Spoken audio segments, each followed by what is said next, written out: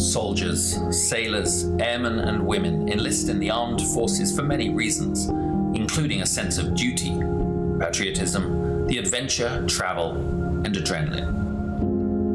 Many continue their military service because they discover a brother and sisterhood, an identity, a team.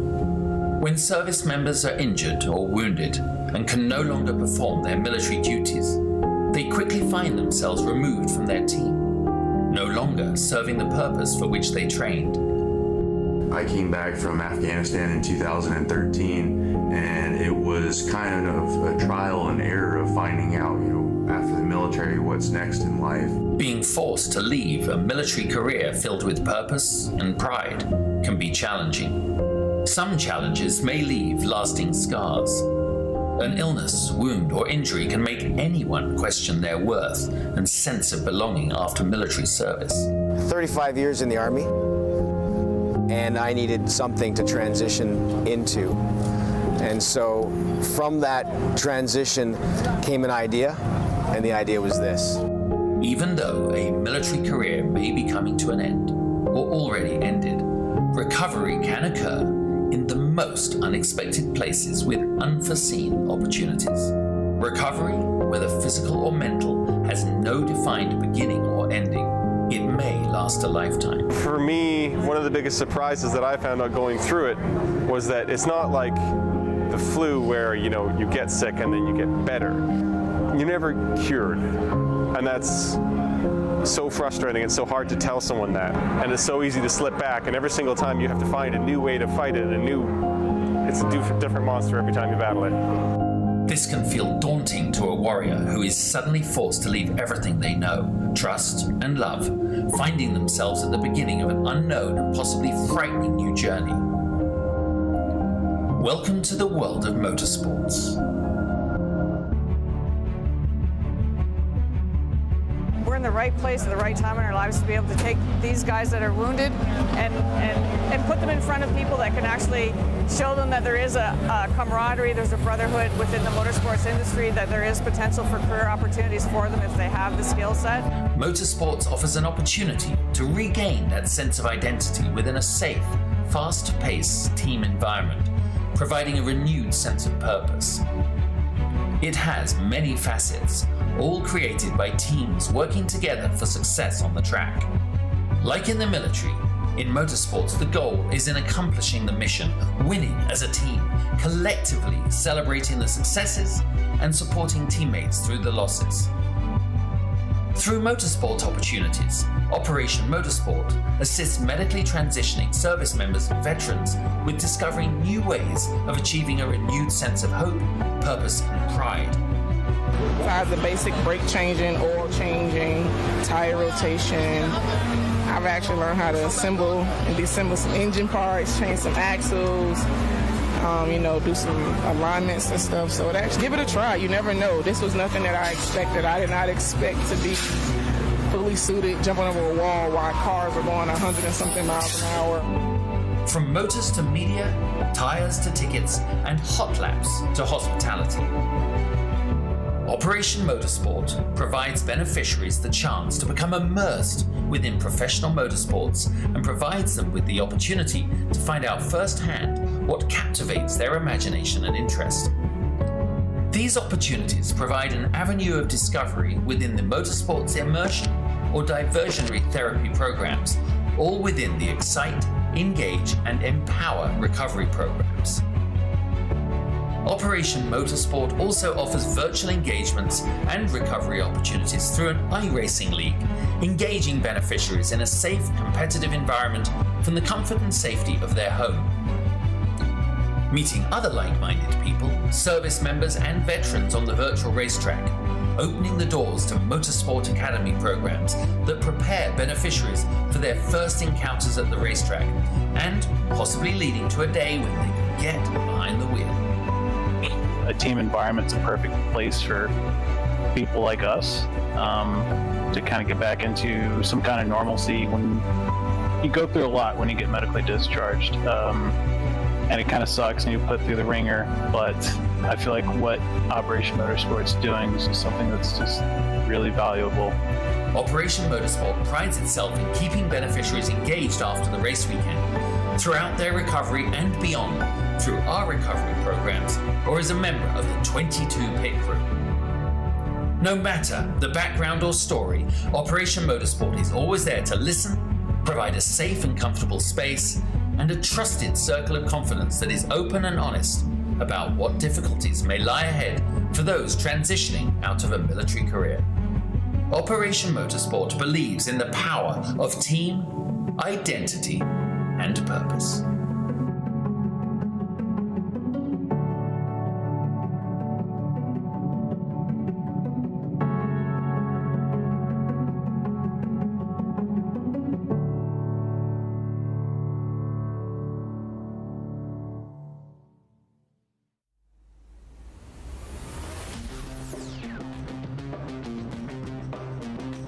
Of all the great racetracks that Porsche has become associated with, Le Mans is perhaps the biggest.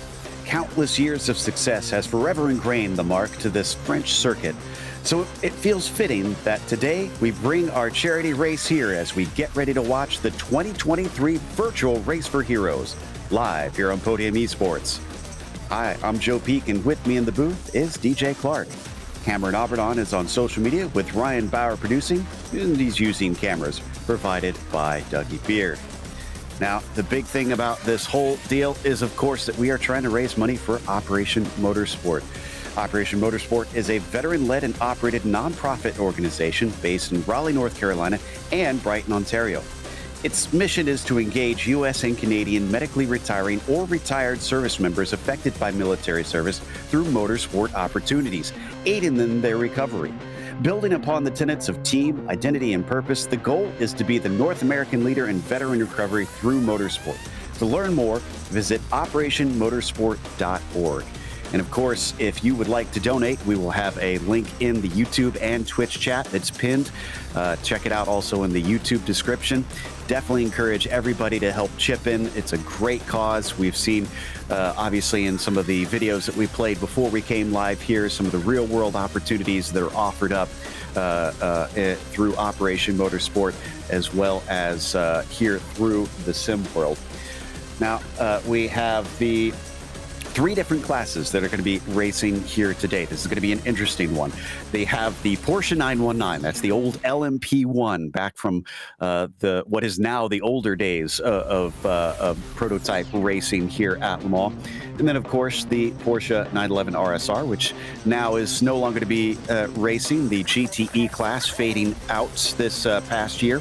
And then the Roof RT 12R track. This is a less common car. It's essentially a GT3 class car, but it's the Roof instead of the Porsche. But as we know, the Roof is pretty much just a Porsche.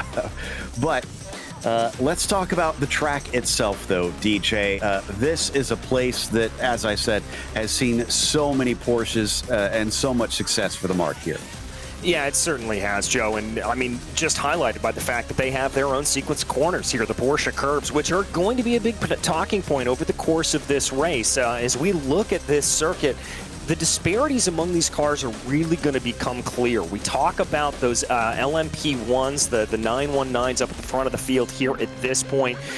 They're going to get a lot of top speed going down the Mulsanne straight. They're going to get a lot of good cornering speed coming through the Porsche curves, coming through the Corvette curves, things like that. But mainly here, the overtaking opportunities that you're really going to want to keep your eye on, that's going to be on the back half of the circuit, going into the first and second chicane on the Mulsanne and then down into the Mulsanne hairpin as well. So they're going to really have to push here around the rest of the circuit to just try to keep close. That's going to be the biggest things, getting yourself set up for those overtaking opportunities where you can really let the draft come into play. Absolutely, and right now the drivers are pacing the circuit, so we're waiting for them to get back around to start this 6-hour race, which is going to be the interesting thing as well. Now, they've sped up the time by 4, so it's going to go through a 24-hour light cycle, but the race itself will last 6 hours, but drivers appropriately will experience that sort of 24-hour dark, light to light once again. As you can see, the LMP1 class now heading up into Indianapolis, so they're close to finishing up this pace lap here Only 4 of them in the LMP1s, but should be interesting because I think the thing that's going to keep this fascinating, DJ, for those smaller classes, at least in the LMP1s, they're a complicated car to drive. Yeah, they're very, very tricky. Not only do you have to worry about the frankly aerodynamic sensitivity of the car and just the knife edge that you have to drive it on, but you've also got to be worried about the energy deployment that comes in. Remember, these cars are the sort of first generation hybrids that we saw up into the top class of prototype racing for Porsche. And so the energy deployment on these cars is pretty complicated. There's a lot of buttons and knobs that you got to kind of play with a little bit and make sure you get right. So definitely room for error when it comes to running in this top class. Not going to be nearly as straightforward as it would be necessarily running back in those GTEs. Now, while I know this is for charity and we want this to be a selfless act and everybody's probably donating because they want to help a good cause, there is something in it for you if you donate or if you partake in helping watch this race. We're going to have some prizes handed out to donators. Everything from sim racing gear to gift certificates. We've got wearables, including jackets and hats. So definitely stick around. We'll be talking more in detail about all that all those various items that you could potentially win if you donate. So make sure and donate, and maybe you could come away with some cool gifts in the process, especially if you're a sim racer. And I assume a lot of people watching are going to be sim racers, so you'll want to try and get in on this and help throw in some cash and see if maybe you get something back out of it. But here we go. Already coming up towards the starting line, getting ready to start that clock for 6 hours of racing. Satellite Racing PCA, Too Fast, One Furious, Kiernan Racing, and Operation Motorsport Blue going to be your first class here as they weave through the forward chicane, getting ready to accelerate away. And there is the green flag as David Boyer going to be leading them off. Whoa, huge jump from behind there. And that, I believe, was Matthew Siddall in the 944. Backed off just in time. Thankfully did not get a black flag as they come down into the first chicane. And it looks like everybody's going to be clean through. What about down in the GTE class? Well, we've got to wait here to form back up once they come out of the 4 chicanes, and there the green flag is going to fly for that GTE category. Pretty single file here as they go. Not seeing a lot of moving and shaking out of the lines. I saw a little bit of a blink there. I think that was J.R. Gregory for Flying Lion Racing, but other than that, everybody away clearly as we jump back to the roughs. Yeah, Nicky Chan in the last 10th racing Opmo car, UCR Omicron, Benefera Motor Club, and Breaking Bad Racing, perhaps my favorite name that they've got out there of all the teams as they approach the final chicane. They're going to wait until they get out of there before they accelerate away. Like I said, Nicky Chan in that 111 car up at the front. And he's given it quite some time. He's waiting all the way to the start-finish line. And now he accelerates away as the roofs head down towards that first chicane. And John Montgomery going to slot in the line in that UCR machine as they approach the Dunlop chicane. Difficult braking into this one, but it looks like they're all going to get into there clean, no spins. Good start to this race, DJ. Well, it was a good start of the race for the rest of the field, but I've got bad news for David Boyer and the driver of the number 93 team as that LMP1 car has taken a tow back down into pit lane. Looks like coming through Touch Rouge, they just got a little bit too much of the curb, clipped the grass a little bit, and got stuck in the barrier, so forced to take a tow back down into the pits. And Joe, because this is such a long circuit, that is going to be absolutely detrimental for their race. Oh, that's going to be a long, long tow. Let's hope that the car isn't too damaged either, that they can just take it back out. They do have a spare car, and unfortunately I do see that they've got a black and orange flag, so they might have to take that spare car right at the beginning, unfortunately. Chabal Bajapaje here, currently heading down the Mulsanne, giving chase in our GTE cars, being led though by the Eureka team right now up at the front. Siborowski and the Eureka 775 gets himself a very nice gap, 2.5 seconds ahead of the rest. Long ways away from them, but Volker Krebs going to lead the next train of cars down to the Mulsanne hairpin in that number 79 ahead of Gregory and Flying Lion. Yeah, and that gap that you talked about there for that Eureka machine is going to be absolutely crucial. Almost 3 seconds now up ahead of Schadenfreude. That's going to be a fun one that I'm going to mess up over the course of today, by the way, that team name. But Eureka out of draft range. Same can't be said here for Volker Krebs as J.R. Gregory's going to send a move on him. Gonna look for it, but decides against it. It's still so early in this race. Stays patient behind, coming down through Indianapolis. Jochen Baker here in the 5th position as he chases down the not fast or furious car. That's the one that Shy Ball is in. Another great name that they have put together here for the various teams that they have elected to use. Now, what's interesting is they're allowed up to 15 drivers in each team, DJ. Now, I've heard that 6 is the most of any of the teams. I have to check which one that is. And they are allowed down to a single driver for 6 hours. Doable, but I wouldn't want to try it. No, I certainly wouldn't want to either, especially around a circuit like Le Mans. Now, you look at this track, you look at the Circuit de la Sarthe, and you think, okay, this is relatively easy, but it's a rhythm breaker kind of a circuit, Joe. You've got these areas of the track that are very, very aggressive that you've got to really be up on the wheel. And then you've got these moments of sort of breathing room down the Mulsanne, and that kind of throws you off a little bit and gets a little bit difficult to keep everything running in a line. Started just after 4 p.m. Virtual Standard Time here, so he's cycling around from 4 to 4 over the course of this race. Jesse Lyons still leading for Satellite Racing's 963 machine. Operation Motorsport Blue is about 13 seconds back. Boy, they lost a lot of time on that first lap.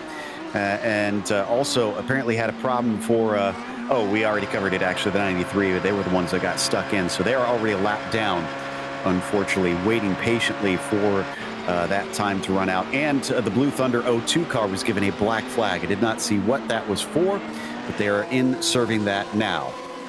Yeah, and that black flag given by race control. We do have live stewards here to be able to give those out, so that is clearly a live update there on that. Volker Krebs, remember we talked about that move for the Flying Lion Racing machine, starting to stretch, or excuse me, for the Schadenfreude fodder team there in the number 79, starting to pull away here a little bit from the rest of Flying Lion Racing and not fast or furious at the moment, but nice little battle there for P3 in the GTE class.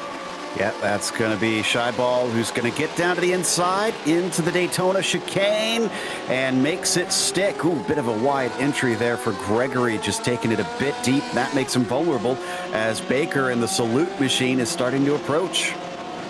Yep, and that's going to be the one drawback here of having these kind of battles as they go. It's just going to allow for more and more of these drivers to sort of leapfrog their way forward.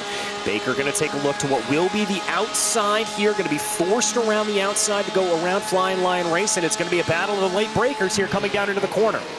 He'll come around the outside. He breaks as deep as he dares, keeps it on the inside of the second apex. Oh, and I think maybe a little ghost contact as Gregory gets slid outwards. He'll carry on, but is going to be caught by Amorim in the 77. Raphael, known for being a very fast driver, wouldn't want to allow him past. No, I certainly wouldn't as well. A little bit surprised to see Raphael that far down in the order, but here comes the move right now for Scott Kessel. Going to try to move that machine to what will be the inside, going down into this right-hander before Indianapolis.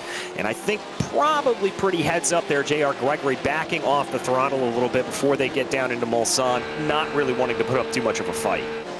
Yeah, Kessel sporting the wrong sci-fi franchise on his car this time. A little bit more Jurassic Park and less Star Wars as we check out Nicky Chan, as we said, leading the roofs and the 111.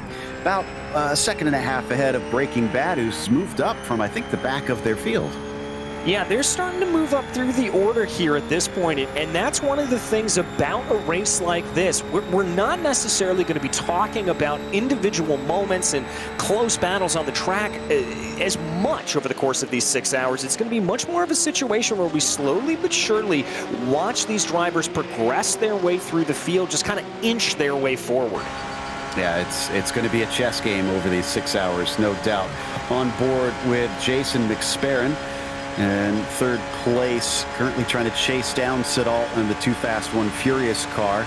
About 2.2 seconds up the road. So that's what that looks like when you're flying along at 208 miles an hour, trying to chase your rival. Now hitting the brakes, trying to recover some of that energy down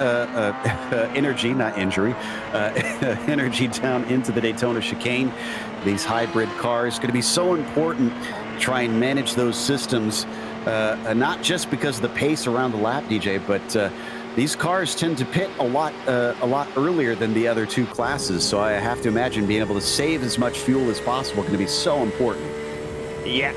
Yeah, fuel save going to be absolutely mega as we take a look here on board with Jacob Schum, working his way around right now from the back of the pack here. I think pit lane start there for Jacob, going to send him farther down the order, but plenty of time to make up. And to your point, Joe, yeah, we expect to see these LMP1s coming in at about 35 minutes or so. That's about what the expected fuel range is going to be for them. That compared to the GTEs in these roughs, which I anticipate being about 45 minutes to an hour. So we're going to be seeing these LMP1s in the pits a lot more, and that does open up the possibility for driver changes happening more frequently. This is a close battle for second in the RSRs. Volker Krebs still sees Shaibal Banjabaje trying to chase him down. He's going to cover the inside briefly, force him the long way around down the Mulsanne straight. That 24 car has been very, very fast. Gets the nose ahead, but job isn't done quite yet. Let's see if he can finish it under braking down into Daytona.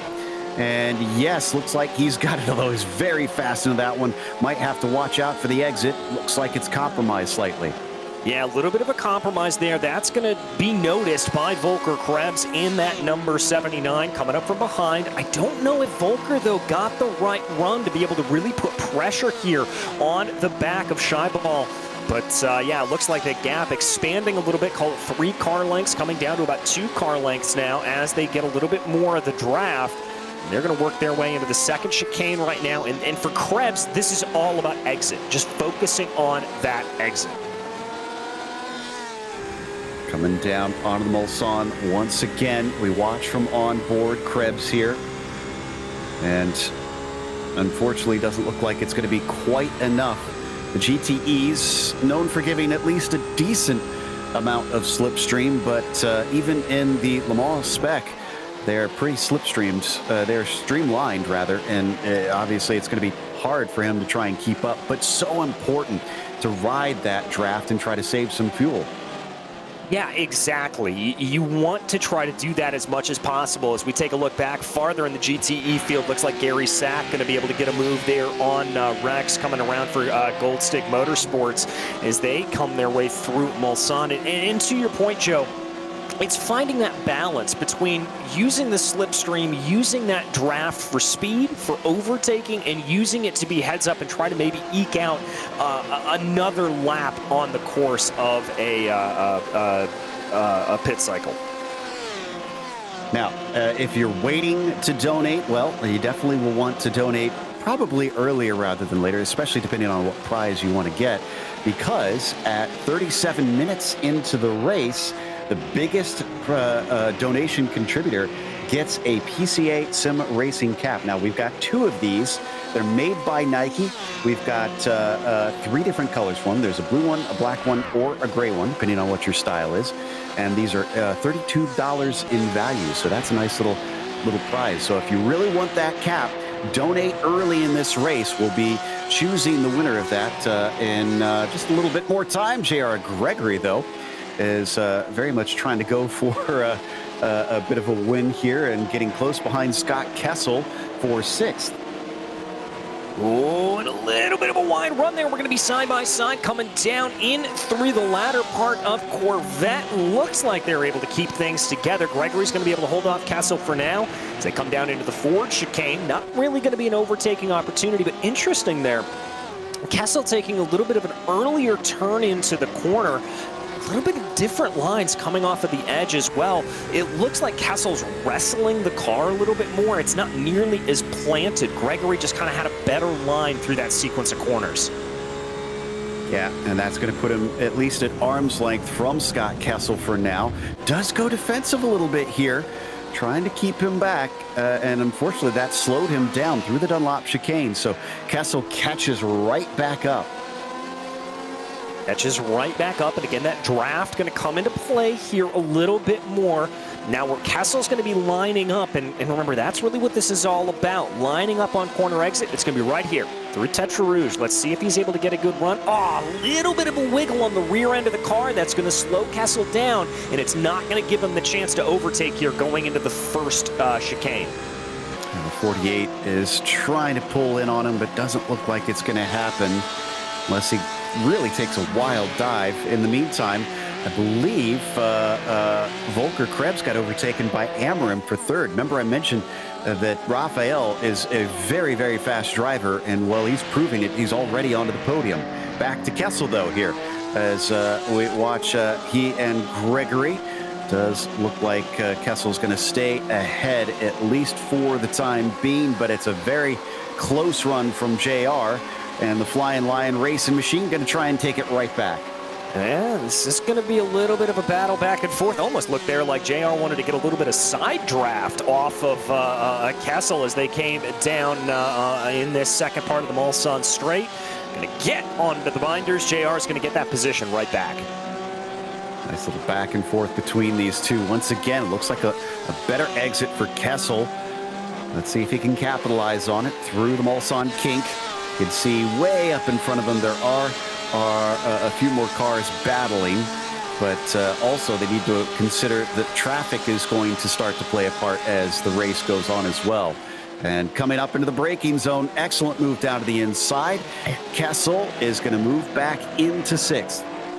Going to move back into sixth. And Joe, this is the part of the race where you're sizing up your opponents a little bit. And I think here for both Flying Lion and Kessel Racing, they're going to be trying to feel out where each other are and probably recognizing at this point, at least in this first stint, that both of them are going to be competing on pace with each other.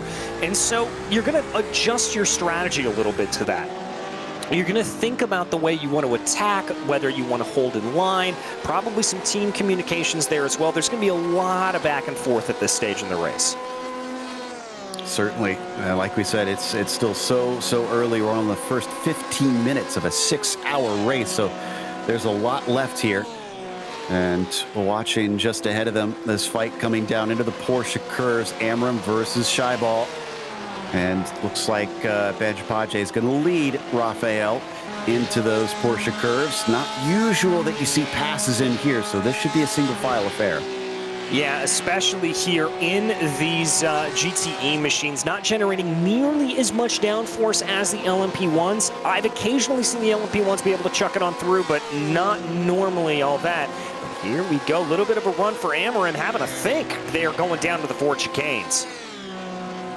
Doesn't quite make it, though, unfortunately.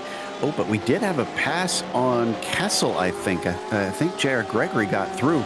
Ooh, we need a replay on Scott Kessel.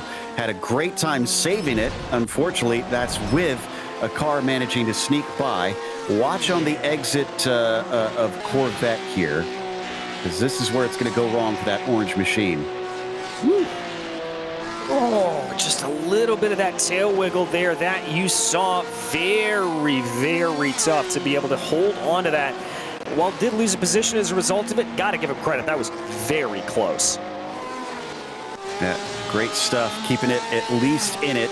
Don't want to give up that spare car at this stage. You want to try and keep it nice and tidy. But these two might not stay tidy forever if they keep fighting as hard as they have been up until this point. Kind of surprised that we're not seeing just Raphael settle in here and try and wait behind. Instead, he's popping his nose out, going to try and lead Scheiball. I wonder if he just feels like he's so much quicker that it's not worth him sitting back and saving fuel. Yeah, that could be it as well. I mean, you have to kind of manage that expectation of thinking about, you know what, I'm going to get held up here at this point, especially now that we've got Jesse Lyon here for Satellite Racing PCA, working his way back through into position here, coming through this traffic. Those LMP1s are going to change things up a little bit. So down through Mulsanne, there you see, mixing it up and getting in amongst the slower cars. LMP1's by far the fastest of these three classes, drastically faster. You look at the lap times, we're talking close to 3 minutes in length, about 3 1/4 minutes in length for your lap time. And you get down to the GTEs, that's close to 4 minutes in length that they're circulating. So that's how much faster they are. When it comes to nighttime especially, DJ, they're going to have to be watching their mirrors. Yeah, they're going to have to be very, very careful about that. And the one good thing that is going to happen here for these drivers is the differences in cars when it gets night. They're going to have different sets of headlights. So not only are you going to be able to, use your relative box and recognize who's coming up behind you, but just doing a quick visual check, looking out the back of the window, you're going to be able to recognize whether it's a rough behind you, whether it's an LMP1, or whether it's one of these GTEs. On board with Rodney Campbell now. And now check out this onboard. One thing to notice about the roof here, if you remember how it looked inside the GTE cars, it's going to look pretty different. Now, this is an interesting car on the iRacing service. Not many of them look like this because this is pretty much just a street interior, and that's the way the license is on iRacing for the roof car. This is before Porsche's license opened up and they started bringing on all the official Porsche cars. So that's why, yes, this is the quote-unquote track car, but it still looks like something that you'd see on the street. Yeah, exactly. And that rough branding there, it basically a tuning shop is kind of the way to think about it, as some other models are. So a little bit tuned up there, a little bit of a different car, one that we really don't see a whole lot anymore, especially since we've had the Porsche Cup car come into existence here on iRacing. That's changed things up a little bit. So good to see it getting some love here. It's a fun little car to drive. Honestly, if you want a good time on iRacing and you haven't bought that car, pick it up and hop into the rear-wheel drive version of the roof. I believe it's something ridiculous like 700 horsepower, and it's on street tires. It's not on slicks. It's a drifting machine, and it's a lot of fun. Yeah, very, very much so. And if you want to know the difference between driving really kind of getting an understanding of just how much difference those road tires can make, those racing tires, the slick tires can make for you, go out and try that rough in that way, because it really, really is night and day difference between road tires and track tires. I still say someone needs to put together an oval league with the rear-wheel drive version of the car, just because I feel like that would be a wild one, especially on short tracks. I can only imagine how difficult that would be. Meanwhile, Amarim has not only passed Scheiball, he's dropped him by 3 seconds and is chasing down Siborowski for the lead. This Imperial Motorsports Big Eagle car is extremely fast today. I have a feeling that is going to be the team to beat. Yeah. Got to agree with you there about that. They are moving their way up through the order, and I thought a little bit earlier that that Eureka car was going to be the team to beat. They had about a 5-second gap up at the front of the field. It has absolutely come down to nothing here. As we said, 0.3 of a second. Amarim, Imperial Motorsports, Big Eagle, they're the movers and shakers, and they're the ones that are, I think, before the end of this lap, going to be in the lead of this race. Popping out to the left-hand side. It might even be before they get to this next corner, they're going to be the leader of this race. That's the nose ahead, and yeah, down into the braking zone. The Big Eagle car is now the big leader. So the 77 now up at the top spot. They're going to get interrupted briefly by Jason McSparron. That's third in the LMP1s. Yeah, and so the one good thing for a lot of these drivers is the fact that the battles are relatively spread out, particularly in that LMP1 field. And so when they kind of splice their way through, it's not going to be nearly as much as a problem for them coming on through. Still got to be careful of it. We haven't seen them really catching the Porsche curbs or any of the real danger zones of the track. But also want to draw some attention here to David Boyer. We talked earlier about how this car got kind of jammed in the wall to take their spare car earlier. They've been in and out of the pits twice, I believe, up to this point, but they're back out on track, and I'd love to see that from the 93. Absolutely. So glad to see them not give up. And that's the thing about endurance races, DJ. It's something where you just cannot toss it aside because you had early problems, because you just don't know what's going to happen and who else could run into issues. And here we go again between Gregory and Kessel. They've been glued at the hip, and this is for 6th position in the GTEs coming down into Indianapolis. Yeah, and I've got to say here, Kessel's been smart. We talked about earlier how you've got to judge those cars and figure out how you want to do. Kessel looks like he's relatively content to stay in line here at this point and just sip a little bit of fuel behind J.R. Gregory. You know, they put some wear onto the tires. They tried to sort of go at it a little bit earlier, and now it's a little bit more of a back-off situation and just let this race come to you. Coming up into the braking zone now for the Porsche curves. Very difficult entry into this series of corners. Back and forth for quite some time. Before they added these, it was mostly a straight line all the way to the start-finish. Sadly, that had to be changed after the tragic 1955 edition of the 24 Hours of Le Mans.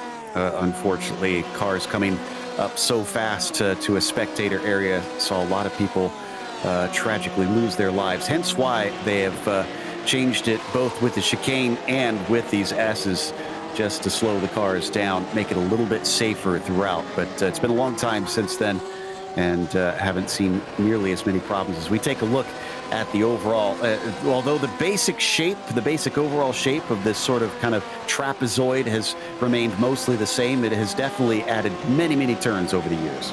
Yeah, it's added a couple of turns here and there. It's changed things up a little bit, and it's made things very, very interesting. As we said, it's one of the few circuits in the world that is a combination road course and street course. Some of this is run on public roads where we are right now, where we see Raphael Amorin. This is a normal part of the French countryside that you are able to run on. When they come back around a little bit more, when they bring their way back into the Porsche curves, and that is purpose-built racetrack. And all of these houses and buildings along the way are absolutely packed for the race. People, friends, patrons, all come along and will line up on balconies to get to watch as they fly along here. Oh, remember we mentioned about Kessel? Well, it looks like he's no longer interested in waiting. He's going to try and make the pass, and he does so into Daytona, not too far behind Volker Krebs in front of him, too. Yeah, not too far. So I guess he's going to try to make this move here. Maybe feeling a little bit frustrated, wants to move his way up a little bit, and let's see if he's able to go. Now, the question is going to be is if J.R. Gregory's going to respond, or if he's going to be the one that feels happy staying in line. He's going to catch up to him a little bit here. Gregory starting to encroach upon that rear bumper. Takes a little bit of a look, but not close enough. Now we're just a little bit more than 10 minutes away from that first giveaway, that first prize. Again, that is a PCA Sim Racing cap. And when that clock on the upper left gets to 5:23 to go, that is when they will hand that out. The other thing about this is it is the person who has donated the most since the race started that will get it. If 2 people have donated the same amount, it goes to the most recent. So if you want to do this sort of Price is Right style, you can you can find out who's donated the most and donate the same, or maybe just $1 more. Yeah, exactly. Have a little bit of fun with it. We love to see that here at this point. Going to jump back here, though, into that rough category right now as we've got a little bit of a battle for the lead. Rodney Campbell, Nicky Chan, this is coming down to the wire here. This is looking like it could be a little bit of a fight. Absolutely. So up at the top of them, it looks like Chan's going to stay ahead of Campbell down into the braking. And as they exit out, look at them using up every inch of track, getting right up to those curbs. And staying all the way over to the right-hand side. Nicky is going to force Rodney to go the long way around.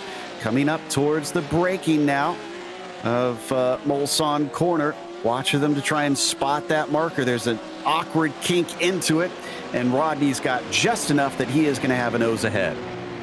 Just enough to have a nose ahead. Here they go. Let's see if they're able to play here a little bit more. Breaking Bad Racing going to be able to hold that out. And it looks like that's going to be enough to be able to keep ahead of the draft, before they go into the Porsche curbs. Yeah, I think that's going to be the critical one. See if he'll be able to hold ahead by there. Like I said, so hard to pass in that section of the track. But he'll get another bite here after Indianapolis. Not close enough, so Chan will sit and stay behind. See what happens coming out of Arnage. Very slow corner here. And as they accelerate off of there, oh, right up to the edge. Almost looked like he may have brushed the wall. Yeah, that got a little bit close there. And they've got to be very, very careful about that. You don't want to be running too tough here too early. Pick up a little bit of damage. That is not going to be the way to go. All right, so as they now head into the Porsche curves, the gap is much bigger, which is a bit of a relief for Rodney Campbell. He can try to break away a little bit here and see if he can pull a bigger gap and run his own race, not have to worry about what's going on around him. Still being led by Rafael Amarim up at the top of the GTEs. But Chris Borowski, we haven't mentioned this, Shaibal Banjapaje has actually moved into P2 in the GTEs. Oh, and we got some side-by-side here between Kessel and Krebs now. So it was Kessel and Gregory before, but now not only has he passed Gregory, he's caught up to Krebs, he's overtaken him. That puts him into the top 5. Yeah, and I think that answers our question there a little bit, that Scott Kessel clearly being held up. But again, another wiggle for that RSR coming out of the corner. Kessel looks like he's quick, but it just looks like that car is ever so slightly out of control here. Looks like he's driving it on the ragged edges. We check a replay here from Shaibal.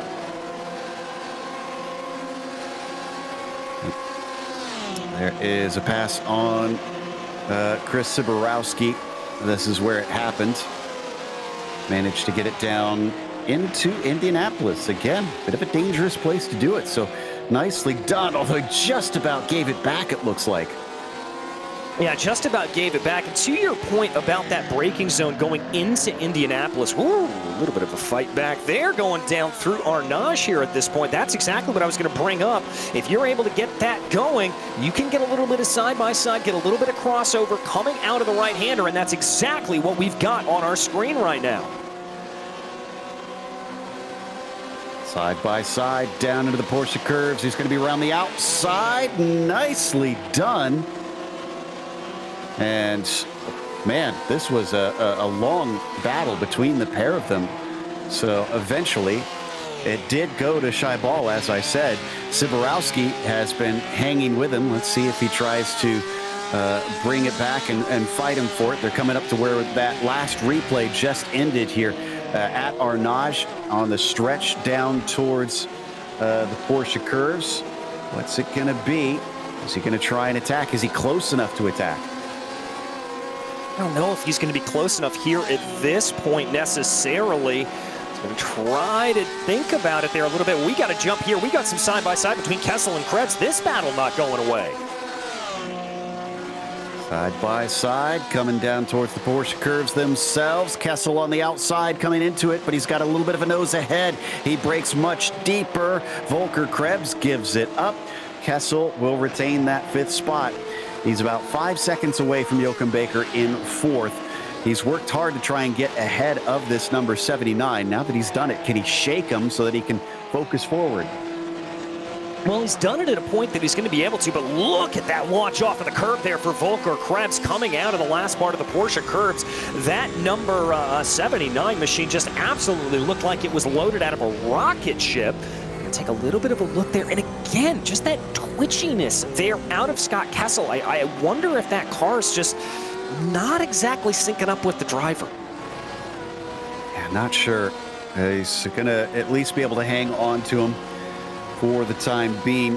Like we often say, mostly about just trying to cling to the back of that car ahead, keep that slipstream so that you can hassle them, make their life difficult, or get some better pace out of it. Maybe some better fuel mileage as well. Less than 5 minutes now if you want that PCA Sim Racing cap. Again, we got 3 colors to choose from, blue, black, or gray. So make sure that you are the highest donator at 523 left to go if you want to win that baseball cap. And I have to admit, DJ, that over the past few years, that's become kind of one of my collections. I have so many motorsports related baseball caps now. Oh, I do as well. I mean, Joe, when you and I were out last weekend at Road America, I picked up a few more as well. It just keeps adding to the collection. My girlfriend, not the biggest fan of it in the world, she keeps telling me that she's like, where are you going to put all of these? But I just keep picking them up. I was going to say, I think I'm going to have to make like a hat rack somewhere in my office for it, because currently our coat rack is getting a little bit too filled with them. But coming down into the Daytona chicane, still following that battle for 5th in the GTE cars. And thought for a second, almost looked, yeah, no, Kessel having to give it back as he's got a black flag. He eventually hands the time back. Now, for those not familiar with iRacing, if you cut the course, they consider you off of the racing line in a portion where you've cut too much of the racetrack off, it will automatically give you a penalty of time that you need to give back. He's given that back, and he continues on. Thankfully, looks like he's still with Volker Krebs, so he could get back into this, but this track notorious for handing those out. Yeah, you've got to be very, very careful when you're going up over the curbs. And Joe, it looks like here we've actually got our first pit stop as we ride on board with David Boyer here, working his way back through the field. We talked about how it was going to be about 35 minutes for those LMP1s to come on in. Exactly what's happening here. Operation Motorsports Blue into pit lane. Okay, but critically, those ahead of him have gone an extra lap. Like we said, managing that fuel through the hybrid system is going to make such a big difference already. Going to be put on the back foot, this 022. Yeah, and if you're able to make it that extra lap, remember, that's just going to help you in the long run. It's going to be able to get you a little bit more to run with. Jesse Lyon here, despite not being able to play any of those sort of leapfrog games, any of those back and forths that we talked about with fuel saving, able to make it that extra lap. That's point here to Jesse Lyon and Satellite. Yeah, well done there by the 963. Who we ride on board with. This will give you a good sense of how quickly everything comes at you. I mean, in the heyday of these LMP1s, they were compared to Formula One cars in terms of speed. Yeah, these were absolute rocket ships, and really and truly some of the first big hybrid usage to be used in a racing sense. Obviously this, and with McLaren developing the KERS system over on the Formula One side, this was kind of the first test, though, in endurance racing of kind of realizing the potential of what a hybrid system could do and just how beneficial that could be in a racing sense. Yeah, and I have to admit, as much as I love collecting those racing caps, I am not this eager. Tyler Reed donated $1,000. That is going to be hard to beat. If somebody really, really wants that baseball cap, you're going to have to donate more than $1,000 in the next minute and a half. Oh, great there for Tyler Reed. Massive, massive hats off to him there at this point. Is now our leader, Jesse Lyon, coming down into pit lane. I've got to imagine Matthew Siddall is going to be following him in. Yeah, this is probably going to be the end of the pit window, and you're right. There he goes. The bright green and black number 944 takes it into pit lane and will take service. We'll see how close the 022 is once he comes back around and they cycle through on the pit stops. Other than that, nobody else has really taken an official pit stop. Only the 93 of Kiernan, unfortunately, having to take that spare car, has been in and out since then. Yeah, and again, we anticipate here for the roughs and for the GTEs that they're going to last a little bit longer. We're going to be looking probably at more of an hour or so for that, for them. Checking back in on this battle that seems to never end, though. Volker Krebs, Scott Kessel, it continues on. Yeah, and it looks like Volker Krebs has been recaught. Kessel found himself back in the clinches of J.R. Gregory briefly, and once again looking mighty on the brakes. That orange machine is now back up into 5th ahead of Krebs. Looks like he stays out of the cut course range as well. So that is it. We are now under 5:23 to go. So while I do want to congratulate Tyler Reed on winning that PCA Sim Racing cap, the bigger thing I want to focus on is a huge thank you to Tyler Reed, $1,000 to such a fantastic cause. I mean, there are so many veterans that thank you, Tyler Reed, for what you've been able to do. And if you want to also help, don't forget, here we've got it on the screen of where you can donate and pledge, but we have a link both pinned in the YouTube and Twitch descriptions or chat, I should say, and in the YouTube description if you want to go and find that link and have an easy click and donate yourself. Yeah, definitely hop on over to that. There are a lot of great charities out there, but there are a few quite doing as good of work as Operation Motorsports. Joe, you and I have had the ability to interact with some of these OPMO beneficiaries over the course of our live race duties, and I'll tell you, they are not only a wonderful addition into any paddock, but they are some of the best folks you will ever meet in the world, and this charity is something that is very near and dear to my heart, and it is really special to be able to donate all of this here for them. I have numerous family members that were in the armed forces, so definitely close to my heart as well. But let's get a little closer to one of our drivers. We got a lot of long straights here. I think we can get away with talking live to Rex Jarawala. Rex, it looks like you're running a little lonesome out there, but how is it going so far into your stint? So far, so good. Thank you for asking. So you're sitting in 8th in the number 7. You do have a bit of ways to get up to Flying Lion. Do you have... Oh, sorry if we're distracting you a little bit there. Keep it on the track. We'll try not to hold you up too much here. Another long straightaway, thankfully. Do you have hopes of catching up to J.R. Gregory up there in Flying Lion? Yeah, it's a little bit of a long race, so I'm hoping, a few mistakes happen like that for them. But I'm going to enjoy myself. It's a solo drive. My goal is to get to the end.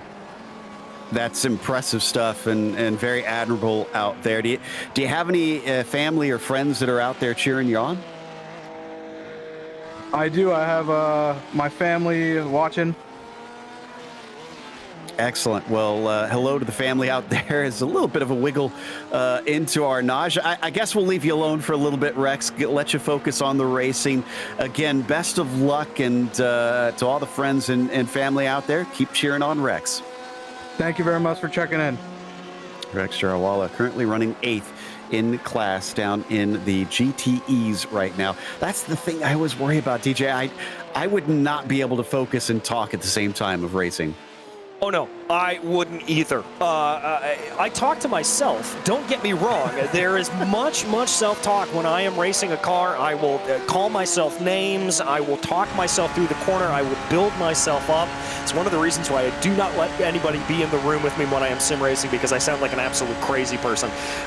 But if I am out running in a race talking to somebody else, I could not imagine that. I was going to say, does your therapist know that you spend time talking to yourself? Because I might want to mention that one. But we continue to watch here as our LMP1s fly through, really showing the downforce through the Porsche curves. And let's see, who are we watching here? Currently, it looks like this is Jason McSparron right now, still chasing on Matthew Siddall, but in that cycle of pit stops, looks like he's now about 38 seconds off of that number 944. Nicky Chan on the front stretch once again is actually losing touch with Breaking Bad Racing. Now, Breaking Bad Racing started at the back of the field. Not only have they taken the lead, but they're now about 2 seconds ahead. Yeah, that's pretty impressive here at this point. So things starting to kind of play themselves out a little bit over the course of this first stint. It's going to be a lot of a waiting game here. Remember, 6-hour endurance race. You've got to get to the end of it. And with that day-night cycle that we're going to be running into, we're going to see this track develop. So there may be cars, there may be drivers that sort of come alive here in the later parts of the day, maybe the early parts of the morning, backwards and forwards. To manage to get going past Gary Sack. Now, this is interesting. That is actually the last place, well, not the last place car in the GTE, second to last place in the 122. Gary's been overtaken by Rodney Campbell. So Rodney is faster in GT3 class machinery than the Operation Motorsport 2 car. So that tells you how quick that 62 machine is. Yeah, very, very quick here at this point. Able to move their way up through at that point. I almost wonder if there's a problem going on there for that 122, as they just seem a little bit off the pace. Yeah, that might be the case there. So as they fly down the main straight, there's that extra power that you get in the GTE cars compared to the GT3s, and a little bit more downforce as well, typically. But he's going to be able to pull back ahead at least for the time being, and try to outrun that 62 and not get past for overall position by a slower class car. Certainly going to light a fire under you if you know that you're slower than a car that technically should be behind you. Yeah, exactly. And that's kind of one of those weird things you have to sort of take into consideration when you're driving like this in a bigger field endurance race, that sometimes you're going to have this sort of back and forth. So I think for Rodney Campbell here, he knows he's got the speed to be able to move his way forward ahead of Gary Sack. He may just want to sit back and do a little fuel saving. Exactly. So we'll see if that's what happens here. As the sun has indeed been getting lower. It's actually almost about 7 p.m. virtual standard time right now, but the darkness you're seeing is actually the clouds coming out that's helping cool down the track. Now that can vary widely across the track on how much cloud cover we have, but clearly on this side of it, it's been getting quite dark. Now we don't have rain yet in iRacing, and that definitely needs to be a feature here at Le Mans because it happens all the time. But thankfully today they only have to worry about it cooling instead of getting a little bit of moisture. Meanwhile, Jesse Lyon, been the dominant force for satellite racing, leading the way. Yeah, leading the way here at this point. Lyon's got about a 30-second gap over Matthew Sedal here for Too Fast, One Furious Racing. So what that means here for Jesse is able to breathe a little bit, able to relax and just kind of run the laps that they want to tick off here. They're going to be driving to what we like to call a delta, and that is going to be a prescribed time from the team that is set forth that kind of goes, this is how fast we want you to go. Not too fast, not too slow. And for the drivers, they're going to be trying to hit that mark as perfectly as possible on every lap, not just because of lap times, but they also want to be worried about fuel consumption and everything like that. Did something happen to 24? They suddenly disappeared on my screen, and I hope they did not lose connection. That's the Not Fast or Furious car, and Chaval Banjapaje was in it. If it was some sort of accident, I would have thought they'd show up in pit lane having taken a tow. So this is not looking good. They must have had some sort of connection issue. Really crossing fingers that they're able to get back out there in time. By the way, if you missed us giving away our first prize, the PCA Sim Racing cap, we got another one coming up a little ways down the line. I'll get the actual time in a bit here. But it is going to be $50 in a gift certificate to Six Sigma Sim Racing. Now, this is sim racing gear, sim rigs that they make. So this is definitely something you want to get on top of. As a bit of a miss on the first chicane down in Daytona here for Rex, unfortunately, going off the course, and is going to be able to return to the track slowly. But if you're a sim racer, or if you have someone in your family that you're watching that's a sim racer, you absolutely want to donate enough to get this one, because any of the gift certificates that we've got handy here for Six Sigma Racing will be gladly accepted by any sim racer. I'd love to have more sim racing rig gear. Oh, I would as well. I mean, well, let's be clear. I'm still running off of a desk here at this point when I actually do get the chance to sim race, as it were. But nevertheless, any bit of gear that you can get if you are a friend of a sim racer or a loved one of a sim racer or anything like that, they'll gladly take it.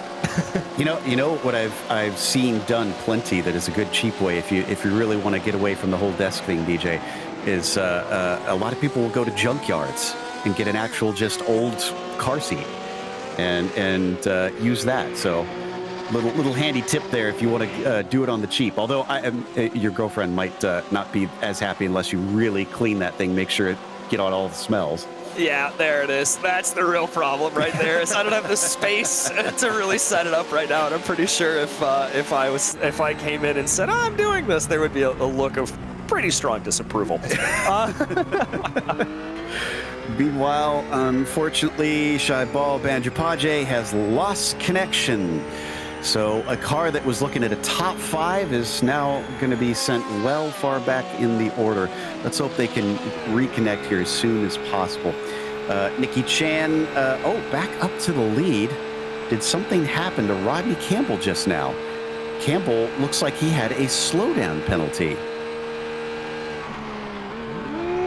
So again, those slowdowns coming back to bite a few of the drivers here at this point. Now, remember, those slowdowns are from cutting the course, and normally when if you were running this in the non-virtual world, you would get a series of warnings about that. Usually it's about 3 to 5 that you would get, depending over the course of how long the race is, that you would get those. And then once you accrued that, you would get a stop and hold penalty or a time penalty that is assessed. iRacing, a little bit smarter about it. They actually change it on the fly for you, so you're able to accurately assess those penalties. So really, it may be a massive detriment to you. It may look like it's really coming back to bite you, but in the long run, it's frankly a lot more lenient than what it would be in the real world. Oh, absolutely. Yeah. From what I've seen over the years, the rule of thumb is you lose somewhere in the realm of about a second giving the time back. So they do put a little bit of pain on it so that you don't just run away with them. But, and Rodney Campbell, I think, is going to be our first driver to pit in as Nikki Chan carries on. So Rodney coming down to pit lane to take service in his roof. All right, so that's going to be a taker down into pit lane, and it looks like we've got a couple others here at this point. Gold Stick Motorsports in the GTE category going to come down as well, it looks like. Right, so drivers down in the slowest class going to have to come in and get some service here. Expect the GTE cars to go quite some time. They usually have, at least at Le Mans, just under an hour's worth, so we'll see them pretty shortly here. And they'll have to come and take fuel. It's fuel limited for sure. This is not a track, DJ, that is known for being tough on tires. No, not necessarily. Despite the fact that you do have the sort of change in surfaces, it's a relatively smooth surface and not really all that much of a tire chewer. So you're going to be relatively okay. And part of the reason for that is most of the high load corners that you're going to experience are immediately followed by a longer straight that it's immediately going to be able to cool off those tires. So you don't really have to worry about that back and forth. The other thing that's helping them out here, it's only 78 degrees Fahrenheit on the track. That's going to drop a little bit overnight, so tire heating may become an issue, but we're not going to have to worry about tire overheating or tire wear. I have good news for fans of the Not Fast or Furious car. Adam Gerling has hopped in for Shaibal Banjapaje. They've got 4 drivers signed into that team. Randy Teague, Antonio De Silva are the other 2, but for now, Adam Gerling has been able to get in, and that is the nice thing, is once the car tows back into pit lane, anybody else on the team is able to get back into the car and drive it. But unfortunately, you do lose the time waiting for the car to tow. Yeah, you do, and that tow time is, well, it's calculated ostensibly based off of what the lap time around here would be. So we're looking at lap times here in the 3 minutes, 4 minutes if you're running down to the GTEs or the rough category. So it's a pretty long tow time. I think it's about 5 or 6 minutes here, depending on where you stop out on track. Watching down through the second chicane once again and back around. Gerling currently sitting in 9th. It does look like still on the lead lap, but barely, unfortunately. It's close to what looks like around 3 minutes behind the lead car of Rafael Amram, so he's got to hustle and try to play catch up. Here we go. I said we should see those pit stops soon, and dutifully in, we've got Kessel Racing, we've got the Salute car, looks like Flying Lion Racing, Eureka has pitted, Schadenfreude Fodder, just about all of the GTEs.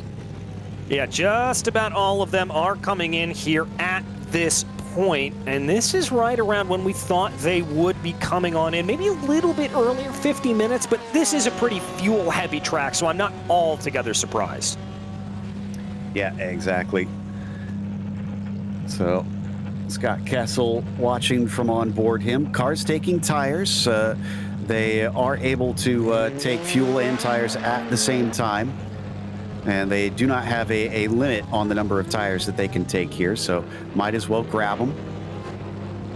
And back out onto the circuit. J.R. Gregory is finished and returns in Flying Lion Racing. That looks to be another solo effort. I don't see anybody else signed in to that team. So Gregory going to try and do this one alone as Dave Schwartz in the Eureka machine takes over for Chris Siborowski. Two-driver team, I'd say that's easily doable for 6 hours. In fact, I'd say that's almost ideal. Yeah, I mean, when you're looking at, as we have a couple more drivers here coming in from that GTE category, looks like Cottle, Nelson, and Sack all bringing the cars all in, as well as your leader in the rough category with Nicky Chan coming on in. But to your point, Joe, when you talk about, running a full-length endurance race, whether it's the 24 hours of Daytona or Spa or anything of that nature, 3 hours is a pretty normal stint for a lot of these drivers. So only having two on a team like this, splitting this thing up into about 3 hour chunks for the two of them, definitely feasible. Yeah, should be plenty used to that. We got a nice run on what looks like a lapped car. That's Jesse Lyon putting Kiernan a lap down. And that is David Boyer in that machine right now. So he's going to at least hang out behind briefly into the braking zone. Let's see if he can stay with him and try to learn a little bit about the pace. Oh, wow, much better off the acceleration. Absolutely left him in the dust. I thought he'd hang closer for a little longer than that. Yeah, I thought he would as well, but clearly that energy deployment picked up in the right way. Remember, we talked about that a little earlier on, that you can make those adjustments how you want that energy deployment to be put in. That's all part of the hybrid system, that actual energy is gathered by this car, and it is able to be deployed when you are on the throttle.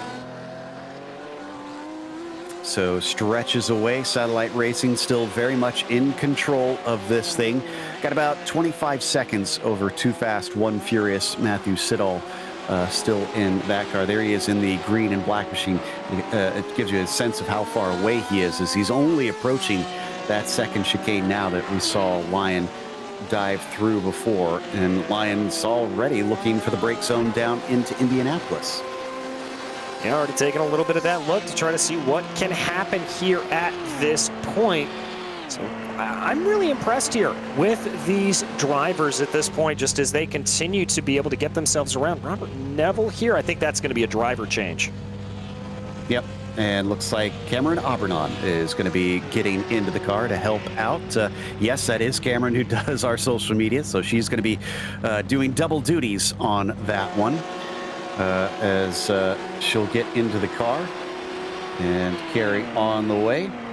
But we'll watch and see what happens as we see our leader down through the Porsche curves in that beautiful 919. I believe that is the car as well that Porsche sort of modified and took around to a bunch of racetracks to break records as well, including the Nürburgring, is it not?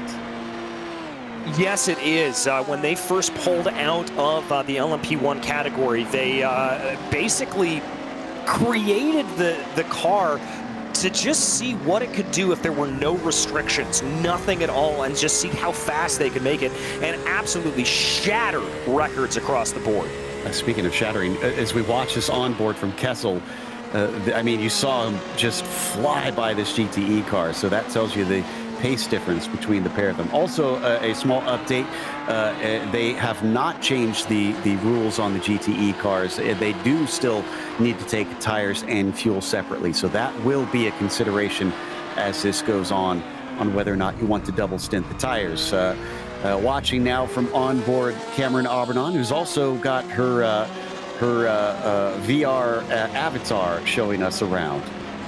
Yeah, nice little bit of technology there for Cam. So yeah, to your point though, Joe, and what we talk about when we talk about that is a couple of builds ago, iRacing changed the models for GT3s. That it used to be you could not add fuel and tires simultaneously, kind of mimicking some of the rules that we saw across the world. They changed that for the GT3 models in particular, that fuel and tires could be done simultaneously, speeding up those pit stops. The GTEs now, that does not happen. So you've got to put the fuel in, then put the tires in. So you're looking at pretty long pit stops for drivers if they opt to do that. And then plus the time to change the drivers could really, really throw a wrench here into quite a few interesting scenarios. Certainly. So still watching that 963. With that gap over Siddall, but that's not Siddall behind him. That is still David Boyer, actually holding on pretty decently. Initially, it looked like he struggled to get off the corner to try and follow him, but now we're starting to see that 93 car not lose time as quickly as we hop on board and get these beautiful shots of the sun setting off to the side. Yeah, again, iRacing here just kind of flexing its graphics muscle, and you kind of love to see it. And once again, Joe, just to kind of hype up what's coming on the sim, we know that there is going to be rain coming. We've seen some of those preview shots. Oh my goodness, big crash! That's Boyer slipping off to the outside and hit the wall pretty hard, but let's see. Yeah, the right front looks pretty damaged. Let's hope he can at least limp it home and take that. The unfortunate thing is the Kiernan racing car has already taken one of their spare cars. If they take another, that means they're going to have to survive 5 hours without damaging the car too badly, or else they're going to have to sit and take extensive repairs. Yeah, and you've got to think about that when you're driving. If you know you don't have any spare cars to fall back on, you know you don't have that little bit of breathing room, it's going to really and truly change your driving style. You are going to be so more cautious when you're working your way around. Joachim Baker sitting in 5th. This is our closest battle on track right now, with Dave Schwartz having hopped into the Eureka 775 machine for Siborowski. Joachim trying to catch up to him, but nothing doing for the time being. Can't quite reach him, at least on this straightaway. Where did we lose that? Oh, wow, Scott Kessel's actually up into 2nd now. That must have been in the pit sequences. Yeah, did not take tires. So the 48 jumped a fair few of them is up into P2. I was going to say that seemed rather shuffled around, but it looks like there's been a variety of different pit strategies. Now, as we have hit the 1 hour mark, we do want to tell you about a few of our sponsors for this race, which of course includes Six Sigma Motion Simulators. Experience the pinnacle of realism and precision with Six Sigma Motion Simulators. This cutting-edge motion system goes beyond traditional simulators, delivering an unparalleled level of immersion by replicating every nuance of the track. Feel the G-forces as you tackle hairpin turns, sense the rumble strips beneath your tires, and intuitively respond to the dynamic changes in elevation. Get ready to elevate your sim racing adventure and compete like a true hero with the unmatched realism of the Mi Motion 4 or the Mi Motion 6. Also, 8V Simulators creates a simulator world for their customers. In their California warehouse, professionals build plug-and-play turnkey systems which are uniquely created according to each customer's needs. All 8V Motion platform systems, racing and flight, are affordable to allow more people to enjoy this amazing world. Each are delivered in specially designed boxes and can be set up by professionals if requested. Started in 2020, their founder took more than a decade of their experience as both a fan and competitor in motorsports to realize their vision of creating a leading racing and flight simulator resource. Translating that knowledge has allowed them to offer the most realistic and engaging experiences and solutions possible. And finally, Last 10th.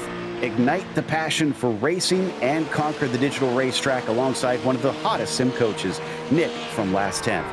With a profound grasp of physics and a track record of success, Nick has elevated drivers including Season 9 Pro Class champion Chris Brown, Season 10 Club Class second place Kerry Brooks, and Season 10 Challenge Class champion Jonathan Reber. From novices to veterans, Nick trains you to self-diagnose, self-correct, and self-improve, putting you on the path to becoming your own coach. Whether it's fine-tuning your technique or overcoming challenges, he'll craft personalized driving exercises to propel your progress. Ready to soar to new racing heights? Discover the road to excellence at lasttenth.com. Last Tenth Coaching, your ultimate driver mod. Big thank you to the sponsors to help get this show on the road, obviously for a very good cause. As once again, we come back to Jesse Lyon, still leading the race. Yeah, Jesse's still doing a really good job here, setting down very, very good, consistent lap times. We're seeing him run about 3:13s. That's the level that he is doing here at this point. And that's about 2 seconds off of his fastest time that he set down. But at this point, Joe, with a 25-second gap, doesn't really need to push it all that much. So there is your leader for the LMP1s. Leading GTE is the 77 with Rafael Amarim for Impura Motorsports. And leading the roofs, it is Last Tenth Racing Opmo with the 111 having Nikki Chan. We're going to take a quick break. We'll be back for the second hour very soon.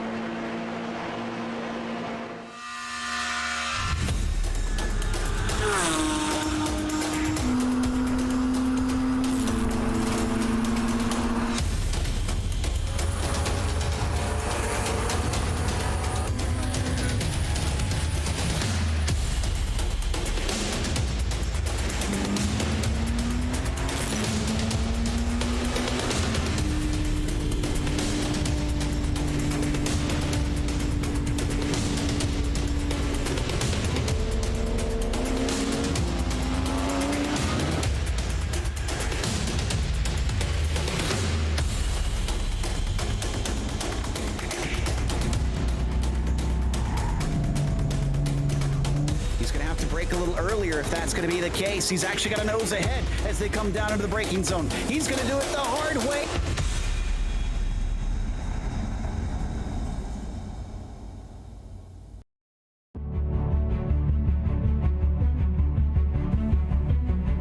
Being forced to leave a military career filled with purpose and pride can be challenging.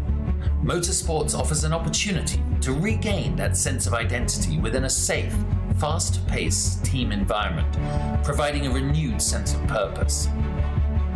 Operation Motorsport believes in the power of team, identity, and purpose.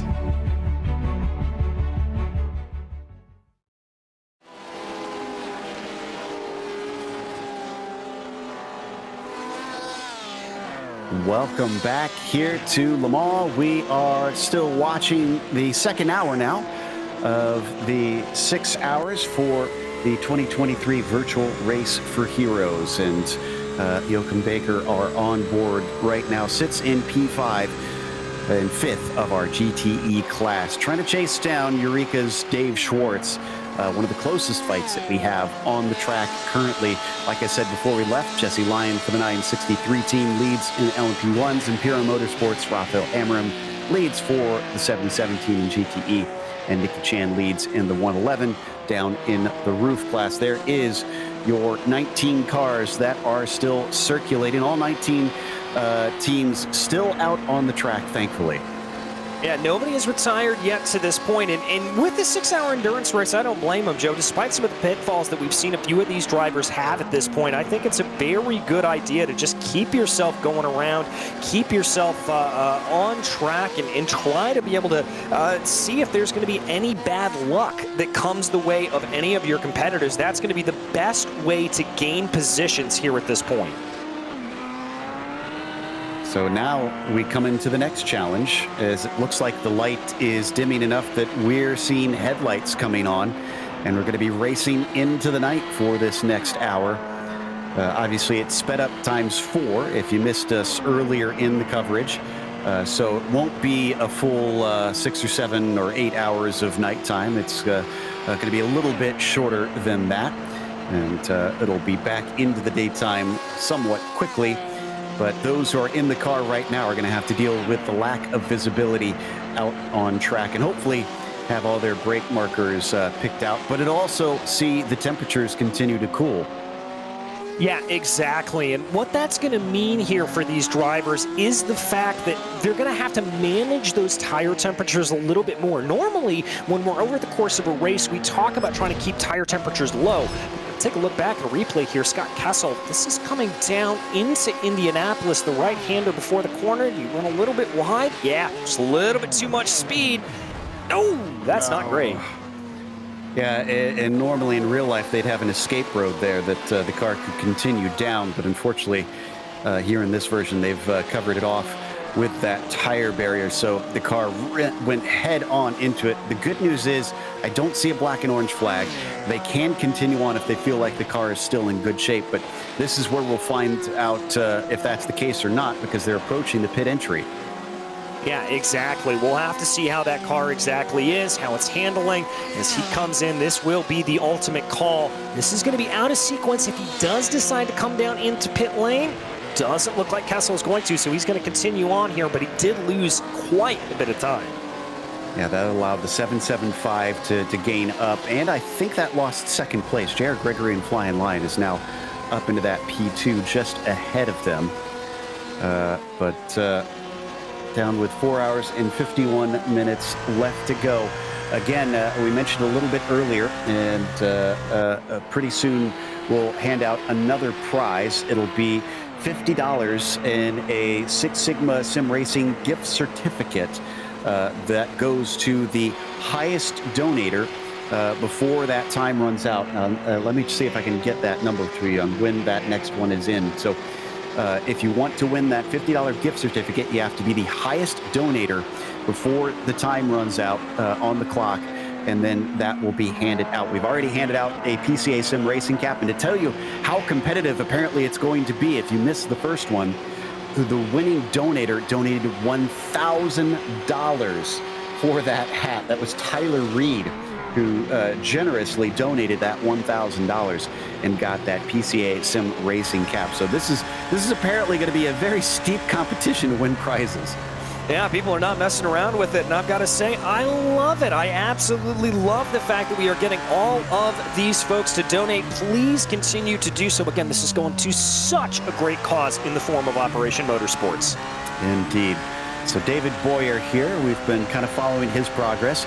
And I guess something to maybe keep an eye on here for David is he's currently 15th overall. Remember, got stuck in the tires on the very first lap, went down to dead last of the entire field, and is having to pick his way through. He's 4 laps down from the overall leader and is still trying to overtake a number of cars that are on the lead lap, or on the same lap as him, I should say, in that number 93. So that, I'm guessing, is going to be kind of the general goal for now for them, just trying to slowly, bit by bit, overtake each of the cars that managed to jump ahead. David Boyer and Charlie Boyer currently sharing that car.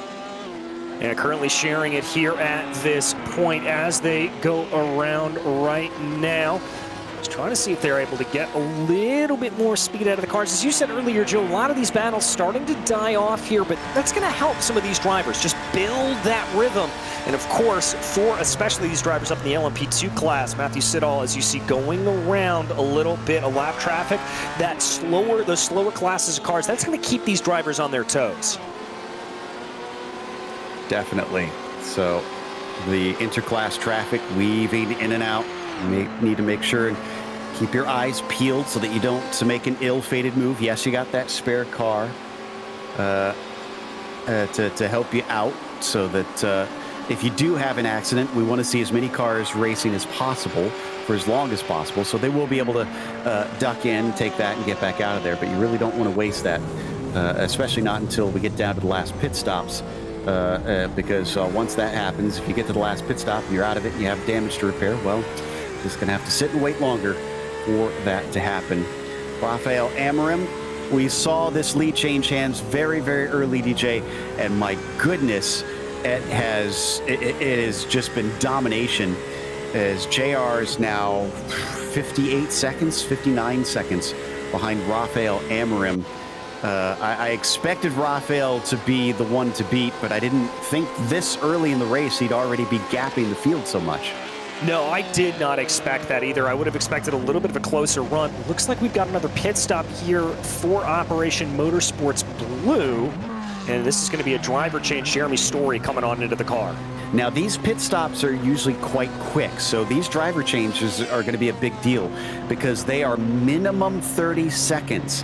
You cannot go any quicker than that on these. So if you see a driver change, you know that they will be in pit lane for at least 30 seconds. This one wound up being about 35 for them. Excuse me, no, Jeremy's Story 38 seconds I'm seeing actually for that 022. Other teams have had pit stops as quick as 22 seconds out there. So you do lose time, and you want to minimize how many times you swap out those drivers.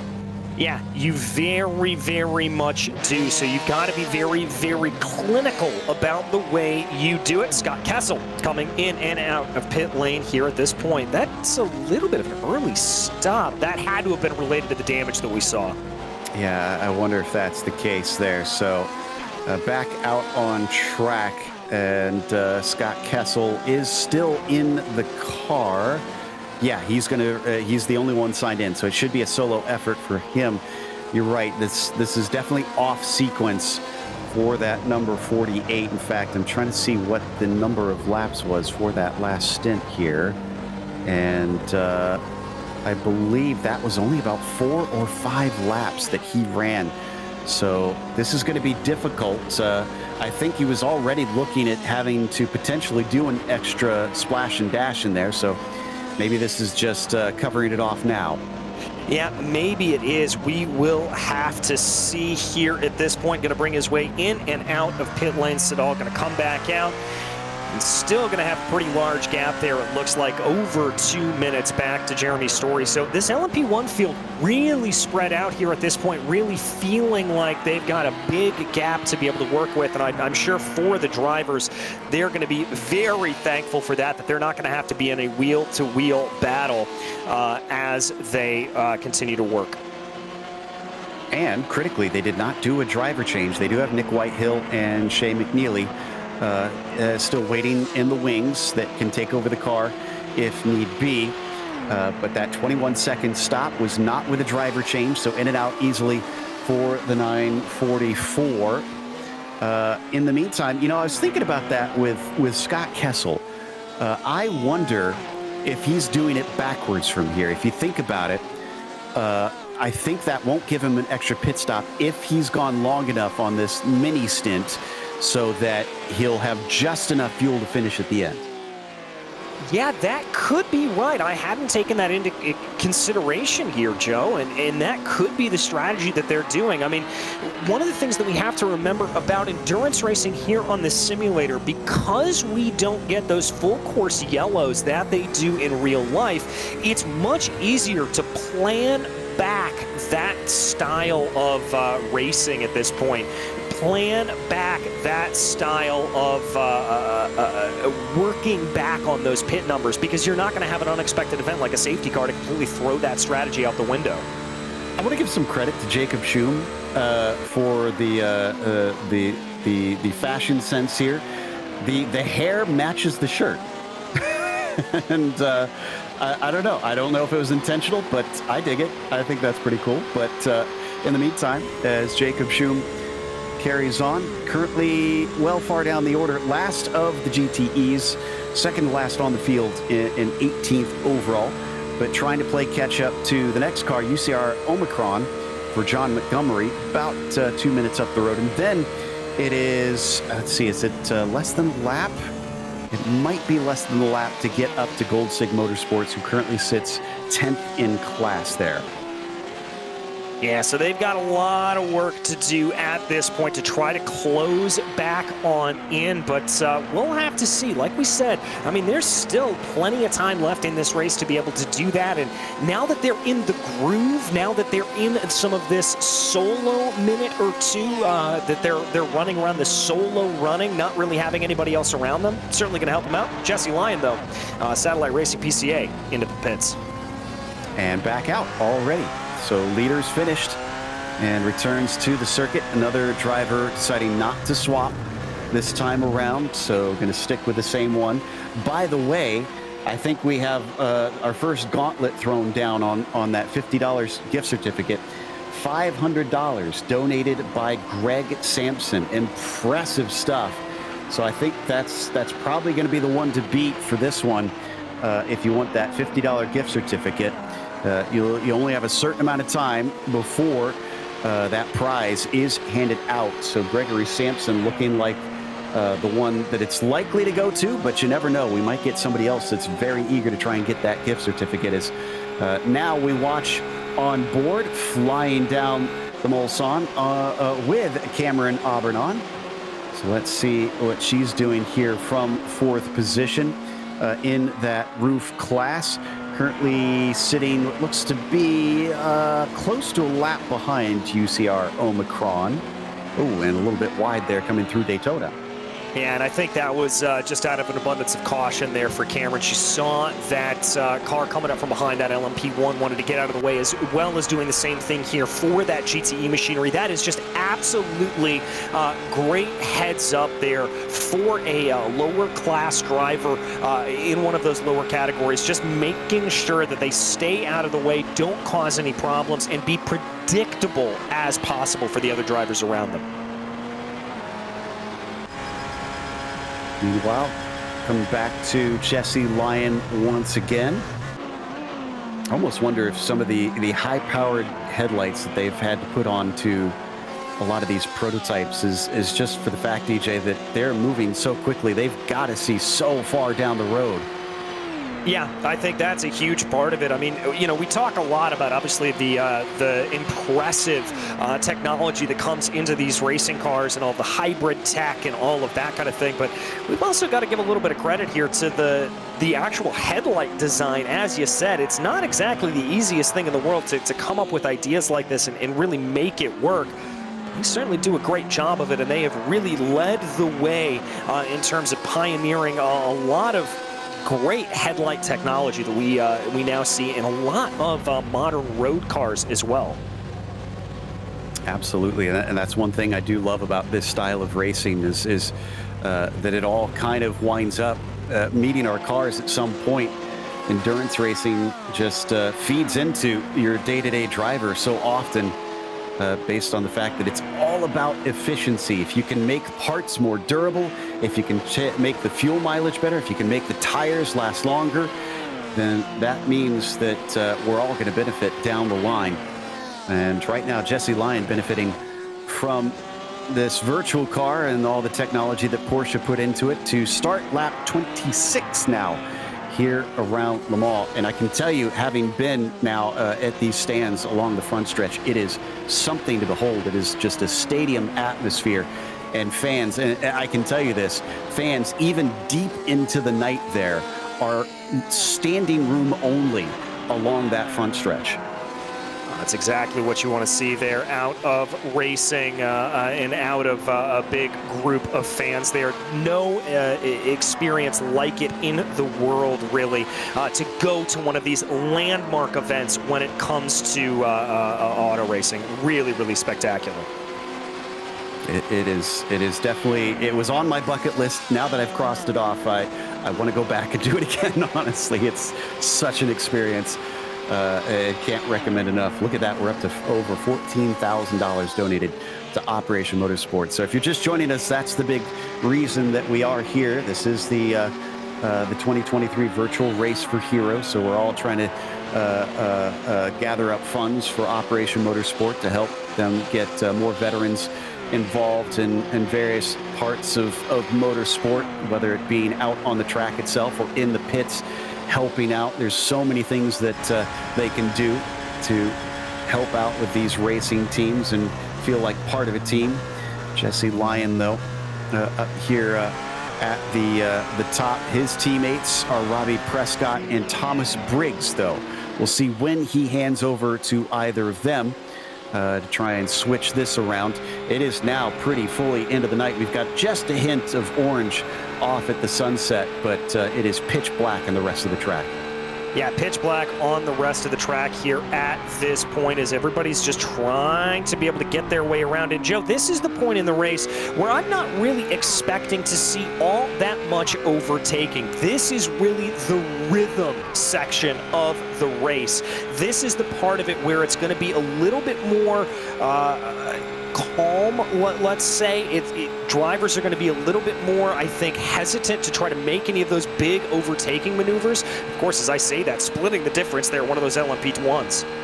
P7 and GT is about to see a change as well. Blue Thunder is coming through past Not Fast or Furious. Adam Gerling, remember, had to take over for Shaibal Banjapaje, unfortunately, due to a disconnect. They're going to be side by side up into the braking for Daytona, and it looks like Ed Nelson is going to take that away. Now, am I remembering correctly? Is that Blue Thunder in reference to, trying to remember the driver that was caught for selling some illegal items, shall we say, back in the 80s?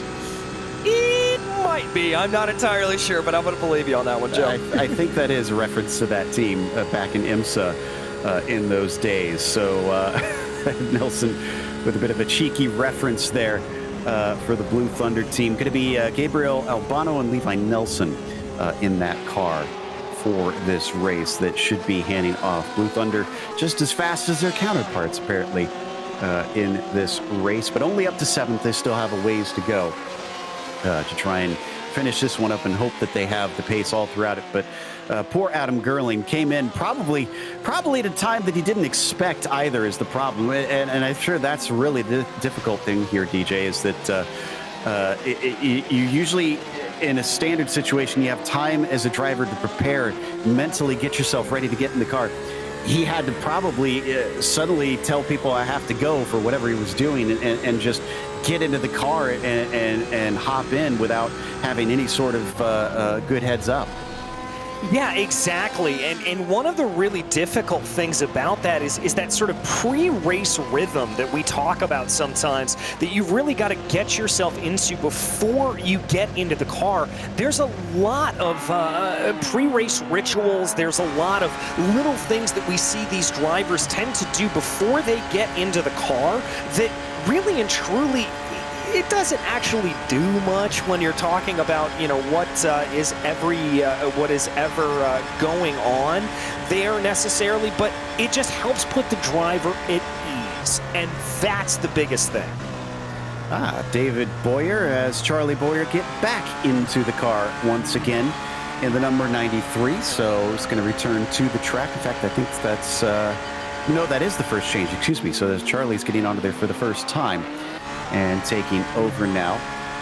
There we see him heading down through the Forest S's and, into the Chapel Rundown, now into the Forest S's here, where you can see it's starting to get very close by the sides of the track. This is where it becomes regular roads here and flies along the Mulsanne, and then it'll take a while before we get back to what is proper racing circuit on this one. So all that Armco along the sides is going to be very, very narrow, and there'll be a few places to try and escape if there are problems on the car. They're currently running 8th overall, but they're 4th and last in that LMP1 class.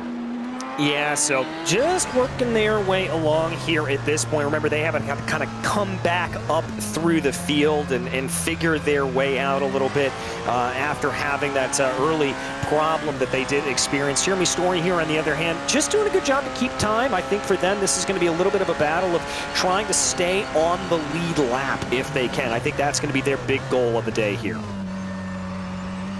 Exactly, and up and over the Dunlop chicane. That was a car that you saw off course was actually Cameron Auburn on there, and Vinifera there. Thankfully, she's been able to get back on course. Now, we talked a lot about how this is for Operation Motorsport, but interestingly, as I mentioned, they've got 2 locations that they're based out of. So in the U.S., they're based out of the Carolinas Region PCA, and they have approximately 3,500 members and affiliates, so they're very big. In fact, they are the 2nd largest region in Zone 3 and the 7th largest of all PCA regions. Additionally, they are the largest geographical region in the Porsche Club of America. The region covers most of North and South Carolina, and they're thrilled to once again host this wonderful event. Learn more about the Carolinas Region PCA at carolinas-pca.com. So big thank you to them for helping host this and have traditionally been the host. Yeah, big shout out to them. Obviously could not do any of this without them. And Joe, I know you and I both have a real love of coming in here on these endurance races. It's such a different sort of change in atmosphere for everything, and really sets things alive. Yes, it is. Honestly, it's really funny. I grew up on open wheelers, not known for endurance racing per se, unless you count 500-mile oval races and things like that.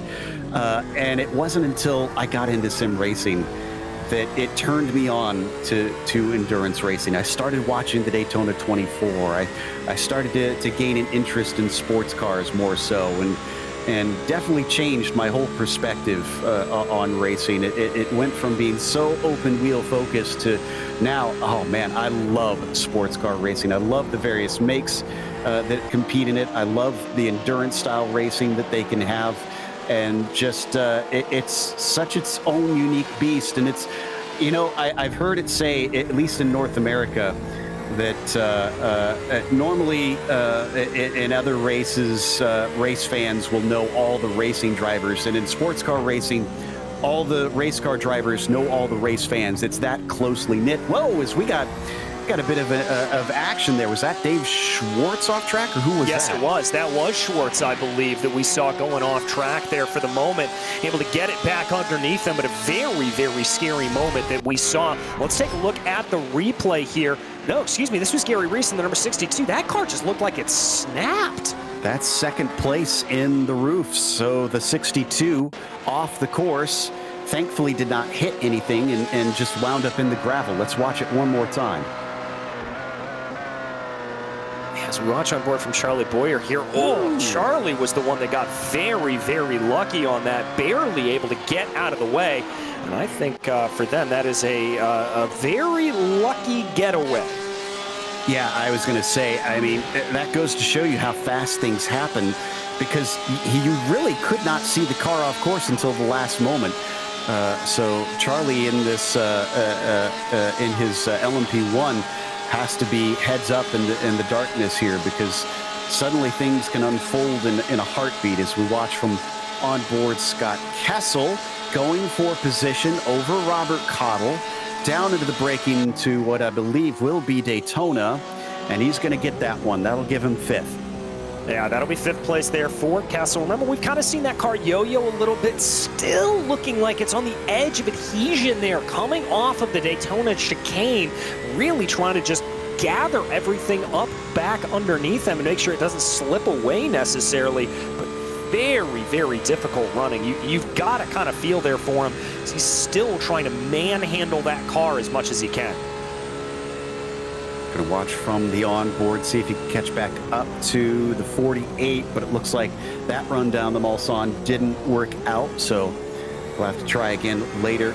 Let's not forget, you can see it there at the bottom. The reason we're here is to try and raise money for Operation Motorsport, so go to that link that you see there on your screen. If you don't want to have to type that in, we have a link both in the chat for YouTube and for Twitch, or in the YouTube description. All you got to do is click on it. It'll take you right there and donate however much you feel like you can handle. And if you're feeling ambitious, we have some competitions all throughout there for prizes that you can win. All kinds of stuff, everything from sim rig gear to apparel. And right now we are raising funds to earn a $50 gift certificate to Six Sigma Sim Racing. So that currently is in the hands of, and I have to scroll up here, Greg Sampson, who has donated $500, and he will win that $50 gift certificate unless somebody donates more than him in the next short amount of time. So If you really want that $50 gift certificate, you're going to have to donate more than $500. Or actually, we mentioned this earlier, if you donate exactly $500, the tiebreaker goes to the most recent donator. So if you want to, I guess if you, for some reason, you want to donate to spite Greg in that situation, you can donate exactly the same amount, but then he'll have to donate 501 on top of it to get that one back. So it depends on what kind of mood you're in. But definitely some cool stuff that you can earn here today if you want to get yourself some cool prizes out there.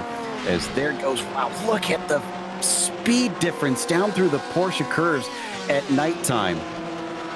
Absolutely remarkable. Just really goes to show you. We talked a little bit earlier about some of the. That was Kessel. That is Kessel off. Oh, no. And where's Robert Cottle? He's not close enough to take advantage of it, but there's another car going slow as Rex Girawala had a bit of a problem. And so it's going to stay in the hands of Scott Kessel, but big off. Now, that is a bit of a problem. One thing we haven't mentioned, DJ, 24 incident limit. If he goes off into the grass like that, that's going to give him a 1X. If he does that 24 times, he'll get a drive-through penalty.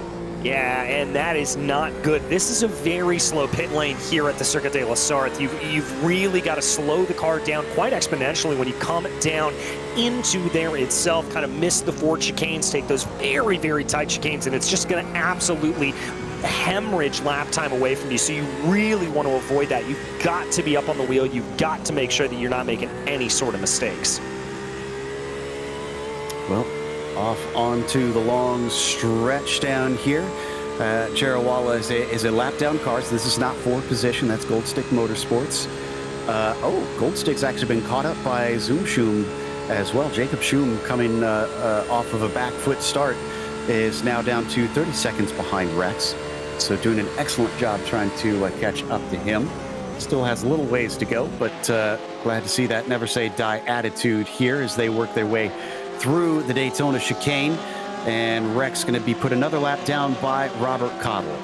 Yeah, going to be put another lap down here at this point. Cottle continuing to just work his way along right now. That's going to be for 6th place. So Rex just kind of motoring on here. And again, as we've talked about, the best thing you can do when you've got these cars that are passing, especially cars that are a little bit closer in pace, like when we talk about those roughs and the GTEs, you really and truly want to make sure that you have as predictable of the line as possible. Yep, it's definitely its own game there, being a lapped car. You need to have that experience. And we haven't talked about this yet, DJ. The PCA, with all the various races that they hold, do an excellent job preparing drivers of all skill levels, and that includes lapping cars. So these coaching sessions help them understand that behavior and stuff. So if you own a Porsche and are getting interested in wanting to be a part of this, definitely reach out to the PCA because they have all kinds of sim racing sessions and real-world coaching sessions to help you learn the ins and outs of motorsport. Yeah, they really do. And if we look back to the PCA season this past year, there was an emphasis placed on clean driving standards. Now, granted, everyone was in the same class. Thank you. That was the word I was looking for there. Everyone was in the same class, but it was a really remarkable increase in the lack of incidents that we saw. Very, very impressive stuff, and it continues to be a big point of emphasis for the Porsche Club of America. Yeah, there was a few tracks where we were worried. We thought, oh no, this place is notorious. We had 50 or 40 cars. They're going to be starting clean first lap. Incredible stuff. Just couldn't believe what we saw and how great they were about coaching the drivers to get the race going and then worry about racing one another hard. As Sidal is going to lap another of our slower class cars here from on board his prototype Porsche. Not sure that's a car that anybody at the real sessions has shown up in. I'm not sure about that one necessarily, but we'll have to see here as they continue their way around. Yeah, definitely don't think that one is one that has shown up, as it were. Jeremy Story here again, though, in that Porsche that they continue working their way through. It just carries so much downforce there through Tetra Rouge, just carries such speed down to the Mulsanne. It's really remarkable. Yep, gonna swing around the outside and manages to use that long Mulsanne straight to easily get past some of these cars. Now you're seeing some of them kind of hang out in the middle of the road. That is an interesting one. They're not trying to be difficult there. This track, because it is regular road, there's quite a crown, and you can actually kind of visibly see it here from this onboard when we get to the straight here.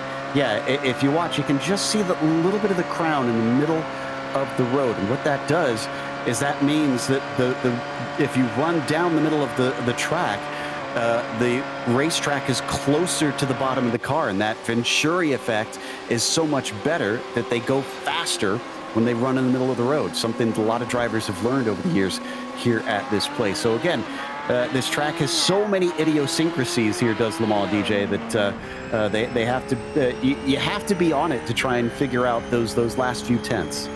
Yeah, you really have to just go absolutely into the weeds when you talk about detail on driving this track. And it's a testament here to everybody that's really kind of taken the time to figure everything out here on the track. Oh, as Nicky Chan has a little bit of an off at the exit of Mulsanne. Uh-oh, and that's our leader in the 111 car down in the roof class.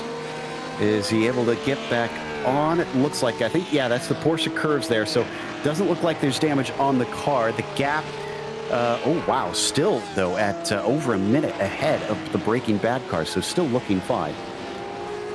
Yeah, still looking pretty fine there at that point. Remember, Breaking Bad has had their own share of an incident here today, so they're kind of off on their way right now. Gary Reese in that Breaking Bad machine trying to close on in right now. But a long way to go. But again, just a little bit of those mistakes starting to creep into the nighttime. It's a lot easier to make a mistake here at this point. Speaking of mistakes, we're getting word that J.R. Gregory had one. I'm trying to see if I can find it, but not sure that I've recovered that one. So we'll see if we can pick that one up. But the 218 eventually got the car back on track, still sitting in third, and is now behind the 775 of the Eureka with Dave Schwartz in that car.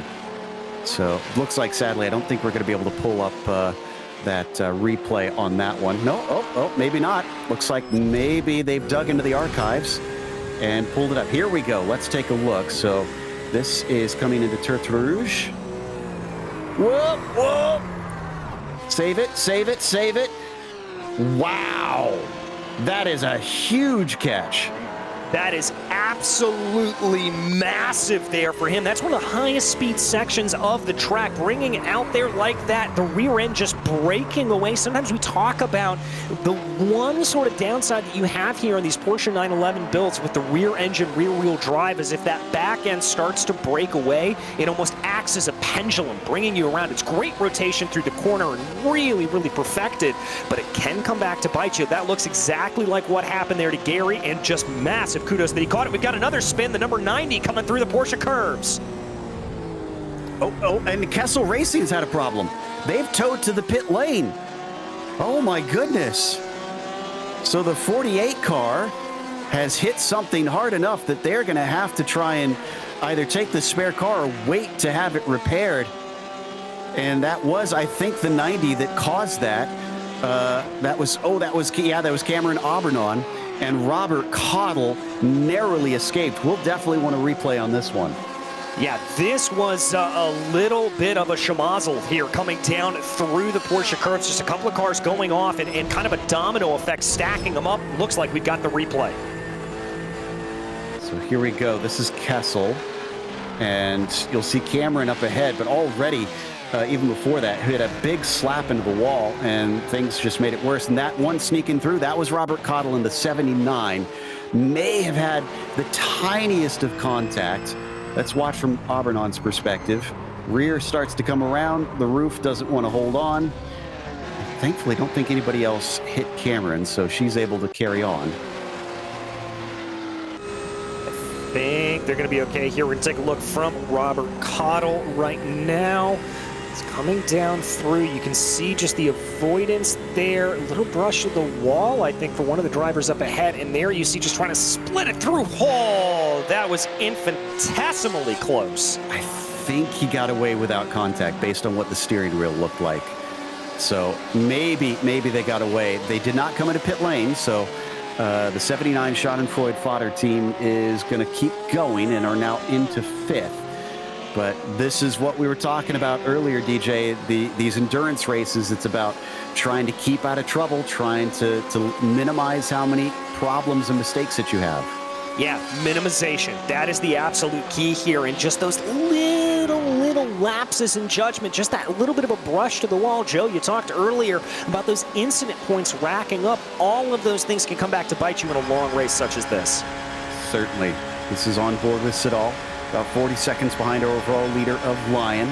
He's got some work to do, but like we just saw, an accident could happen in front of any of these leaders and interrupt their race. A lot can happen over the next 4.5 hours. So you've got to be on your toes and just be wary and vigilant at all times. We were talking a little bit earlier about the Carolinas region. The other one that's new to help organizing this race is the Upper Canada region of PCA. They were chartered in 1976, July of 1976, and they're made up of a dynamic group of over 4,400 people with a common love of the Porsche family of automobiles. Geographically, their region covers Ontario from Thunder Bay in the north to Fort Erie and Windsor in the south, to Kingston in the east, and to Sarnia in the west. Essentially all of Ontario except the Ottawa Valley. And 2023 will be the first time UCR co-hosts this race, and they're looking forward to a successful event. Learn more about Upper Canada Region PCA at pcaucr.org. So big thanks for them for getting involved. As we said, they also are the base for Operation Motorsport out there in Brighton, Ontario. Hence, they're getting involved on this one. Yeah, and again, so very thankful to all of the PCA members and all of the crews and drivers here coming together to raise money for such a great cause like OPMO. We cannot thank them enough. As one of the storylines here of the race, Charlie Boyer working his way back up and through the field, been able to climb his way through the GTE and the rough field right now. Still a fair ways off the back here of Jeremy Story, but I've got to say, it's only 49 seconds, so certainly closing in. Got some speed there underneath that number 93. Yeah, let me see. 3:13, so quicker than Operation Motorsport Blue by about 2 seconds, at least going by fastest lap. So they could try and run them back down, but that's going to be a long time. 3+ minutes per lap and 3 laps behind. They're looking at somewhere in the realm of 12 minutes to catch up to them, essentially. So that's going to be a little bit difficult as we hop on board with the car that they're chasing. Jeremy Story here in the 022. Still on the lead lap, mind you, and carrying on bit by bit. They work their way out of Arnage and blast down towards the Porsche curves. Blast their way down the Porsche curves. Here they go, getting that speed up to the full chat here at this point. And as we talked about, this is one of those areas that you've got to be using that energy deployment. Now in the Porsche curves, not going to be doing a lot of harvesting here in these LMP1s. That's a lot more of lift and coast through this section of the track rather than actually brush braking. And for some reason, Scott Kessel seems to have exited out. I think he might actually be out of this race. Yes, that is our first official DNF. That is tough to see. So Kessel Racing will not get to the finish of this 6-hour race. Really unfortunate. They were having a pretty good one out there and were in some great battles, but guess that they felt the car was not repairable. Yeah, it just looks like it didn't have enough to muster here at this point. That's very, very unfortunate. That's one of those drivers that we've had bookmarked here this entire race long. They've looked good, they've looked quick, and they looked feisty. But we're hearing here that they had a free repair left, so not exactly sure why they came down and called it a day there, but Kessel Racing out of it at this point. Adam Gerling still in it, though, and still leading there in last 10th Racing. I was looking at the wrong one. There it is. No, excuse me, still 7th in the GTEs. Clicked on the wrong car there. So the 24 actually getting back out on track after Adam's first surprise stint, you could almost say, and going to carry on trying to chase down Blue Thunder, who they saw not long ago, but with that pit stop, they now put minute 30 behind. They should come back together once Blue Thunder pits themselves. Yeah, just waiting a little bit here for that pit stop cycle to kind of resolve itself. We're going to be in a little bit of that no man's land when we talk about it as they continue to go around right now. And again, we may have some drivers that are doing what you talked about earlier, Joe, working backwards on that strategy and counting back from the top. Yeah, that's a good point. So I wonder if that's what we're seeing out there. Also see Operation Motorsport 2 is in. It looks like a driver change. Josh O'Connor, yeah. So Gary Sack is out of that 122. And Last 10th Racing is also doing a driver swap. So I was just a little bit early on that one. Nikki Chan getting out of the car. Chris Brown is in the car. And so we should see them return to the circuit. Again, they do need 30 seconds minimum to change the drivers out. Once that is done, they'll return to the track, but they need to consider how many times they swap if their car needs less time in pit lane for service than those 30 seconds, because that will mean that they'll be slower. So they want to time it out so that they need longer service pit stops for when they do want to change drivers. Yeah, and that'll probably come with a full driver change or a full tire change and doing all of that. So that will be all sort of thought about and taken into account for all of the drivers here at this point as they go. That'll be something that everybody's talking about, especially with such an established team here like Satellite Racing. Back to the onboard here with Jesse Lyon. This is down through the Porsche curves.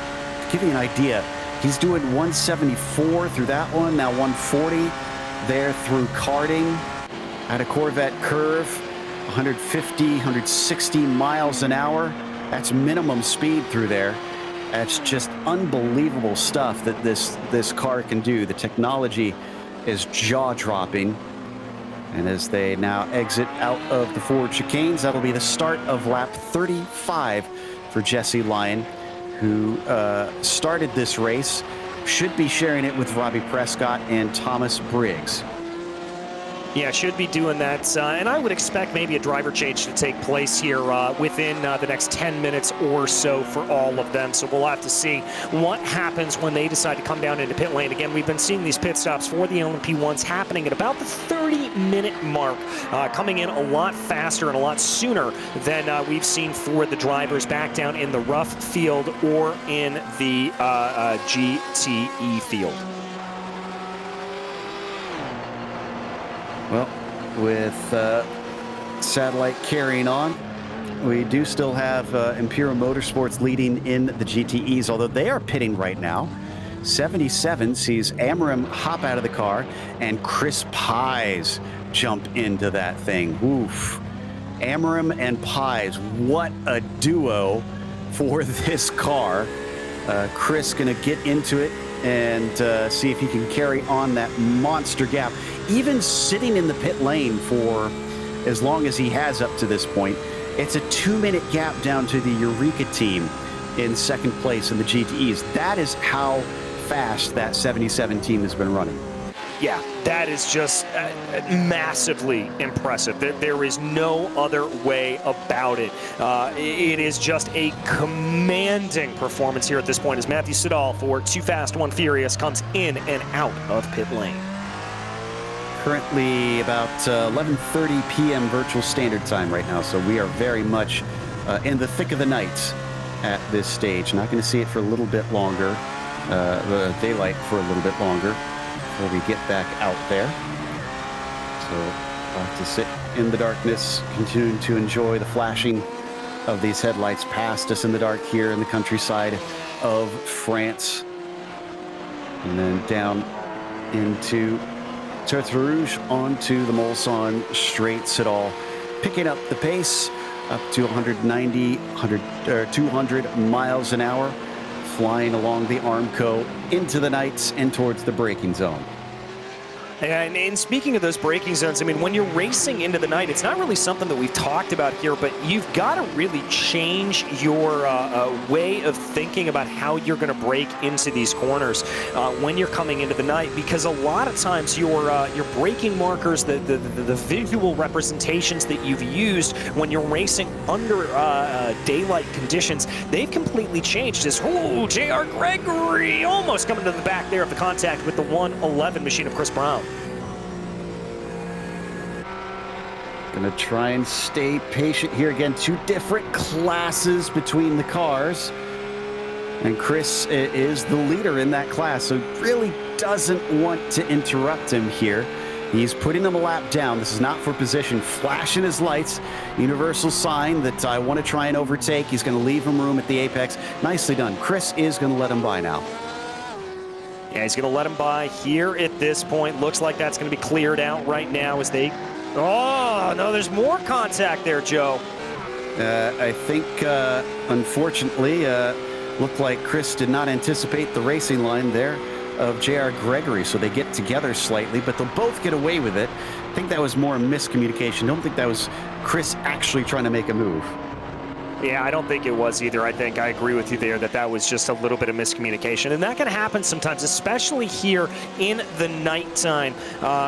When you're coming around like this, it's a lot harder to really be able to judge those distances on the circuit. Got a couple more drivers coming down into pit lane. Looks like here we've got Satellite Racing coming in. Looks like that driver change that we suspected taking place is Robbie Prescott's going to jump in behind the wheel. Also, Zoom Shoom and Gold Stick Motorsports coming on in. There you see him. There is Jacob Schum. Like I said, impressive drive so far. 9th overall after starting from way down the order with an issue at the start with a disconnect, I believe it was. And Zoom Schum is doing a solo run as well. Now, the nice thing will be is these solo run cars don't have to worry about the driver swaps and spending extra time doing that. But you better hope that you've got the wherewithal to still be as attentive and as fast by the end of 6 hours. Yeah, exactly. That's the real key here, having that back and forth as you do it here. But Robbie Prescott coming back in, and he's got a different task as well, because he is going to be able to come on in, change things up a little bit, but he's not going to know what the car is doing. He's not going to know necessarily firsthand how the track is feeling as compared to the car, what those track temperatures are going to be like, how everything's going to feel. And so that's going to be a completely foreign experience to him. Now, he'll have conversations with the driver that was in the car previously and try to give him a little bit of an idea, but it's not going to be perfect. No, but I mean, in this situation, sometimes you got to take what you can get, and it's never going to be perfect out there on the racetrack. But we watch Matthew Siddall light up the trees here until he gets to the braking zone and just about misses it. That was a bit of a strange line to take into Daytona. Not sure why he was off to the right-hand side like that. Yeah, not entirely sure either, but we'll have to see what exactly, why exactly that was. I'm not entirely sure, as it were. If you haven't been following us, again, we're trying to raise money for Operation Motorsports. Total money that has been donated through this event, $14,100. I believe that's over half of the goal of what they are aiming for. Fantastic stuff. And don't forget, if you don't want to have to type in what we've got down here on your screen of where you can go to donate, we've got links where all you have to do is click it. That'll be pinned in the YouTube and Twitch chat or in the YouTube description.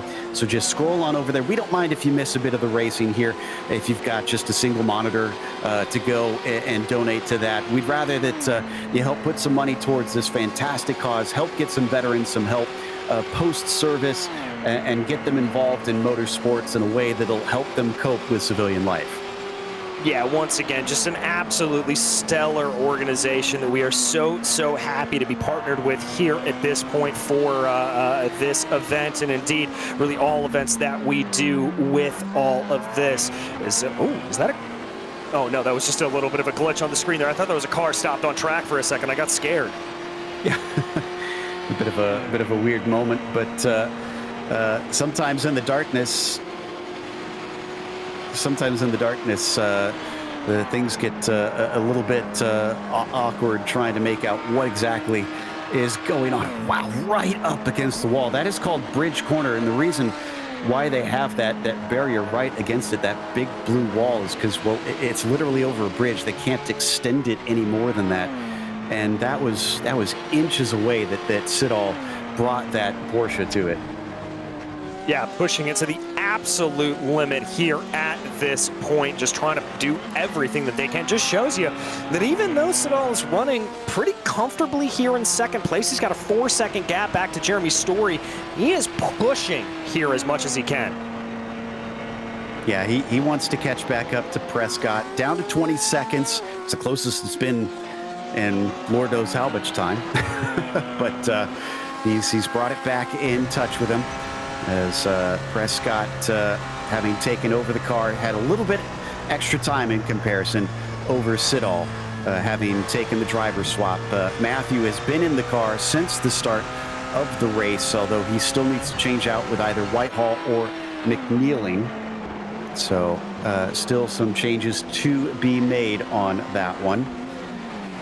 Before we get to the halfway point, well, not the halfway point, but to the 2-hour mark on this race, we do want to mention a couple of our sponsors for this race, which include Six Sigma Motion Simulators.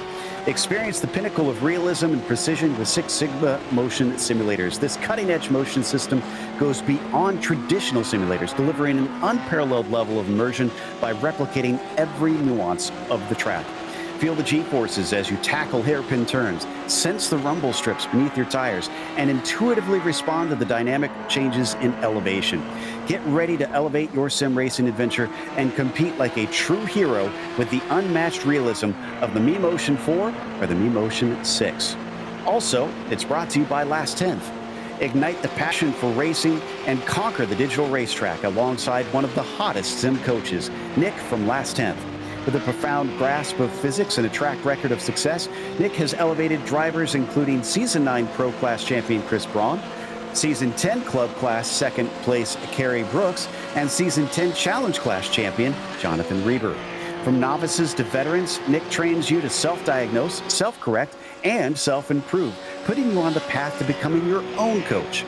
Whether it's fine-tuning your technique or overcoming challenges, he'll craft personalized driving exercises to propel your progress.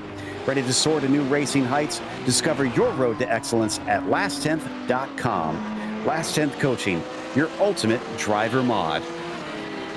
Well, leaders up on the top of the board is Satellite Racing PCA. Robbie Prescott currently in that 963.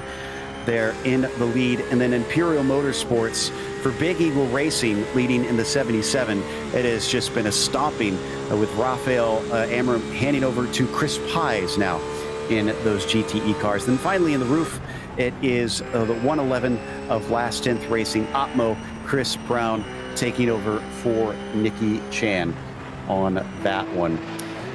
Just hitting the 1 hour mark. I believe that's going to take us to a very short break here in just a moment. And of course, we'll hand over to the next team to take over the middle part of this 2023 virtual race for heroes. So after this short moment from our sponsors, we'll be back in a bit.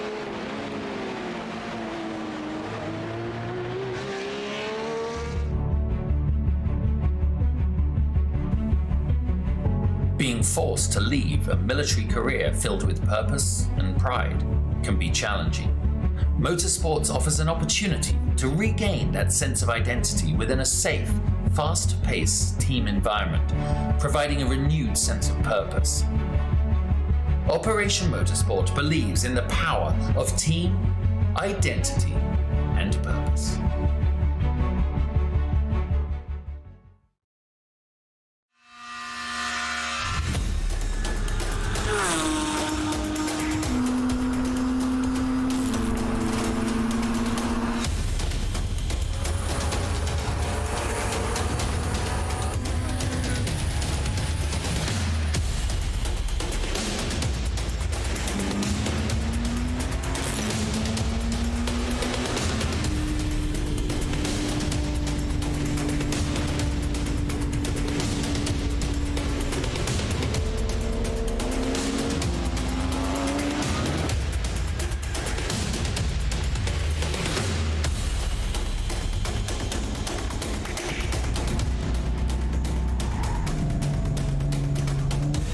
to brake a little earlier if that's going to be the case. He's actually got a nose ahead as they come down into the braking zone. He's going to do it the hard way.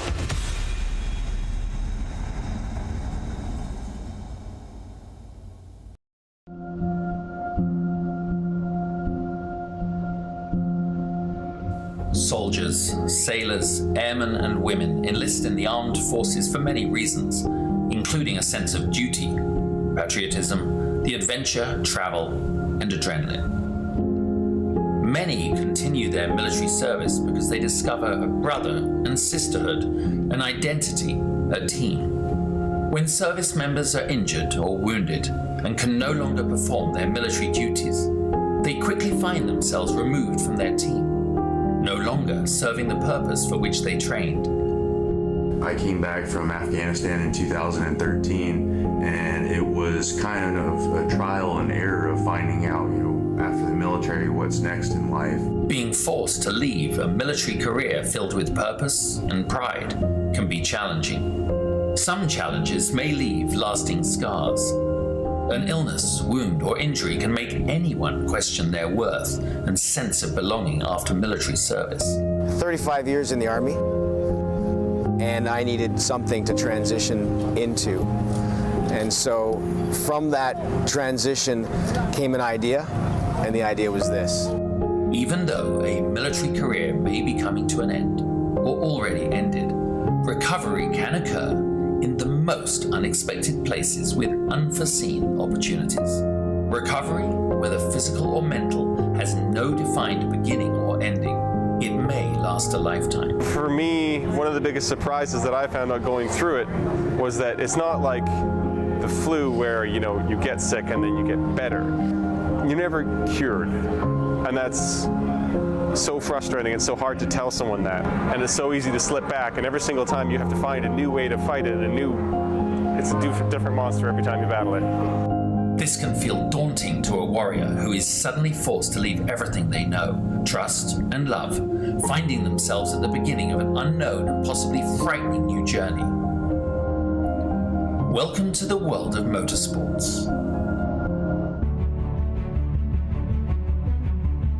We're in the right place at the right time in our lives to be able to take these guys that are wounded and put them in front of people that can actually show them that there is a camaraderie, there's a brotherhood within the motorsports industry, that there is potential for career opportunities for them if they have the skill set. Motorsports offers an opportunity to regain that sense of identity within a safe, fast-paced team environment, providing a renewed sense of purpose. It has many facets, all created by teams working together for success on the track. Like in the military, in motorsports the goal is in accomplishing the mission, winning as a team, collectively celebrating the successes and supporting teammates through the losses. Through motorsport opportunities, Operation Motorsport assists medically transitioning service members and veterans with discovering new ways of achieving a renewed sense of hope, purpose, and pride. Besides the basic brake changing, oil changing, tire rotation, I've actually learned how to assemble and disassemble some engine parts, change some axles, do some alignments and stuff. So give it a try. You never know. This was nothing that I expected. I did not expect to be fully suited, jumping over a wall while cars are going 100 and something miles an hour. From motors to media, tires to tickets, and hot laps to hospitality. Operation Motorsport provides beneficiaries the chance to become immersed within professional motorsports and provides them with the opportunity to find out firsthand what captivates their imagination and interest. These opportunities provide an avenue of discovery within the motorsports immersion or diversionary therapy programs, all within the Excite, Engage, and Empower recovery programs. Operation Motorsport also offers virtual engagements and recovery opportunities through an iRacing league, engaging beneficiaries in a safe, competitive environment from the comfort and safety of their home. Meeting other like-minded people, service members and veterans on the virtual racetrack, opening the doors to Motorsport Academy programs that prepare beneficiaries for their first encounters at the racetrack, and possibly leading to a day when they can get behind the wheel. A team environment's a perfect place for people like us to kind of get back into some kind of normalcy when you go through a lot when you get medically discharged. And it kind of sucks and you put through the ringer, but I feel like what Operation Motorsport's doing is something that's just really valuable. Operation Motorsport prides itself in keeping beneficiaries engaged after the race weekend, throughout their recovery and beyond, through our recovery programs, or as a member of the 22 pit crew. No matter the background or story, Operation Motorsport is always there to listen, provide a safe and comfortable space, and a trusted circle of confidence that is open and honest about what difficulties may lie ahead for those transitioning out of a military career. Operation Motorsport believes in the power of team, identity, and purpose.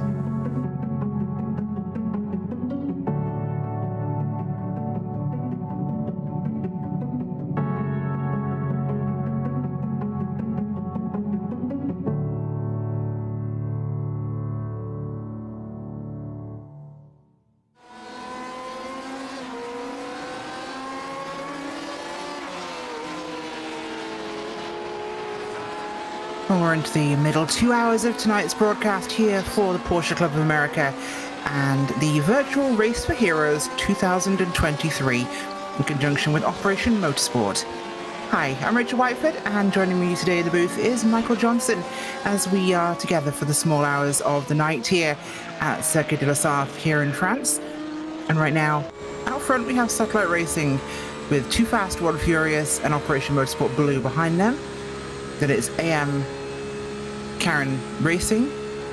We have in the second class Imperial Motorsports Blue Eagle, Eureka, Salute, Flying Lion Racing, Blue Thunder, Schadenfreude, Not Fast or Furious, Operation Motorsport 2, Zoom Schum, Gold Stick Motorsport and Kessel Racing, who are sadly retired. And in the roof class, Last 10th Racing Opmo, UCR Omicron, Breaking Bad Racing, and Vinefra Motor Club. Well, Michael, so far, Le Mans has proved to be exactly that. It is a test of endurance for the drivers. It's a test of changing conditions, weather, sky, the works, dark, light. Right now, it is dark, it is dismal, it is quiet. And the drivers, after their first real driver change here, they're in their heads. Indeed they are. Night here is a different beast. If you've been driving it all day or through practice or whatever, and you suddenly find yourself into this nighttime, the track is different. It doesn't feel the same. Your timing feels different. It's honestly not, but because of that shade that comes over, the big night monster crawls in and just gets over you, and you don't quite realize that nothing has changed, but you feel like it has. So it makes it a real challenge for these drivers. We're on board right now with Chris Zabrowski with Eureka. He's currently in P2, and this is going to be in that RSR class. Now, out of the cars that are here today, I think the RSR is my favorite. I gotta say, I love the prototype. I do love the roof. I don't dislike them. It's like, comparing your favorite desserts. Well, you got a bunch. They're all great. But the roof that we see there, that really is an amazing car. I love driving it. Now we're back on board with Chris Brown taking a look in the roof. Now, I drove, some may remember, in a previous Operation Motorsport event in the roof and had a blast. It was a lot of fun. I like to think iRacing has really done a great job in improving this car. When I first got it, I thought, oh, wow, I don't like this one much. But wow, what a car they have made into this one. It is just a lot of fun. And I think night here, honestly, adds that little level of I'm driving another track now, that you're not really driving another track, but it still feels like it. So, it's just fun. And this track brings so much. I just wish we had rain now. Rain would certainly be lovely, of course, but I remember one of the last big events we had here at, or the last ones I commented, I should say, at Le Mans. I was chatting with Hindi, because I could just casually name drop Mr. Radio Le Mans there, but he called the first lap with us, or the first couple of laps, and it was one of my commentary highlights of my career there, is calling the first lap at Le Mans with Hindi. But we were talking about braking markers changing, and how, without realizing, often we'll give ourselves braking markers during the day that are going to be heavily influenced by shadow. I know that Joe and Co pointed this out earlier, but don't use the shadows. They move. Yeah, you don't realize just the shadows will move during the day, but they'll be gone during the night, or you won't be able to see that marker during the night, or suddenly that marker will look different. And when you're depending on natural light for a braking distance, compare that to now, how far does that look away in the tunnel vision of your headlights? Without the context clues of the light around you, suddenly only having that cone of light, suddenly that marker that's 100 meters away looks like it's suddenly 50 feet away. So you've got to have it's depth perception at night is so difficult. My eye doctor explained this to me. It's something to do. So if you think about, rods and cones. Beyond that though, but it's also aperture. When you think about aperture, how wide those pupils are open. Your f-stop is pretty different than it was when it was middle of the day and they were just little pinholes.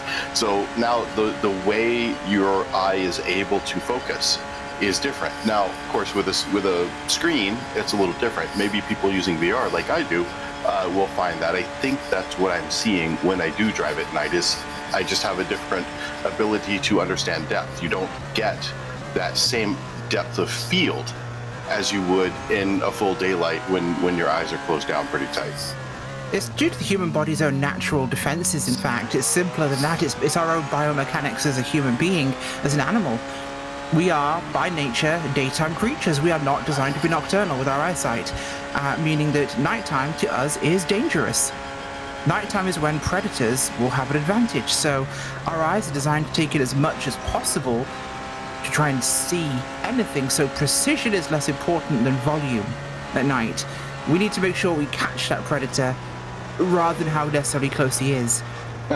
Which, it sounds real mechanical and animal when you think about it that way, but it means we are not quite as able to be as good with depth at night, which makes racing in these conditions difficult. So practice obviously very important, but it has to become mechanical when you're racing at night, because you have to constantly remember that to be able to focus and race with the cars. Indeed you do. And another thing, racing at night, just it lulls you in because it's dark and it's late and you've been driving for a long time. Especially if you're one of those middle. So to clarify, obviously we're not racing at what are we looking at here? 1 a.m. In the sim racing time. It's not actually 1 a.m. for any of these drivers, but I can tell you, if you are that 1 to 3 a.m. driver and you get in the car, well, you took a nap. You've been up since 6 o'clock, 7 o'clock in the morning, doing practices, doing last minute stuff, trying to make sure everything's set. And then you go get in the car. You go back to the camper and you sleep for a couple of hours before you get in the car. So 1, you're kind of groggy. 2, you got woken up in the middle of the night. So you're kind of messed up from there too. But it all works somehow because you get into that groove, and like you were saying, mechanical. As we're coming up here, so we're on board with Chris. Now you see, okay, there are these brake markers coming by. Boom, he knows exactly where he wants to brake based on those brake markers. Now, something to do here at Le Mans, at most of these really high-speed braking zones, is you'll notice those brake markers are very, very high, and that makes it so it's not hidden behind a car. So if you're chasing a car, you're trailing a car, you're right up under their tail, oftentimes you can't see through. But in the case like this, as we're coming down the Mulsanne Straight here, we're going to see once again, see how high that brake marker is there, and then coming up here, the last one drops down, and then you've got that extra visual cue of it dropping. You got the 300 meter, the 200 meter, and then the 100 meter drops down. So that's your timing to get down. So I think they've done a really good job at creating a safer environment with the design of this track. I know it seems kind of wild and hairy at times when you're doing 220, 230 miles per hour down the Mulsanne Straight, but there is honestly a desire to make it safe as well. You're also expected to race 24 hours at this track compared to others. By the way, speaking of big achievements, our $500 donation from Greg Sampson has been confirmed as our winner of the $50 gift certificate. So congratulations to Greg Sampson for his generous donation and his prize. The next draw will be going from now until 2 hours and 50 on the elapsed time clock, or is it 2 minutes 50? I'm not sure which one. That clarified for me. But we'll be going to the next segment of that donation here, and that is the Six Sigma Sim Racing gift certificate. And if you do now donate, you'll get a chance to win more prizes. So please be considerate and offer to help out an amazing cause here, as we're over $14,000 donated for Operation Motorsport. And I want to say I had the pleasure of working with those guys on their esports series. They do great work. They reach out and they help give veterans purpose. They get veterans back involved in that small team environment, that dynamic that they miss, whether they were injured and forced to leave the military or retired and are injured since. It gives them purpose. It gives them a direction and a camaraderie that is so needed. So they do incredibly important work. Please consider supporting them if you can. Every little helps. And next we have the $186 PCA Sim Racing jacket at $250 on the elapsed time clock. So keep your eyes on that one. That is 20 minutes from now, folks. You might want to get cracking if you fancy a shot at that Sim Racing jacket, because that looks rather nice. It does, indeed it does. I think whoever gets that's going to be quite happy to have it. Be sure to sport it. I'm going to guess we've got some drivers who are currently on their break from their stint who are probably going to jump in there and try to bid on that. I have no doubt that we're going to see one of those folks that we just saw get out of the car not too long ago jump in and be bidding on that exact item. Oh, certainly should be. And speaking to someone who has a PCA Sim Racing baseball cap, their apparel are rather wonderful. Do get those donations in. Come on, let's support a great cause. And that jacket, I mean, if you guys don't, I might. Come on, I can steal this one from underneath you all. I guess that's about my color. We're not exempt, so maybe I should be jumping in there to get one myself, right? Absolutely. Doug, the night topic. We talked about endurance racing and how it is actually not night for these drivers. The mind can be tricked by darkness in video games. It really can. But there is nothing that quite compares to being actually during your worst times in the night sleep cycle, because your body is reacting so differently. Caffeine is a factor, your level of alertness.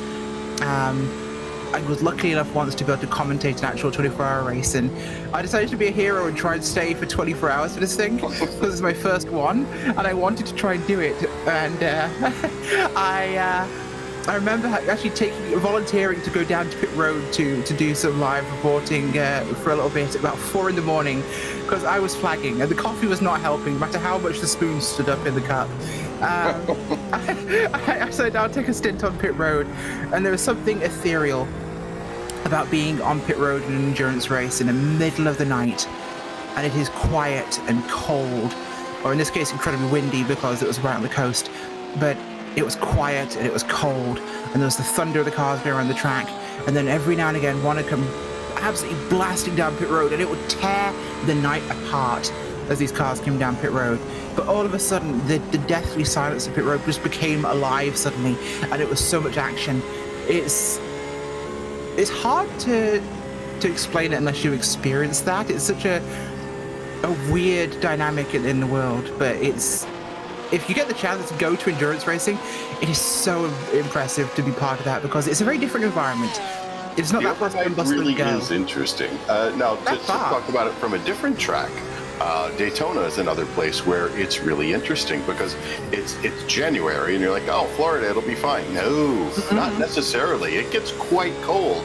And I recall sitting there about to jump in a car for night practice a couple of years back, thinking, wait a minute, which state am I in again? It's not supposed to be this cold here, and we really have to pay attention to what's the temperature of the tires when we throw them on here. Are we going to go sliding off the track because we can't get temperature in these tires? So it's a lot of fun. There's so many more things to think about. I love racing at night.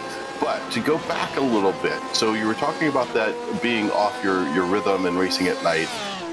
And you can kind of get fooled if you're wearing VR, like we just saw Jacob Schwum there for a little bit, wearing his VR. So you can kind of get fooled. But what some teams do, so right now we're showing it's 1:30 in the morning in the sim race time. Well, for me, 1:30 in the morning at Le Mans is not quite 1:30 in the morning. If I look, it's going to be about 6:30 in the evening. So for me, because I'm a night owl, which, as we've discussed, is not exactly the way it normally works, but I'm quite the night owl. It's 6:30 in the evening for me. I am kind of ready to go jump in and have some fun and drive and do what we're going to do. And hey, look, it's not that bad because I'm still fresh, at least in my mind. So a lot of teams, especially in the larger groups, or in the cars with more drivers in them, 4, 5, 6 drivers, they will have drivers from around the world who won't necessarily change their rhythm. They will wake up at the time they would have been up at home, although it's a very different time at the track in France.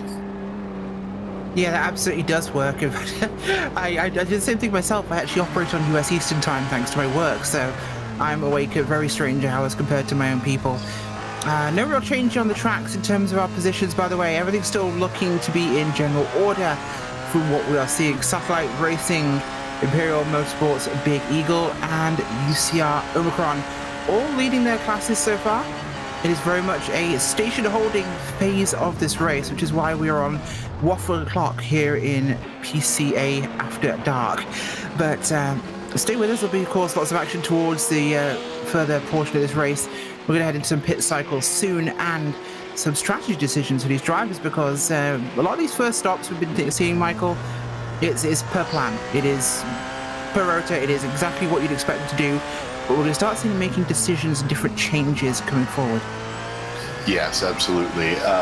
It's always interesting to see how the strategy plays out. This is one of my favorite parts of endurance racing, is the strategy. How are you how are you using up your tires?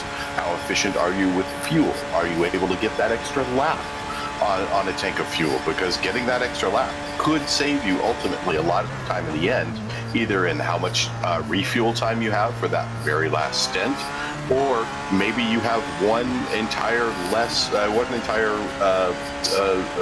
fueling stop that you don't have to do that everyone else is doing. So, by the way, it looks like this lead, so we've been talking a lot. I want to say Matthew Siddall in Fast 1 Furious, catching up to Robbie Prescott. They're just a couple of seconds off right now. Looks like Siddall is working a little bit through some traffic, but closing up, it's down to about 3.3. Which is another like 2/10 in the time that I've been talking about it. So really starting to close up quickly, down to 3 seconds. 3 seconds. That is incredibly tight at this track. And with the way these cars run, this could be interesting to see how this goes. I think Prescott may have had some trouble back in Dunlop. I'm trying to take a look back and see if I can find it, but I think he had a little bit of an issue back at the Dunlop curve. So anyway, we're taking a look. Looks like the Too Fast, 1 Furious is catching up very quickly. Yeah, he got loose. He lost a lot of time there. So he is per pace quicker than Too Fast, 1 Furious. But we'll see if they can take advantage of that with how the traffic is positioned, because Satellite are eyeballing some slower cars ahead of them, so they'll have to navigate that. We always say this, it's one of the biggest parts of endurance racing, but traffic management is how you win or lose endurance races. Anybody can take a car out there and drive efficiently. Anyone can drive fast. But how you work around a crowd is what's going to decide it. Yeah, patience is the key. The early bird may get the worm, but the second mouse gets the cheese. So that feeds into a lot of things. It can be patience. It can be, if you're a night owl or an early bird. So, like I always say, the early bird gets the worm, but that second mouse gets the cheese. Right now, Matthew Siddall on board there, we're watching him run through this final sector. And he's hitting pit road, so no, he's not. He's actually continuing on his lap here. I apologise. No, is this actually? No, he is hitting pit road. Okay, no. Yeah, so we're slightly off sequence here. He's choosing to pit at this stage of the race. We'll get to watch his stop here for Too Fast 1 Furious from LMP1. And he's trying to decide. It's very hard to tell what he's committing to from that bumper angle, I think, for me there, unfortunately. Yeah, it's hard to tell sometimes, especially with the way the pit entry goes here, unless you catch the very beginning of it. Yeah, and at night. But in the day, it's hard to tell sometimes. But here we are, probably going to take some tires and some fuel. I think they can do it at the same time on this car, if I recall correctly. Oh, driver change. And looks like driver change, yeah. Yeah. Shay McNeely in the car there for them. So this is going to be likely a full tires and fuel stop here for the LMP1 second places right now. So we'll see what they get up to with this stop. McNeely in that car now for their stint. This is their first change. Don't forget, fair running order is required for all drivers in a team. You've got to make sure you do your fair share of the wheel time for it to qualify. So we'll see them in for the second. Down off the Jackson away for Shane McNeely in second place. So they gain time, take advantage, get that stop in. Put Satellite on the back foot here, but traffic is not great where they're coming out. Yeah, traffic can be a problem.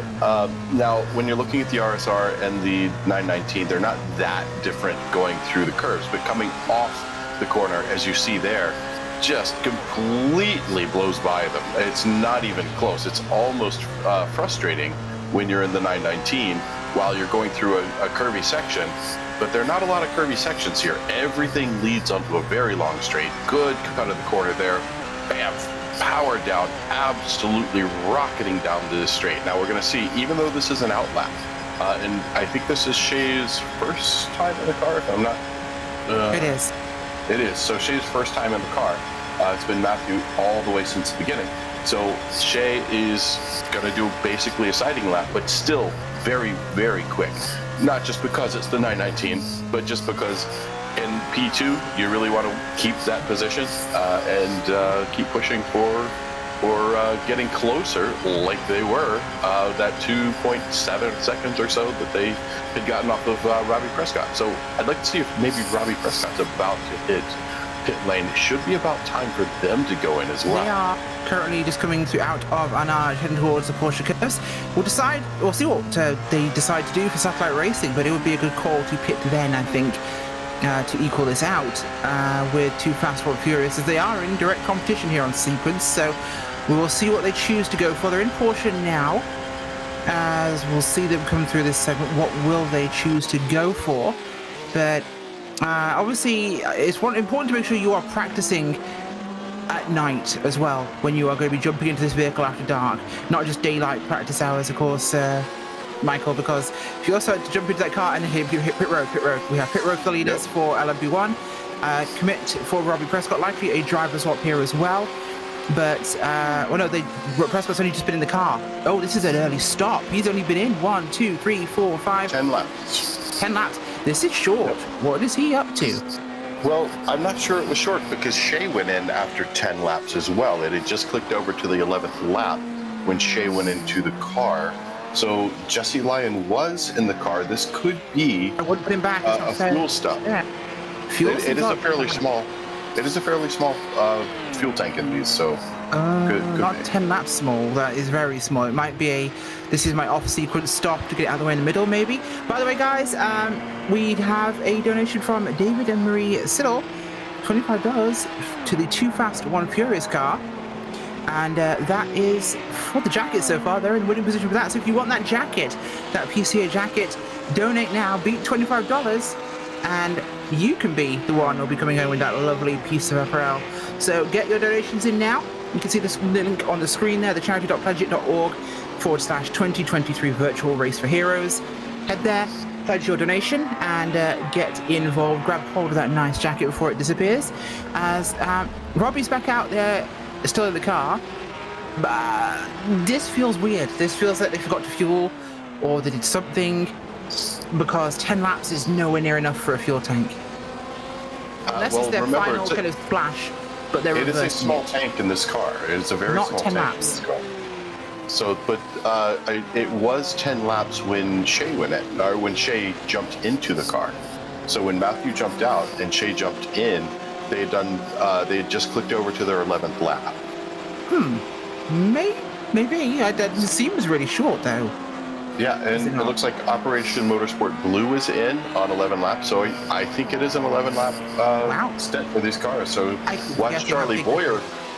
Yeah, Charlie Boyer coming around. Yeah, it's a long lap, and they're using a lot of fuel and a lot of battery. I mean, these cars have a massive pull for battery as well.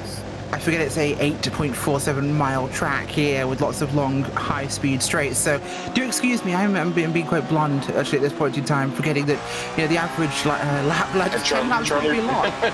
Charlie Boyer's in, so we've got Charlie Boyer coming in. So yeah, it is a 10-lap stint for these LMP1 cars.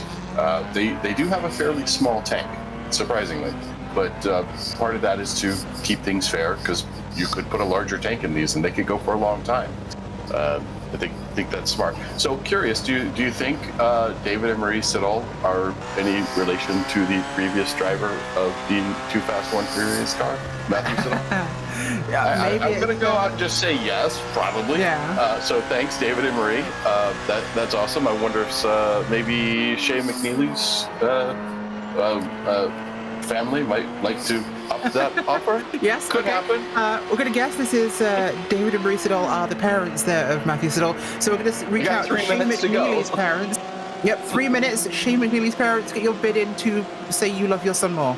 Is what we're saying. Yeah, they just that's right. $25 to beat and 3 minutes to do it. Under 3 minutes to get there. Now I feel like I should be on a PBS telethon at this point. Under 3 minutes. Oh, fun. So yeah, but hey, some good racing going on. We've got David Boyer coming out of the pits.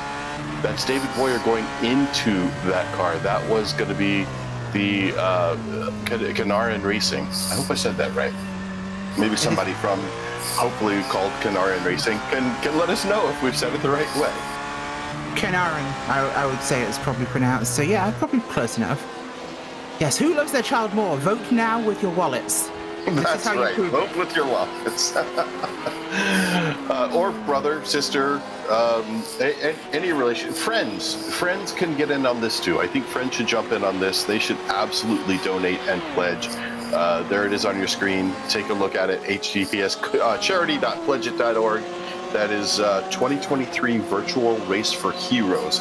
Get in there, get your chance. $25 to beat to get that jacket. So just a very short time left. I think we're about a minute left on being able to get in there on that one.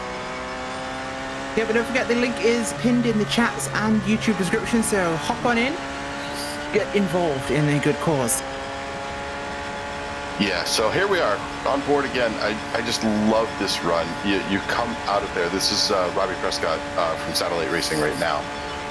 Robbie Prescott heading down the Mulsanne Straight. This is it's exciting. So when you come out of the corner there, out of Tetra Rouge, you start to, well, sort of coming out of Forest Esses, really. You kind of have a mini lift, so if you need to, depends on how the car's set up, but they're usually very trimmed out, almost no downforce, so you got to be really careful going through Tetra Rouge, and that is just such a buildup of excitement as you're going to run down that long straight.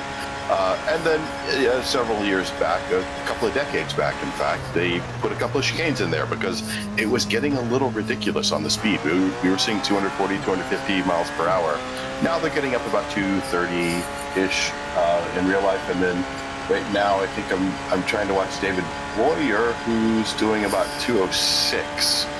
Robbie Prescott, we can get a live speed on him, I think, and tell what he's up to.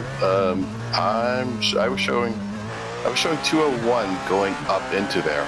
So yeah, pretty quick. So I'm having to translate from kilometers because I normally work in kilometers. So I'm looking at Shay McNeely doing 315 kilometers an hour before going into there. So I keep having to translate. So hopefully I can translate quick enough to make it worthwhile.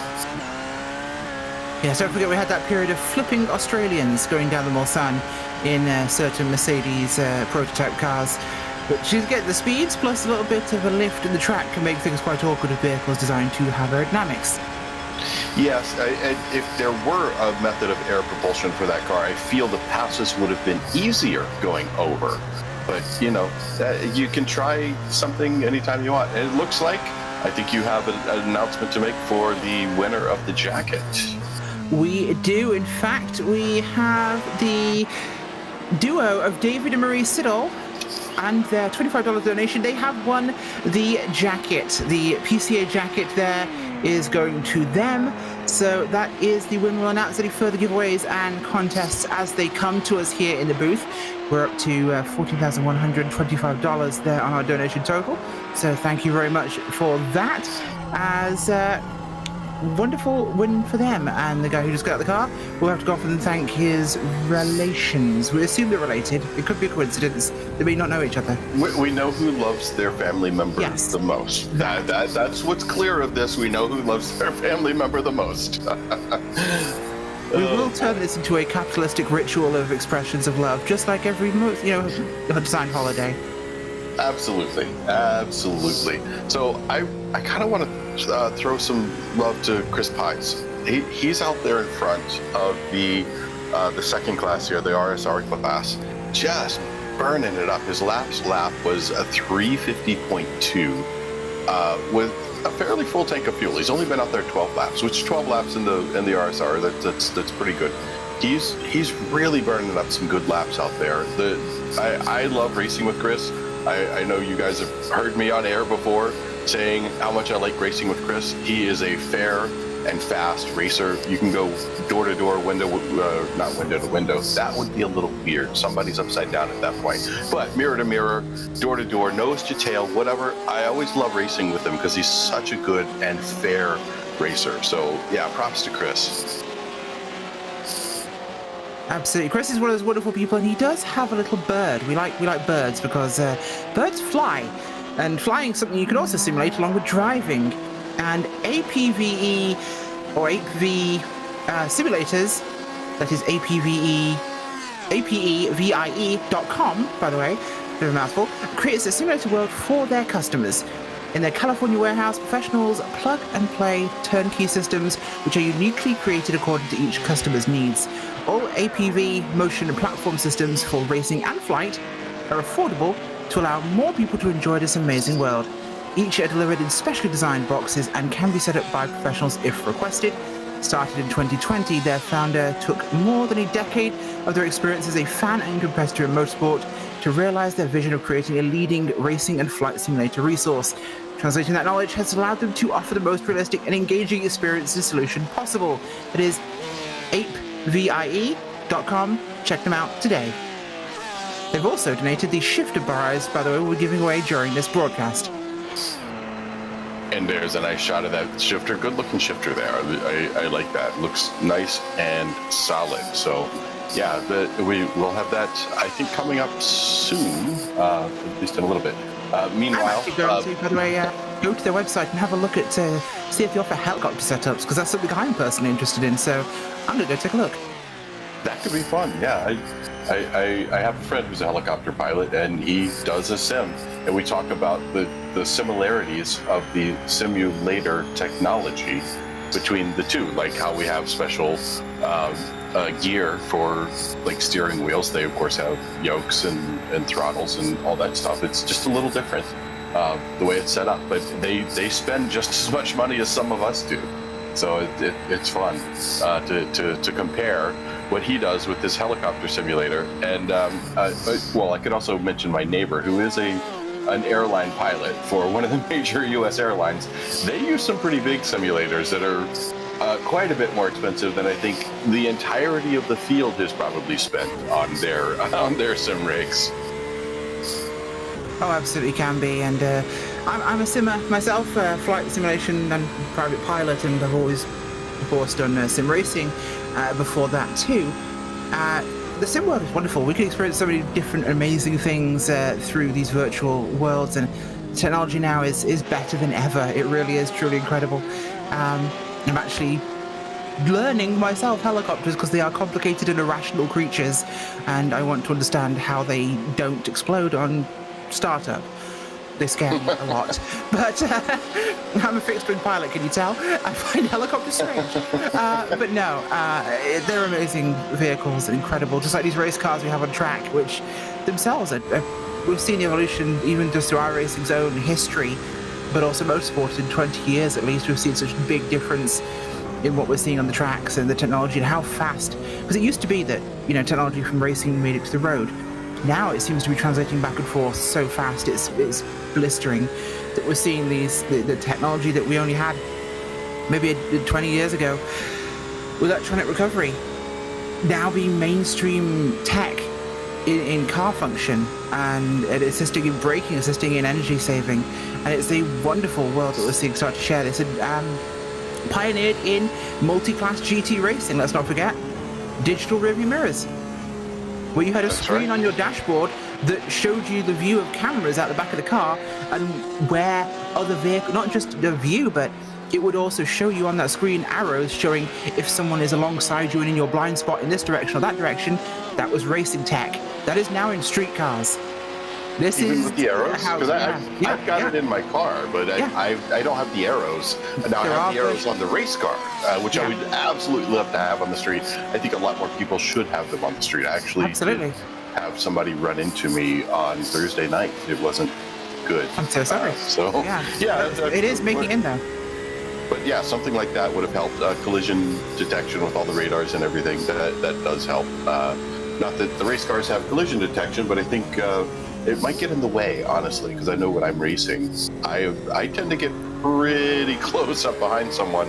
This looks like Joachim Baker going into pit lane. Yep, Joachim Baker going to pit lane. Take a look to see if we probably just get fuel and tires. I don't know if Joachim is looking to change out drivers yet or not, but we will find out shortly. Yeah, he's solo, so this is a for the sake of the run. But he's out of the car briefly, and we are seeing the swap actually in Eureka for Dave Schwartz. So Chabrowski is out, Schwartz is back in. May the Schwartz be with this car. We'll see what they can do. Of course, love it. I can't help it. Yeah, Joachim Baker is still soloing his drive, but yeah, I mean, look, you know, you got to. When the opportunity arises for a Spaceballs joke, one simply must. It is required. We are filled with horrible Spaceballs and other Mel Brooks movie quotes. Although some of the Mel Brooks movies we can't quote on air. No, but it is all about the money. Although I could say, but this is my shooting hand, and everyone knows what movie I'm talking about.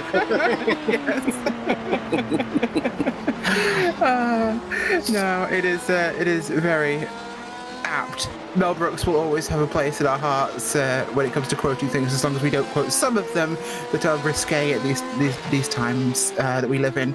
But we avoid that. Anyway, moving on. Satellite Racing still leading the way very well here. 23 seconds over Too Fast, One Furious. That gap has widened for Shane McNeely as Robin Prescott draws further away. Operation Motorsport Blue behind them. A lap down with Ken Aaron in the 4th spot there. A little bit further on, Imperial Eagle. Chris Byers doing a great job with that group. He's hitting pit road himself now. We'll see if this is going to be a driver swap for them. He shouldn't be. He's only got one. Shouldn't be. He just got into the car for the last stint. I would expect Chris to run 1 or 2 stints. We're on board right now, though, with Tyler Stank, the Stankinator himself, out there trying to bring that entry up a few spots. Not that far off, honestly. They have time. There's time left in the race. That's the other thing about the endurance races is even if you fall off and you've got an incident and you have to repair, it's a long race. Other people are going to have similar issues. So you just have to make your repairs faster than they do.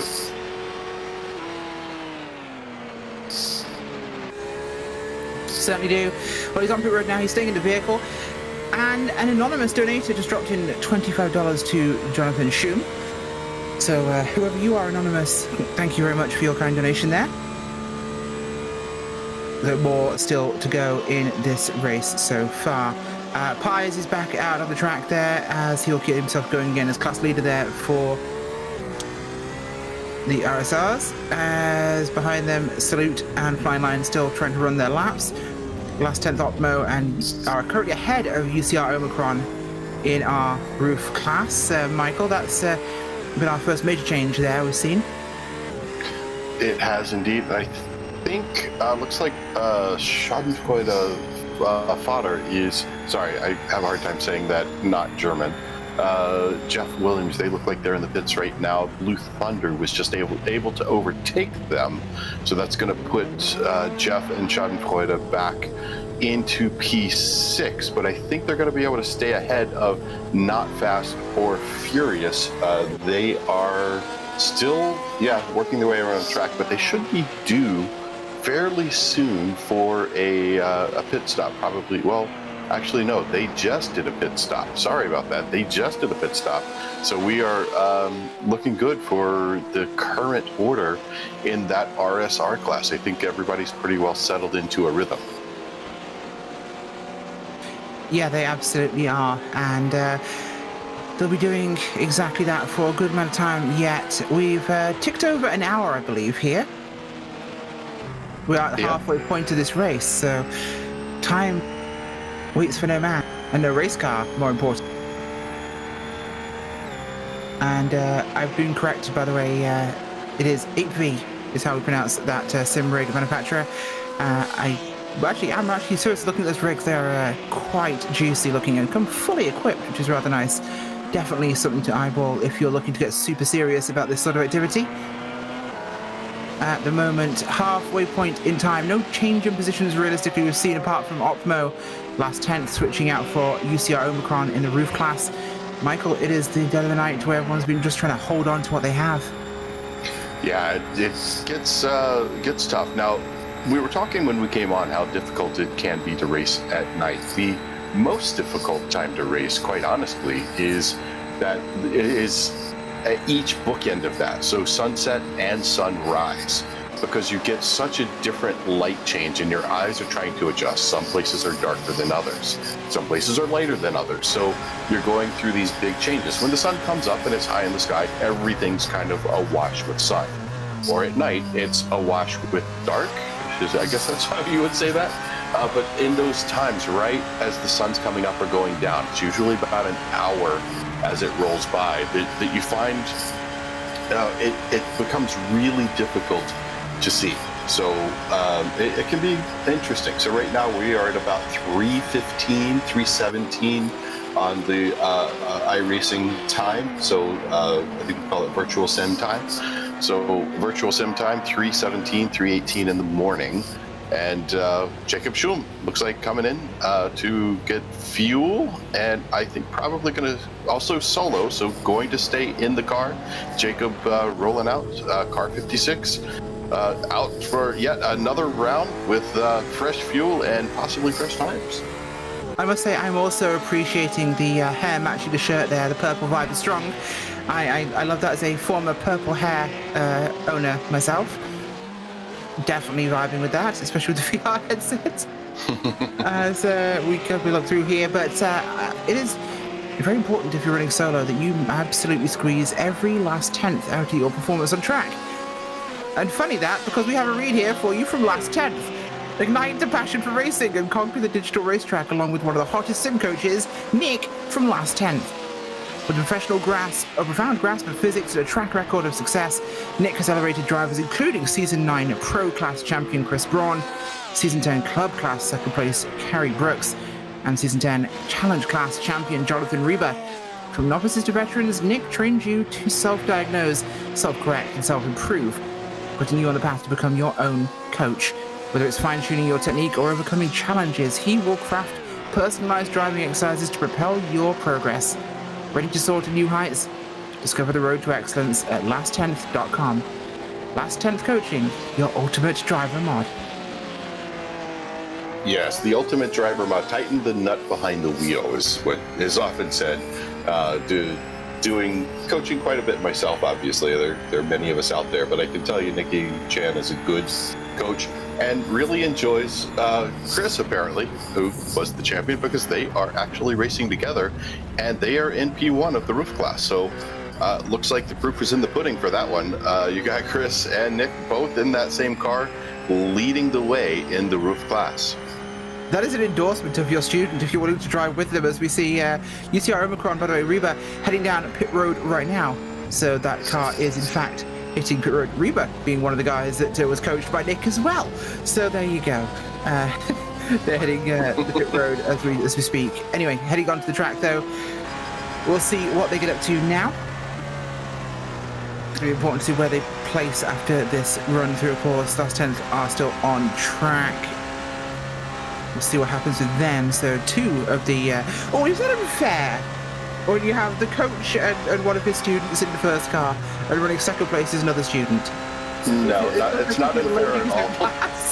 I do this a lot, quite honestly. I find I'll have a couple of people that have shown quite a lot of promise, and we just click racing together, and I will absolutely race with the clients that I have, and even have like a pseudo team of me in one car, and then somebody else in another car who I also coach. And you'll quite often find we're going to race very similarly. I trained them to race close to the way I do.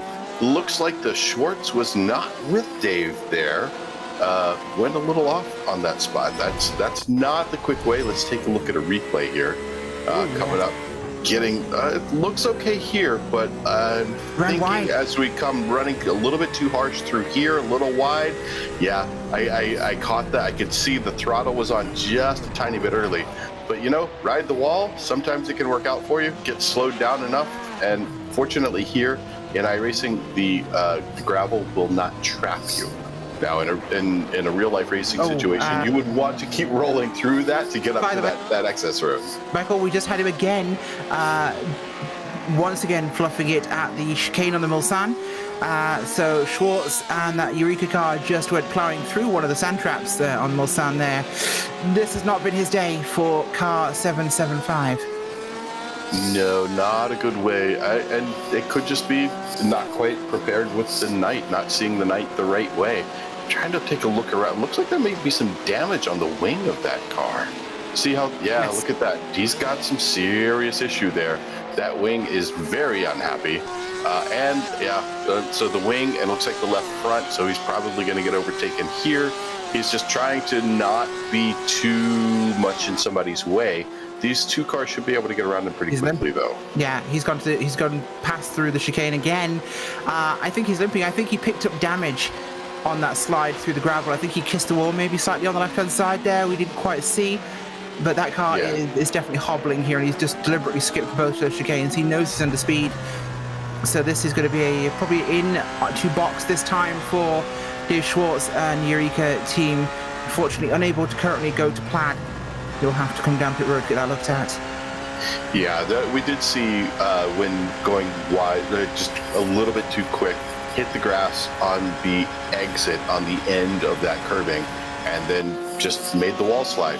Now, it works once in NASCAR races, as we've seen. There's that one NASCAR race where the guy was saying, well, it worked in iRacing. I didn't have anything to lose, so I thought I'd try it, and goes from nearly last or absolute last all the way up to fourth. Because he did it on the last lap. Doesn't work really so well on that mid-race lap. I wouldn't suggest it, and it didn't work out so well for him there.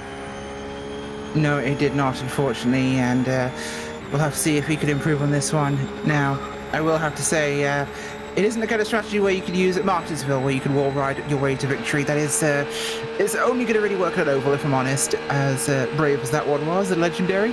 Some serious video game antics did occur for a particular NASCAR Cup entry, but we're looking at a battle for the second place in the roofs. This is UCR Omicron here, fighting with your leaders. Student versus Master. Oh, it's not. It's currently Peter Roth who's in the car for UCR Omicron rather than the student Jonathan Reba, third driver for that team. And it is currently Chris Braun. So student versus non-student in the Master's car. So it was almost as dramatic, but it wasn't quite. Although this behind them is actually Breaking Bad. Yes. No, sorry, yes. I had it on backwards. No, it is Breaking Bad versus UCR Omicron rather than Last 10th being involved at all. Ignore me completely. But Sean Murphy there versus Peter Roth. Night time is hard for us too to see what cars are racing each other on track because it becomes quite difficult visibly. Yeah, I keep trying to look out. I'm used to watching for the LED stripes. So in the roof, quite often there will be an LED stripe, or at least in iRacing, it seems to be only on the roof. Now, in the real life racing, sometimes we'll put them over a wheel well or around the nose of the car in a certain shape, so you can see from the heights of wherever you're spotting from which car is yours. It's easier to spot them, and Sean Murphy making a little bit of a kiss onto that Motu wall. I don't know if that was actual contact or if it just barely got up close to it. Looks like it was just kind of close, didn't actually make contact. No, not quite, but we have got Murphy here in the sand, unfortunately, watching that now as he just locked up. It wasn't as bad. He just didn't quite even kiss, but... Yeah, the rear end got a little wiggly, came around a little bit quicker than he was expecting. But all these folks are experienced Porsche drivers. They should be comfortable with that rear end motor, unless they're 944 drivers or 928 drivers. But most of them have driven something with the engine in the rear. Back on board of Robbie Prescott, though, Satellite Racing, sitting out front in the 919. Trying to hold it on here. Hold on to it here. This Satellite Racing car has done quite well. Got some amazing laps. Really have put some great laps into this race so far. Really good performance for Prescott and the crew.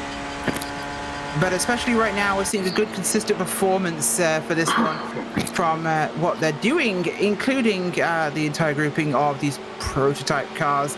Too Fast, One Furious, Shane McNeely putting in some great laps in last time by a 3:14.229 and a 3:16 for Robbie Prescott. So 2 seconds faster. They're eating away that 20-second lead we have for your lead. We could see a difference happen there for them.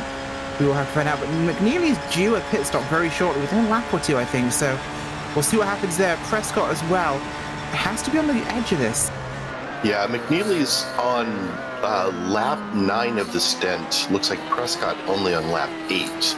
So if you recall, Prescott was 1 lap later. And yeah, holding on to this gap right now. The gap right now is sitting at about 22 seconds between those two. It has been closer. But you know, it's still a long race. 22 seconds at this point of the race is still a really good place to be. We have a donation on the board taking us up to $14,200 from David Stank, who just donated $50 to the Stankinator Junior Vai Fundo. Go Stankinator Junior Vai Fundo. That's a direct quote on the donation for you there. But David Stank with $50. Thank you, David Stank. Yes, and indeed. Also Thank you very much. choosing Stank on the track. I'm going to go with a yes because making reference to Stankinator, although I did reference it, I'm sure they knew exactly who it was. So yes, it's from one Stank to another. Thank you for the $50. That'd be Tyler Stank in the Vinferra Motor Club car there, I would believe. But hey, folks, if you out there have a loved one who is racing in this race, prove you love them by donating to the good cause. Because if you don't donate, how can we truly know you love them? Emotional blackmail this time of day? Absolutely. Crack on. And great prizes. We just gave away the PCA jacket that went to someone who showed how much they loved their family member there. So the PCA jacket, quite nice. There's a Sim Racing hat. But we had that one go out earlier, and in a while we're gonna have this shift. We've had that one, I think, as well. We've had the we did have it already. Yes, we did. No, not yet. No, we didn't have it yet. No. Oh yes, stick around. That shifter could be yours for a low price of proving you love your relative. Because that is now the tack with this entire thing. Or friends. I mean, not just friends. Could be friends. Like a bro. Could fine. be someone you've never met before. You just feel like you'd like to donate because you have a good opportunity to get some really cool stuff and help support a great cause. It's all about the cause, of course. We're joking, but it is all about the great cause and what Operation Motorsport do for ill and injured service members and veterans. They put some amazing work into helping give meaning to lives that have been absolutely torn asunder.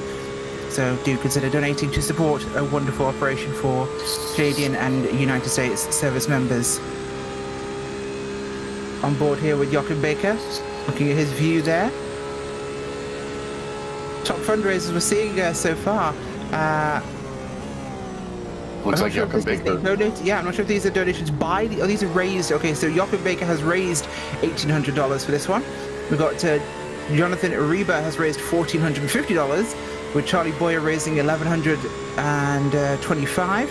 Joe Gregory, $736, and $475 by Tyler Guillemette. So that is our top pledge leaderboard for the top 5 there.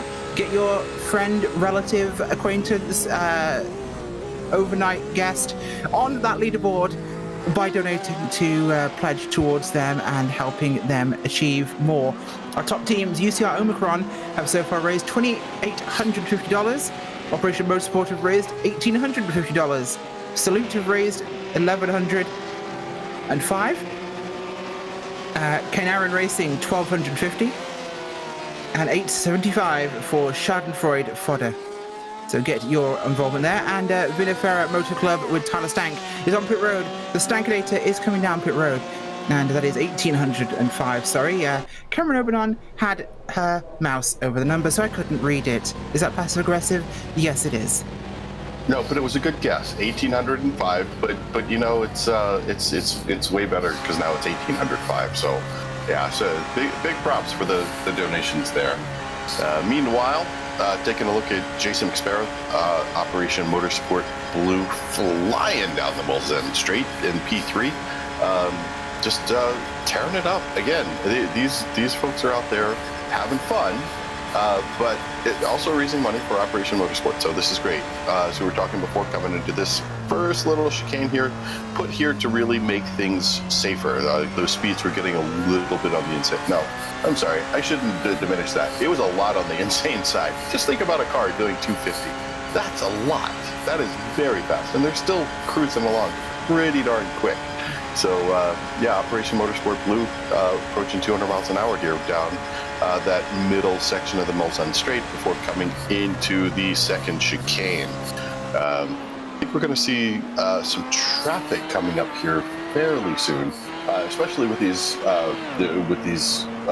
LMP1 cars. They are so quick, and it seems like every 4 laps or so we come up to the point where they are catching up to the roofs. So the roof, while it is a quick car, I guarantee if you were in that car cruising around, you would think, oh my God, there couldn't be anything faster than this, until one of those prototypes comes flying by you. So the speed difference really is quite a lot. It really is, and it's a huge difference. And just seeing these speeds on actual road courses is always incredible from that perspective, that we see such amazing performance here. And a place that can host it and succeed to host this kind of racing year after year after year, both virtually and in the real world. So an awesome place to behold, one I really would love to see again some year myself. An incredible track, huge, and one of those things where you have to pick your spot carefully with endurance racing, because you won't be wandering around that track or seeing all of the action. It's just going to happen. It's just not happening. Even at normal road courses, trust me, you're picking a spot and you'll stay there for the day. You ain't wandering the track. You might have a couple of corners you'll visit, but that'll be it. It's a big deal, and unlike the oval where you can see the whole thing, you can batten your preferred spot. Like at Silverstone in the UK, my spot was always the final Club and Vale section. I always loved that spot. It was just where I would always park my behind, just because it was my favourite spot to view the most action, especially as I was last there during Tiregate, which was a good one. It was 2014. Do you remember that year? When everyone's tyres were laminating. Well. I quite enjoyed watching Vettel come down pit road with his tyre flapping in the breeze, and everyone kind of laughed. That's why he kept his helmet on. We were all laughing at him from the hill. Yeah, but that same person, remember his last year in F1. What was he doing after the race? He was out there cleaning all the trash from the stands. Sebastian Vettel, my countryman, I'm German. He definitely changed. When he was first in Formula One, I honestly didn't like him, and I was supposed to, because he's a German. We like our guys. We like our people. But I really didn't like him. I didn't think he was a good banner for the sport. I thought he could put out a better image for motorsports. And at the end, I don't think there could have been a better one. Honestly, I will say he just really stepped it up.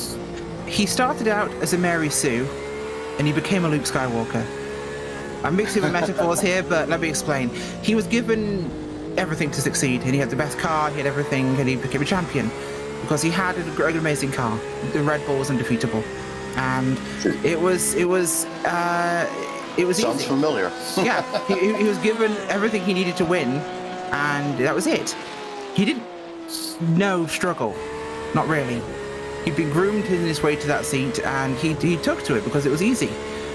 But he learned to struggle in his later years, and he learned humility, and he learned to be a racing driver, not a champion, a racing driver.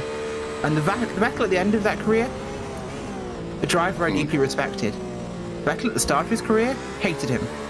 Yeah, I'm on board with you. It's that growth, you know? It's that development and growth of a person and a human being that he learned to be great in his own right as a greater Formula One by virtue of the later part of his career, not the start. Yes, absolutely, and it was wonderful to see his growth. And he has since turned into a driver I very much respect and enjoy watching, even watching back some of the older drives when I didn't like him. Going Now back you with the new vision and seeing some of those older races, I see those little hints of brilliance that showed up later in less capable teams, less capable cars. And with that bombshell of a discussion on the cards here for us, folks, we are going to step away for a moment and show you some brief commercials as we go and find ourselves something to drink so our throats don't destroy themselves. We'll be back in just a moment's time.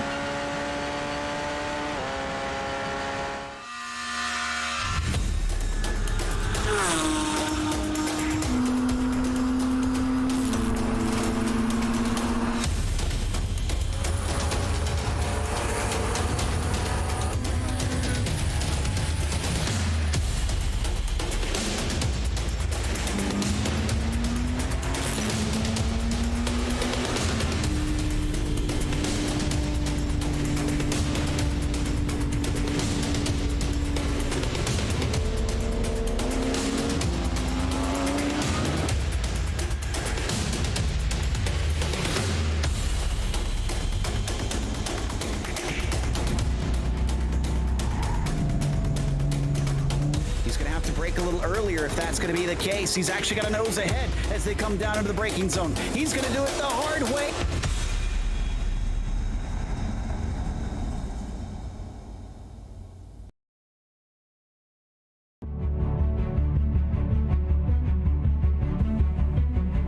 Being forced to leave a military career filled with purpose and pride can be challenging.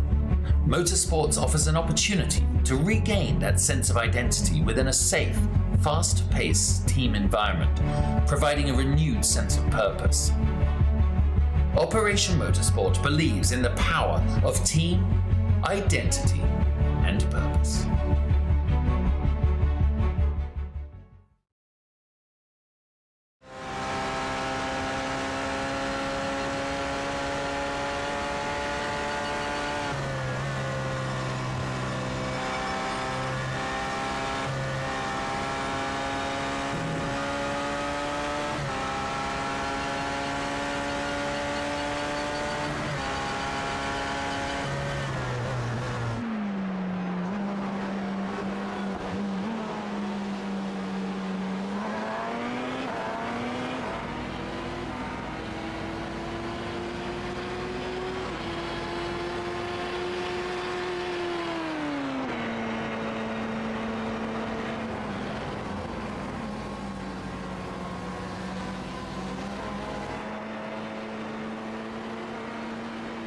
Welcome back to the PCA Porsche Club America 2023 Virtual Race for Heroes, partnering here with Operation Motorsport. We're back at Circuit de la Sarre here in France, and the darkness here will be going lighter very soon as it is the early hours of the morning. And of course, won't we be without our sponsors? And right now that goes to one of the people who've been providing some of our sponsor prizes today, 6 Sigma Motion Simulators. That is 6sigmasimracing.com, that mouthful. Experience the pinnacle of realism and precision with 6 Sigma Motion Simulators. This cutting-edge motion system goes beyond traditional simulators, delivering an unparalleled level of immersion by replicating every nuance of the track. Feel the G-forces as you tackle hairpin turns, sense the rumble strips beneath your tires, intuitively respond to the dynamic changes in elevation, Get ready to elevate your sim racing adventure and compete like a true hero with the unmatched realism of the Minmotion 4 or the Minmotion 6. That is Six Sigma motion simulators at sixsigmasimracing.com. Don't forget as well, you can check out PCA's social platforms, of course, as always, for in-race reports, breaking news and announcements through Facebook, Twitter, or X as we're calling it now, Instagram and YouTube. To subscribe, key in the platform name and add /PCA Sim Racing, which you can see there on your screen. Yeah, what do you call it, X now, Michael, or do you still call it Twitter like I do? What is it? X. No, I'm so stuck with the name Twitter that changing it to X just seems odd. And it's like when Apple came out with macOS 10, people didn't know whether to call it 10 or X or what. And so a lot of people were just saying macOS or whatever, something else, because they didn't know the right way to say it. And I don't know what Elon means. It could be 10. Yeah, what if we had to call it 10? It's like Twitter, now it's 10. Not X. It's like when Flight Simulator X came out in 2014. Was it Flight Simulator X? Was it Flight Simulator 10? What do we call things? Do we go Roman? Do we go Arabic? I don't know what to call things. Names are hard. But names are difficult. But at the same time, Twitter is one that does stick in our heads. As did the bird. Rest in peace, the birdie. You will be missed. Out front, Satellite Racing. Big Sorry, just 1 Eagle. second, Michael. Yeah, we're talking Big Eagle. We'll get to them in just a second. Satellite Racing, their gap is up over the two Fast Four Furious. They had a better pit stop than they did, including a driver swap there. So you go to the news on Big Eagle, Michael. So Big Eagle holding out a nice lead. They're looks like about 2.5 to a little over 2 minutes ahead of Salute with Joachim Baker, trying to do the Iron Butt Award here, as I understand. But Chris Pies, Imperial Motorsports Big Eagle, we're on board right now. Look at this, just getting a nice little draft, trying to get him around. I think we're coming up to Porsche curves, I believe. I think that's right. It's hard to recognize some parts of the track when it's dark like this. But see, going past that number two, the P2, I think that's Sean Murphy he just went past. So yeah, moving along here. Chris doing a nice job as usual. Joachim Baker not that far behind. Just coming through Maison Blanche. Looks like, yep, just heading through Maison Blanche. So those are actually getting kind of close. Anything that's closer than a lap, quite honestly, you're getting there. But if you want to get even a little bit closer, Dave Schwartz in P4 right now is starting to close up on JR Gregory in the Flying Lion Racing. Only about 6.5 seconds off there. So some really good stuff happening. Good to see that there's some racing happening here. It's not just, okay, we're going to get out there and have a train and do our pit stops. No, they're actually trying to put battles down with each other. Yeah, they absolutely are, which always makes our life a lot more interesting here on the racetrack. Gold Stick Motorsports hitting pit road. There are last place runners currently. And it's Rex Jariwala heading pit road now for service. I think this appears to be a solid stinting by them, unless they're planning to do a last late change here to someone else. We'll find out in just a second. On board now with one of our prototypes up here towards the front. David Boyer, P4 for the Kainaran Racing Team, the 93 car. Michael? Yeah, looks like doing all right here. So I want to also take a look back. We were talking about Sean Murphy before in the Breaking Bad Racing. Really kind of moving up now. So I'm taking a look around the field, and I see a lot of cars getting closer. I think we're having things settle in a bit more. And not too far behind is that UCR Omicron car. So last 10th, trying to keep it going, and looks like Breaking Bad is doing their part of closing this up, trying to get this to be a head-to-head race. I got to tell you, some of the most exciting races I've seen have been these races where it's a long race, but everyone kind of drives it almost like a sprint. That's the way endurance racing has kind of evolved. It seems like a long-distance sprint race now, where everyone's really going at it hammer and tongs the full race.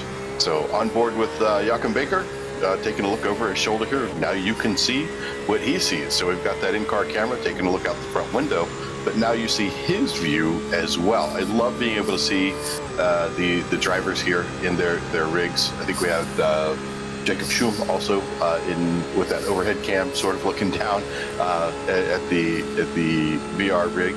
It's always fun to see the drivers in their simulators and see what they've done. Nice wheel setup. See, he's got his button box there. Stuff like that really does help a lot to make you a better sim racer. Would you believe that when I'm flying in my simulator, I have the same iPad that I use in my actual aeroplane strapped to my pretend yoke as I do to my real one, with the same software on it. Mind blown. Yeah, literally the same exact software called Garmin Pilot. I use it both. And it works exactly the same. It's navigation and information, so I just hook it to a simulator connector rather than a satellite, and it works. So yeah, tech from the real world, like buttons and switches in the cockpit, all very viable in the sim environment because they do the same jobs. They make it easier to do what you want to do just as quickly. The more similarity between the car and the sim, the easier it is to translate. And I also have to ask you something here, Michael. Is it hard to race at night with that much ambient light in your room, for example, in a sim capacity?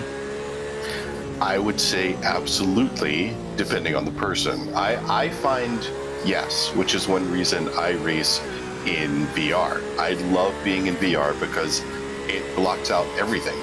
My particular VR headset, I can't even see, like some of them you can see just down past your nose and you can tell there's a lot of light in the room, but the one I have, it actually blocks off very nicely.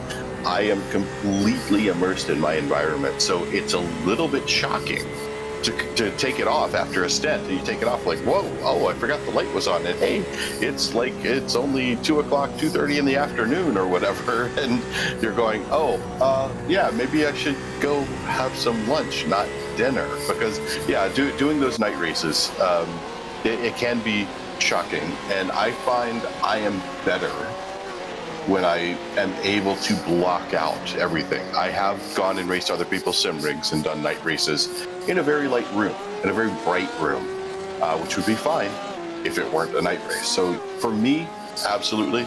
Others maybe may see it a little differently. They do get immersed with just the screens, but me, no. I need to be completely immersed in my VR. Yeah, I'm going to speak as a lifelong gamer here because I am. I find it actually makes it hard, it's simply on a mechanics of gaming perspective, to have light in your room and a dark gaming environment. If I'm playing something that's at night, I have to turn my lights off or close curtains because otherwise I can't see contrast on the screen as well. Like, I get way better, my eyes will adjust better to what's on the screen and show me depth and difference of different objects if there's less color contrast between the world around me and that environment. So to me, that is a huge simply gaming mechanics issue, like a nighttime map in Call of Duty, or a night fight in Flight Simulator, or nighttime in Grand Theft Auto. I need it to be dark around me so I can simply see better on the screen. Do you really need to see that much better in Grand Theft Auto? Yeah, sometimes you do, yeah. Okay, I haven't played that game in years, but I just kind of found that it didn't matter for me in that particular game. I do find in sim racing, for sure, but and I could see maybe some of the first-person shooter type games, absolutely, but there's a nuance of context. I'm not talking about GTA Online, I'm talking about the role-play side of Grand Theft Auto. That's a whole different world of people living their lives. It's very Second Life. But moving swiftly on, we have another donation here from another anonymous donator to Chip Witt. So thank you, Anonymous, or whatever your name is. I'll call you Anonymous from now on. Sounds more fun. But actually, here's a good contrast for that question of light, Michael. As a person who has driven real motor racing cars on racing tracks, how do you prepare to race at night? Have you raced at night? Do you need to sit in a dark environment or wear a blindfold perhaps before getting in the car? Well, typically when you're racing at night, you are going to be in the, when you're about to do your night stint, you're coming out of a sleep phase. So you will go, even if it's only for an hour or 2 hours, you just want to get into a dark place before, not a dark place. That sounds really weird. You need to get into a dark environment where you can kind of relax, get your heart rate down, just kind of be zen. And then when you wake up, you give yourself a good 15 to 30 minutes. You get over to the pit box and you're ready to get in the car. So it's dark all around you. It is so difficult to race through sunup or sundown because of the big change. So yeah, it can be challenging. That is absolutely the hardest time to race because the light is so different. As I was mentioning before, it's a very different way that the light hits and where the shadows are, how long those shadows can be. So I prefer, if I'm going to be racing at night, then I'm going to be in a darkened RV in the bed, usually with the sheets pulled up over my head and earplugs in, so I can try to get some peace and then slowly wake up, grab some coffee or something, because it seems like it's always cold at night, at least comparatively. So a little bit of coffee, get the blood flowing, and go jump in the car and get ready to go. See, I pictured you in the corner of the garage with a pair of blindfolds on, like a horse preparing for a race, rocking back and forth on your heels with, "I was born in the darkness, I was raised by it, murdered by it." Well, see, that's going to a dark place, not being in a dark room. Yes, quite indeed. No killing Superman while we're at it. And not killing Superman, yes. Yes, no, that's important. My brother would love that. He's a big Batman fan. Wonderful. It is interesting though, really, because I just went, oh, hello, what just happened there? We had a car sliding straight across the racetrack. That is Gold Stick Motorsports just slid across the track right in front of, and I tried to work out who that was that was passing them, but it's dark and I can't see who they are because, of course, they are. Just take a look. Rex Jarrella. Then behind him, all of a sudden, we have a car coming through that I can't identify because it's just headlights. It is challenging. I say that's the could have been important. There. Woo! But good eyes on whoever that was. Actually, that was going to be the number 3. That's going to be the UCR Omicron car. I was able to catch that 3 in the window, and the only cars that have the window, the light in the window saying their position is going to be the roof. So I was able to catch that. That is a scary view from on board the UCR Omicron car there. Peter Roth is very glad he wore the brown fire suit today. That was important for that corner because that could have gone horribly wrong. But yeah. Yeah, try that view in real life sometime. Imagine, yeah. I will say that you mentioned talking about dawn and dusk, and this is the reason why in the military, connection here with Operation Motorsport, why the military likes attacking in the dawn and the dusk. Well, did used to, of course. Still technically do, but obviously since the advent of night vision and the advantage it technically has given us up to a point, that made nighttime the operational time period, of course. But now, even insurgents have night vision gear themselves. They got it from Wish.com. But historically, in dawn and dusk. Why? Shadows are the longest. Shadows are the biggest. Light is at its lowest angle. So you're either fighting with the light in your eyes, or not enough, or right behind you. At which point it's in your enemy's eyes. So great for defense, or bad for defense if it's in your eyes and you're attacking out of the sun. The huge amount of difference in light makes it very, very advantageous because the human eye is not well designed for it. We can adjust to dark, we can adjust to light. We cannot adjust to bright and dark at the same time because it puts you in a weird position of depth perception is very poor. Ability to distinguish movement and color is quite difficult in high contrast conditions like that. So it makes things very tricky. And in a racing context, you will be racing around here with the sun right in your eyes or right in your rearview mirror. So it's either way going to be incredibly difficult for you. Yeah, being that last person in the car at night is challenging because you've gotten so used to racing at night, and suddenly you have shadows reaching out everywhere. And these shadows weren't there before, so you have a lot of new information coming in. It's a little different than when you were racing into the night, because the shadows that you were seeing are just going away. It's not new information. It's just information that you were previously probably ignoring, although you may have been using them as brake markers. I hope not. But it changes the way things start. You start getting more information that your brain has to start deciding if it's important or not. So you end up not seeing it. It certainly does. Well, we have another donation for Vinferra Motor Club, which is from David Bryan for $30 American. So thank you, David Bryan, for donating to the Vinferra Motor Club. They themselves thank you for your kind donation to help support a wonderful cause here, up to $14,240 for Operation Motorsport, supporting ill and injured service members and the American and Canadian militaries. And David's name will go on that car, yes. And I'm thinking that since we've had a couple of donations come in recently for Vinferra, that I think that's going to motivate the Stankinator to start putting some stank on that car and get it going faster. I think it will, yes.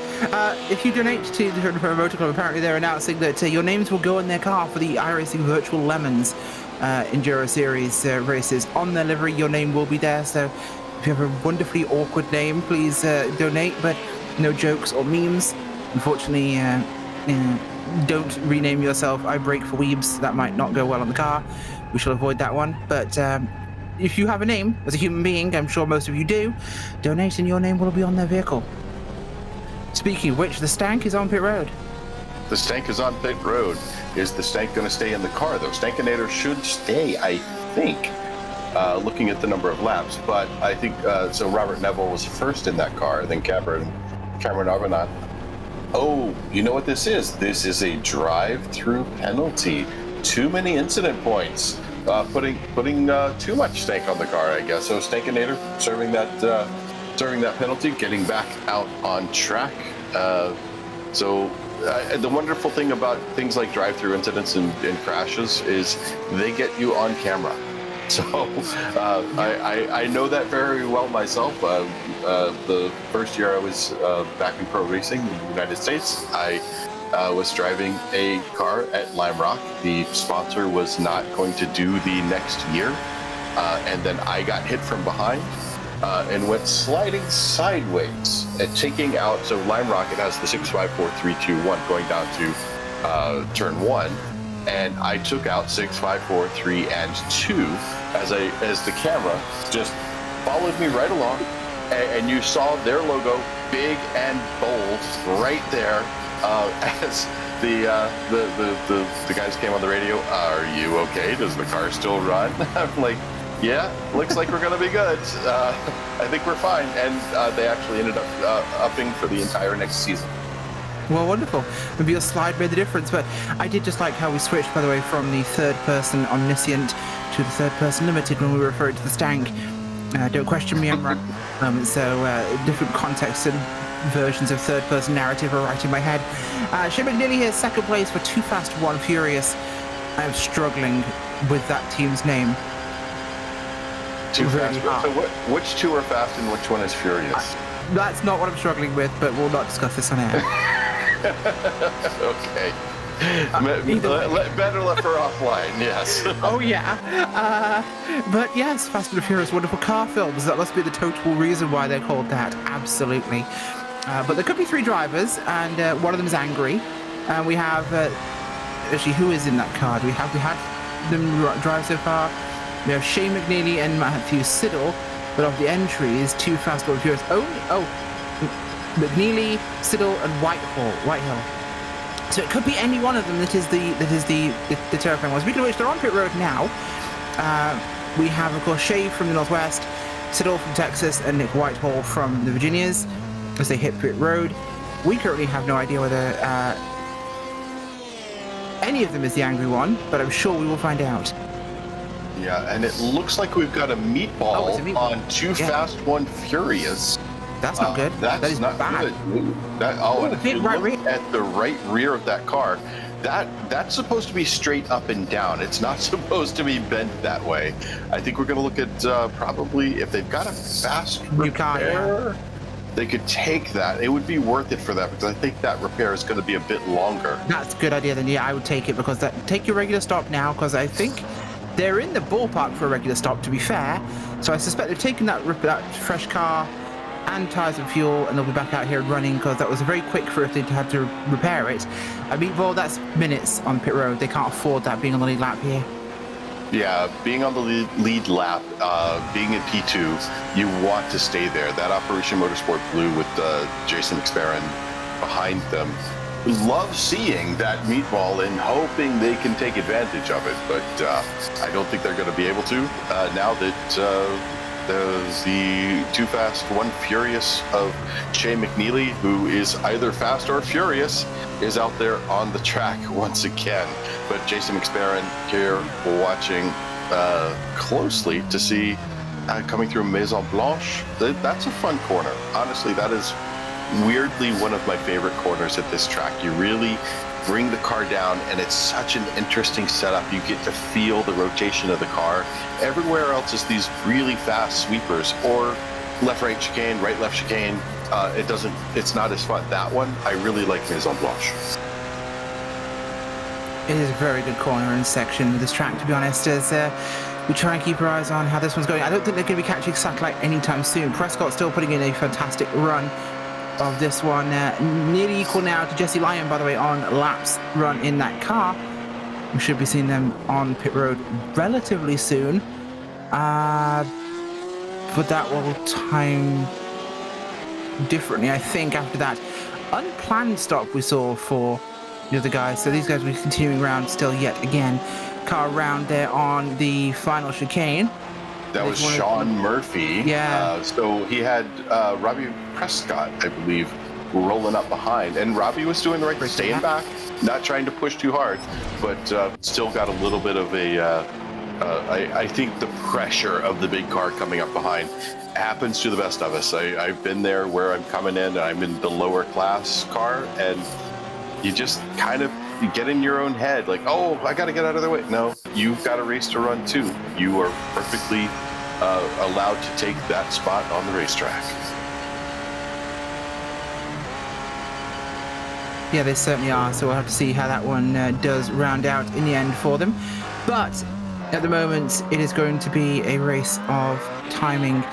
We have 3 hours 47 elapsed here on the clock for our race so far. And in-game time is dragging us towards 6 a.m. here. So it should be starting to get light very soon. I think, yeah, we should be seeing some. I was just wondering that because the simulator time is 6:15 in the morning. So I would expect that we're going to start seeing some light happening here pretty soon. Interesting right there for Robbie Prescott.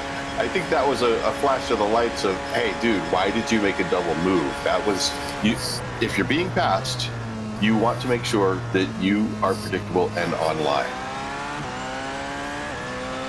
Yeah, you certainly do. It's very necessary to do, in fact, just that. Predictability is important in endurance racing, and you've got to make sure people know where you're coming from. Otherwise, especially when you're the overall leader, coming up, I'm sure that was a little frustrating to come up behind someone and have them suddenly change positions like that. Yeah, it's quite scary and unpredictable. You're expecting people to go a certain way because it's the fairest option, but they'll always depend.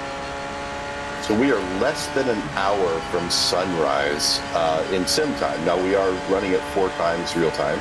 So with a 40-minute, that means about 10 to 15 minutes before we start seeing the sun come up here. So these drivers currently out there are going to start, I think they're going to start trying to time their driver changes to get that change at sunrise. So I think the incoming driver is getting ready, wants to jump out there, get into the car, and be driving when that sun comes up. And the driver currently in wants to be out.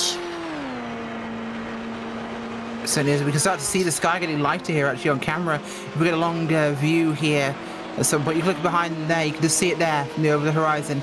Starting to get real bright real fast here as the morning will appear upon us, and this is going to put the real pressure on these drivers now as we get a quick replay of what just happened here. Pies with Big Eagle from Imperial Motorsports as the sun is shooting up into the sky here. Woo! That's a little exciting for Chris. I don't think that's where he really wanted to be, and he's lit up those rear tires.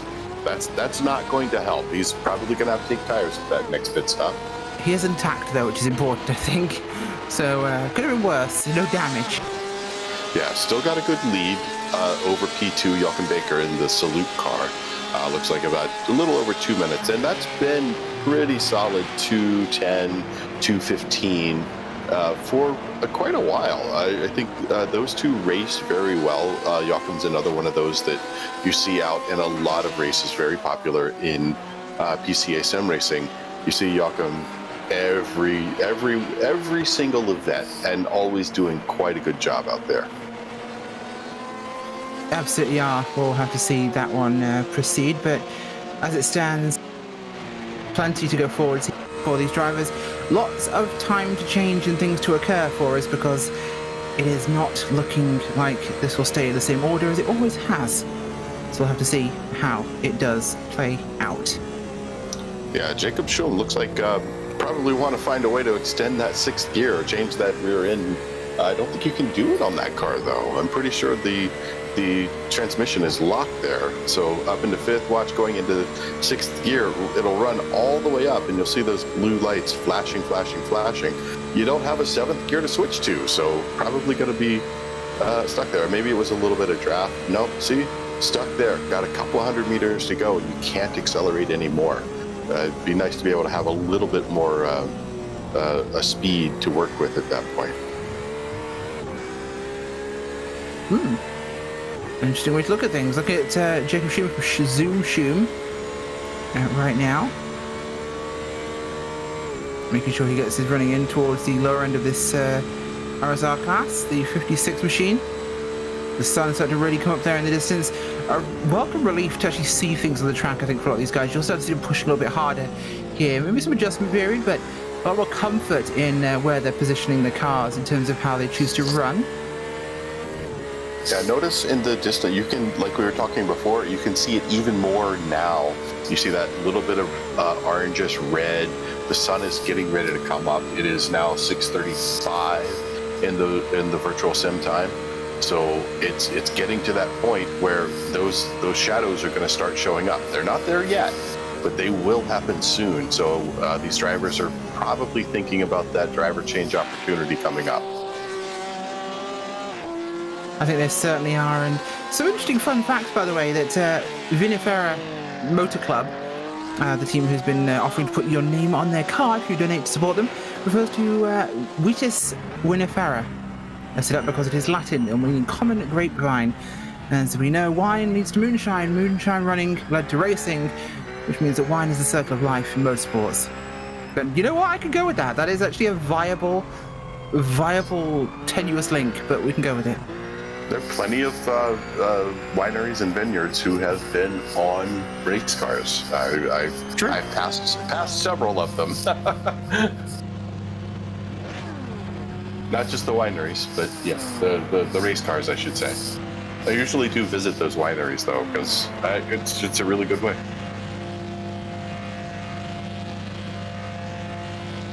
Looks like Joachim Baker, as happens, see, this is why we have multiple drivers quite often, is there is a bio break necessary. Yes, Baker has been solo this entire race. That is something we have known from the start of this one. So yes, he has to stop to go tinkle, because he's not hardcore enough to do it in the car. Or, well, to be honest, we thank him for not doing it in the car, especially as there's a camera on. That could get really awkward. It could, but thanks to Joachim for doing that the right way and not making our broadcasts weird. Any weirder than it already is. Oh, it's already very weird. And we're quite happy with that fact. Well, Thank you for being here for the hosting. Absolutely. I mean, and contributing to it, yes. Yes, this is a I've seen light. Weird. I know, I've right? Light. I'm enjoying that. This is fun. This is that point where you still don't have shadows, but things are lighting up, and you see how much less the headlights are doing. Like the car he was coming up on there, it kind of creeps up. You don't necessarily notice it because it's stuck in a fairly dark place of shadow, and you have this other light coming in. This is exactly the kind of lighting situation I was talking about. And it looks like Chris Pies is in from P1. I'm not sure if they P1 in class, I should say. I'm not sure if they're going to switch drivers or not.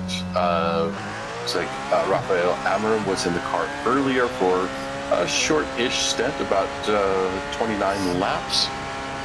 See if Chris is able to continue in that car or not. Meanwhile, back on board with Robbie Prescott, still holding on to that P1, flying down the Mulsanne Straight. Yeah, wow, I just love seeing this car. The 919 is an impressive car. Sorry, that wasn't the Mulsanne Straight. That was coming out of the Mulsanne corner down the straight. So, yeah, got the wrong spot. Sorry about that.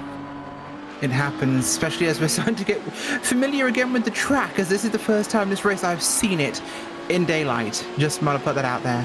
Because I might have arrived as it was getting dark to join the broadcast, but I didn't get on the air until it was already dark. And the next prize, by the way, will be at 4 hours and 15 minutes on the elapsed time clock at 3:55 remaining, sorry, I should say. And also 3:55 time. Yes. And that'll be another $50 gift certificate from Six Sigma Sim Racing. So go to charity.pledgeit.org/2023 Virtual Race for Heroes. Link in the chats and in the YouTube video description. Go there, pledge, donate, and you can get a $50 gift certificate for Six Sigma Sim Racing. Very worth getting one of those. So go ahead and pledge. Not only can you possibly get your car on the Grape Car, but you could also donate and get a great gift certificate and help Operation Motorsport, the wonderful charity supporting ill and injured servicemen and women in the United States and Canadian militaries. On pit road comes one of our prototype cars. I believe this is Satellite Racing. It's going to be Robbie Prescott. Yep, it is. That's our will we see coming in. the Prescott hop out of the car, or will he stay in the car, is going to be our question. Satellite Racing is Briggs, Lyon, and Prescott. Briggs is in, the one driver who's not yet been in, and who I suspect will be taking us to the conclusion of today's festivities here at Circuit de la Sarthe. Yeah, Robbie had quite a long middle stint. So Jesse Lyon took the car at the beginning. Robbie through that middle stint, and then last driver changed there. Probably will go through to the end. But meanwhile, on board with Shane McNeely. Shay McNeely, not Shane. Different person, don't know who they are, but Shay McNeely, probably hoping to catch up here, but I suspect, actually no, only 3 laps on this stint. So I think Shay is going to try to drive the day here and maybe catch up with Thomas Briggs, who's currently in the in that Satellite Racing car. However, they have already pulled out of the pit lane, and the gap is currently about 20 seconds, 19 to 20 seconds. So with Briggs new in the car, light changing, we have 2 things affecting the race here. Shay having to drive through the light change, and Briggs being brand new in the car doesn't really quite have a feel for it. We have an interesting situation here where we could get a very close bit of racing for a little while. I think we could. We'll have to see how it will shake out, but I think there's potential for it to do so. Plenty of time for that to occur, but we'll have to see how that happens. As it stands, the timing is going to be pretty large, but there's still potential for that to change. Looking back at our RSR class, Imperial Motorsports Big Eagle leading by a good margin with Pies behind the wheel. Eureka in second, a lap down. That is Schwartz, who's doing pretty well holding on here. They're up a spot overall and to a good spot for this. And as it currently runs, Baker on his own in third. Mr. Ironman there with Salute. Yeah, behind him, we're going to see the Flying Lion Racing, J.R. Gregory, piloting that car right now. And there goes one of the prototypes, flying past, flashing the lights. Now, some people misunderstand the reasoning for flashing the lights. Now, sometimes it's in anger. I will absolutely say yes, sometimes people flash in anger. But honestly, the real point is to catch someone's eye. So when you're coming up on someone and you are faster, you want to attract their attention. If you're in the same class and doing it, it could be for slightly nefarious reasons, trying to get them off their game and see if you can distract them enough so they miss an apex or something. But when you're out of class like that, it's generally to let them know, hey, I'm coming up at high speed. I'm closing a lot faster than anybody else around you, so please take note of me coming up here. Yes, certainly is, exactly. And well, Whew, finding the energy is kicking in here in the broadcast as daylight returns to the hallowed racing circuits here in France. I'm feeling more energized. Michael, how are you feeling? Because I think we've managed to find some energy as the sun has risen to provide beautiful energy. Wow, I'm circling myself right here. This is how I'm worn out at this point, but I feel energized in these final moments of our stint here, with it becoming so bright and light and airy that I can see this track and remember how where the corners are for a good start, and I can see the cars that aren't currently directly in the light, which is. And you can barely see. There's a little bit of cast from the headlights. You can see there on that shot, beautiful as they come around, just a little bit. But the majority of what you are seeing now is from regular sunlight kind of thing going on. So yes, that's what you want. You want to be able to see, and you can see much farther. But this is the big change we were talking about, how your eye, the physical nature of your eye, and how all these things start to change. So this gets to be a fun time in the race, where I generally either like to hand the car off or pick the car up from someone else. It absolutely is, and right now, keep an eye here. 16 seconds by the way between Too Fast, One Furious and Satellite. That has dropped hugely. There is a race on. There indeed is a race on. That's down to under 17 seconds now.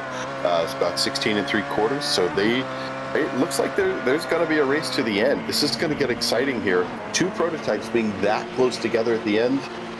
This is what a lot of these races turn out to be in all different classes. Even when you watch the 24-hour race, the big one at Le Mans, or even Daytona. I remember several years back, two Corvettes were just barely a nose apart. So at the end of the 24 hours at Daytona, and similar stuff happens at Le Mans, at Spa, all the different long, big 24-hour, even 12-hour races, you find the gap at the end is absolutely minuscule.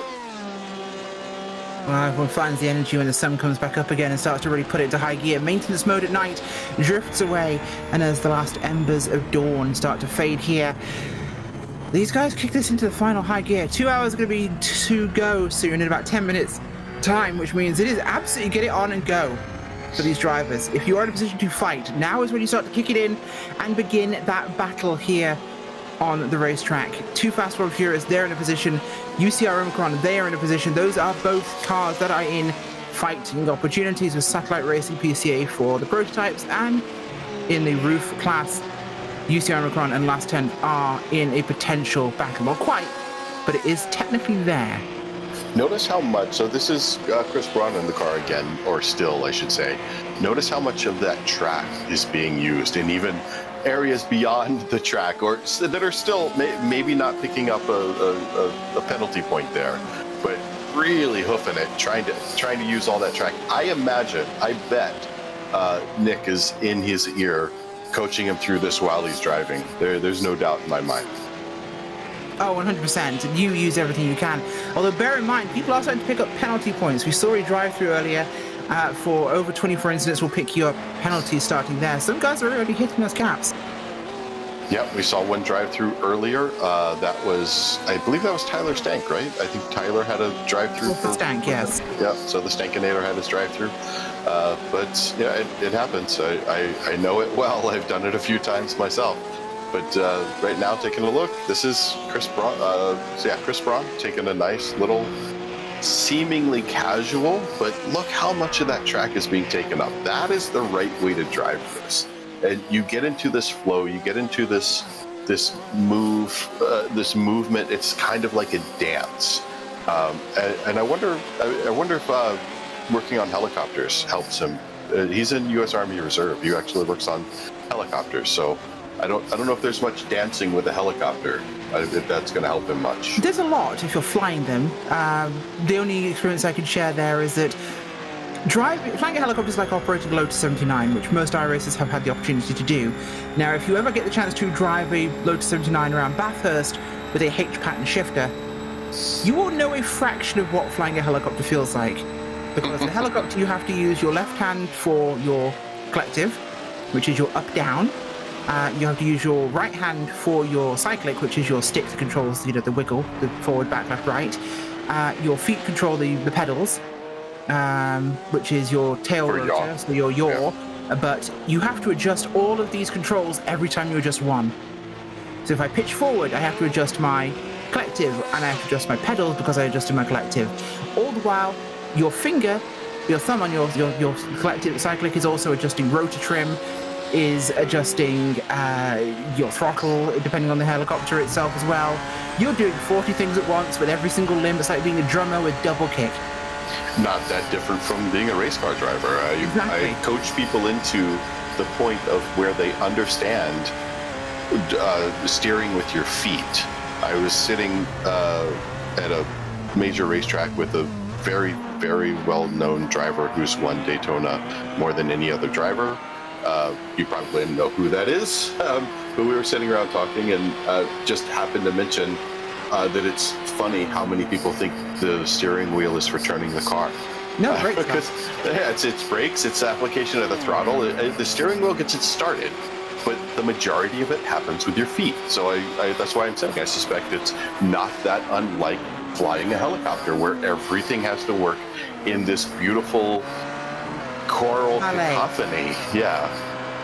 I often use the description. The thing is, this is a racing analogy, but I use it in flying very often because I have a YouTube channel, and I do a lot of bush flying, and I do a lot of demonstrations of various techniques. Now, one of the things I will talk about is you'll see whenever I'm landing on a short strip, I'm immediately pulling my flaps up.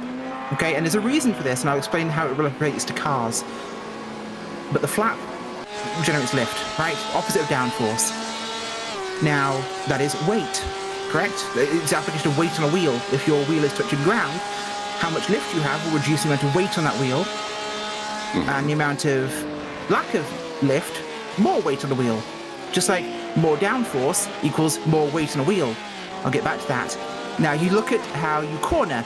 You could corner at infinite speed if there was infinite weight on that wheel. Correct? Sounds sad following you so far. Which is why our braking will help us corner, and how we turn with our braking is because we are shifting the weight of the vehicle. We're putting weight on that outside front left if it's a right-hander. For example, we're trying to transfer weight around to get the weight over the wheels that are turning, correct? Take a look at J.R. Gregory here, though. Oh, here he is, yes. We've got a little bit of a replay here. J.R. Gregory coming in, getting that rear end a little bit too far around into, this is the chicanes right before the start-finish. So easy to do there. We've seen many a driver do that in these 911-based cars, so these rear-engine cars. I haven't seen it so much in the prototypes, but I've definitely seen both the Roof and the RSR do that. Yeah, it's been relatively limited in how they do it, but the the prototype is a very different beast. There's so much downforce in that car that it's behaving differently in the corners, and will behave differently in the corners, even though it is rear-engine, technically mid-engined. It's a forward mid, and it's a very small engine at that. Plus, you've got a great weight distribution with the batteries and the electric motors on the front wheel. The downforce is what's countering it, though, to the largest extent. But I will on board with Baker here. Great view from him. I'll conclude that story very quickly. The point is, basically, when you land, you pull your flaps up because more weight on the wheel. The brakes are more effective because there's more weight on them. So brakes will work better with more weight on that wheel. It has more grip. It's grip. It's all grip. That makes sense. I like it. Yeah, infinite grip from infinite weight. Long story short, I could have got to the TLDR very quickly, but I waffle. It's what I do. It's my superpower. As we see Mr. Baker coming out there. P2 for that salute car in the RSR. Yeah, doing it solo, still about 2 minutes, a little over 2 minutes, 2 minutes 6 seconds, I think, behind P1, which is going to be Chris Pipes in the Imperial Motorsports Big Eagle car, but doing his darndest to close that up. Just taking it out a tenth or two at a time. But I think Chris, honestly, he's thinking, you know what, not long left in the race. I think I can kind of hold on to this 2 minutes just by not overdriving the car. Meanwhile, Joachim, as we watch, using every last millimeter of track. Just watch here as he comes through, tries to set the car up right on that right side. Sun in a very bad place as you're coming through this little combination of corners here. And then up here to Tetra Rouge, try to drop the car in. Again, the sun in a horrible spot. It's right there at the apex as you're trying to come through here. So beautiful job by Joachim, honestly. I think he's got so many laps at this point, He could almost do this lap blindfolded. No, I think he absolutely could. But the benefit there of being solo is you can do that to an extent. But the sad little part of my brain knows that he is this high up because he's not had to do driver swaps, which do take more time. But that's one of those facts of life when it comes to this kind of racing. Yeah, and the driver swap doesn't really take that much time. I think it can be done while the fueling's going on, and I don't think the swap extends the fueling. Although I haven't done it in this car for a little while, so I don't know for sure. I think last time I did this, though, the time it took to do that was not significant or even noticeable. Certainly is, of course, and it's funny every time we hear Joachim Baker's name, I always, for some reason, no matter what I do, I hear Joachim Broden of Sabaton, but that's my own mental problems there playing into this. I'm a metalhead, I can't help it. I hear a name and it just associates with a figure, regardless of how accurate that is. But right now, the gap between Satellite and Too Fast and Furious, 31 seconds. I believe we had a stop there for Shea. They're hovering in range. They've got a chance here. Will we see a difference if Cyril gets back in the car, or if we see Nick Whitehall, who's not yet been in that vehicle? Will he be the key? Is he the angry one? Is he the furious one? Do we need furious last? Now, but also it should be noted, the Too Fast, One Furious car is 8 laps into their stint, where Thomas Briggs is only 4. So we do have an offset here. So this is going to be really interesting at the end, because we're going to have different levels of fuel going in the car, tires or no tires, who's going to do what. And I think it's going to get pretty interesting to see how that particular battle plays out. This is all about strategy. Down to 30 seconds now. This could get exciting right there. So, yeah. Speaking of exciting, the 401, Meatball for the 401, that is UCI Omicron. Well, got what happened to them here. Peter Roth, unfortunately, gonna have to bring that car down pit road for a replacement. They're in trouble.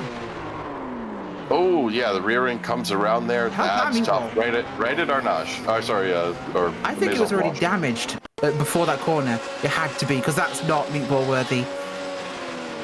What? Yeah, that's a little interesting. Coming around the corner, rear end comes around. Not too bad, but this part of it, that part will definitely take you in for some major. Apparently, the incident happened at Mulsanne Hairpin, and I don't think that's Mulsanne Hairpin we're seeing there, although it might be.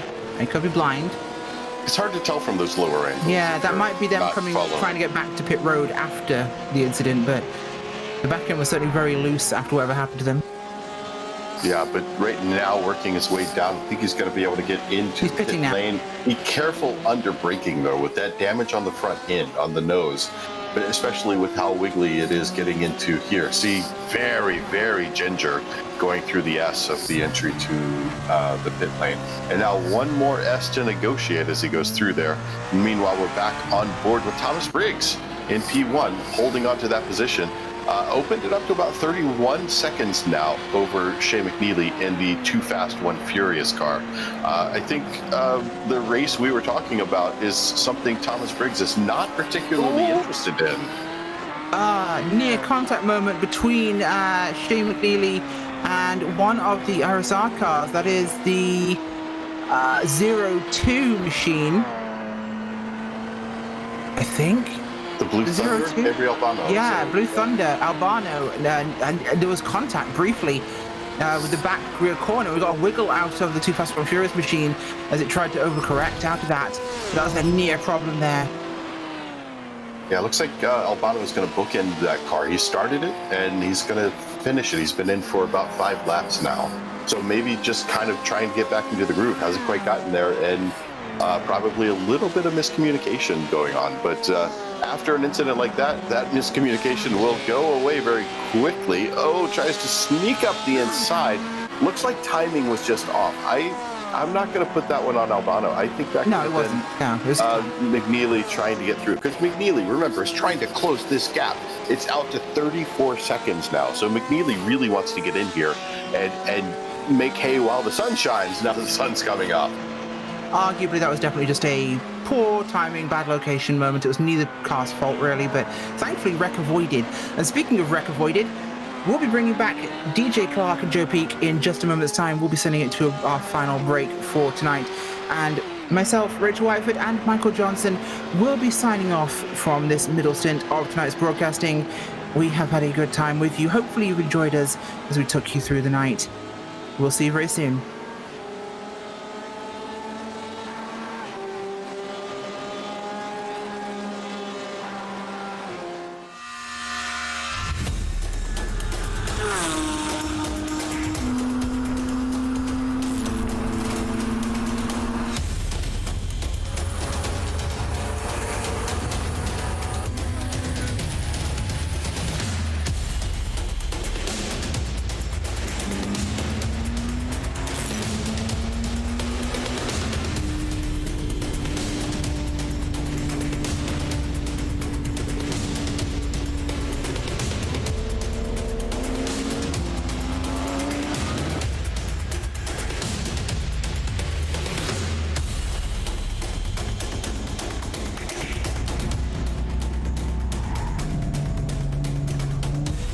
Brake a little earlier if that's going to be the case. He's actually got a nose ahead as they come down into the braking zone. He's going to do it the hard way.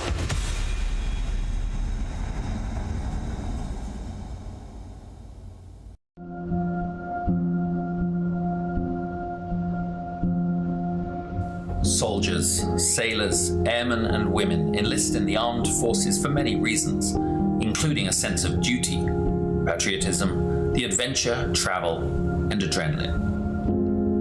Many continue their military service because they discover a brother and sisterhood, an identity, a team. When service members are injured or wounded and can no longer perform their military duties, they quickly find themselves removed from their team, no longer serving the purpose for which they trained. I came back from Afghanistan in 2013, and it was kind of a trial and error of finding out, after the military, what's next in life. Being forced to leave a military career filled with purpose and pride can be challenging. Some challenges may leave lasting scars. An illness, wound, or injury can make anyone question their worth and sense of belonging after military service. 35 years in the Army, and I needed something to transition into. And so from that transition came an idea, and the idea was this.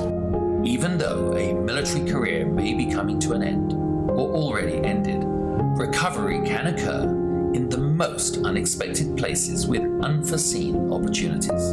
Recovery, whether physical or mental, has no defined beginning or ending. It may last a lifetime. For me, one of the biggest surprises that I found out going through it was that it's not like the flu where, you get sick and then you get better.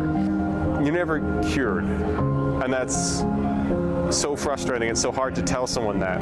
And it's so easy to slip back. And every single time you have to find a new way to fight it, it's a different monster every time you battle it. This can feel daunting to a warrior who is suddenly forced to leave everything they know, trust, and love, finding themselves at the beginning of an unknown and possibly frightening new journey.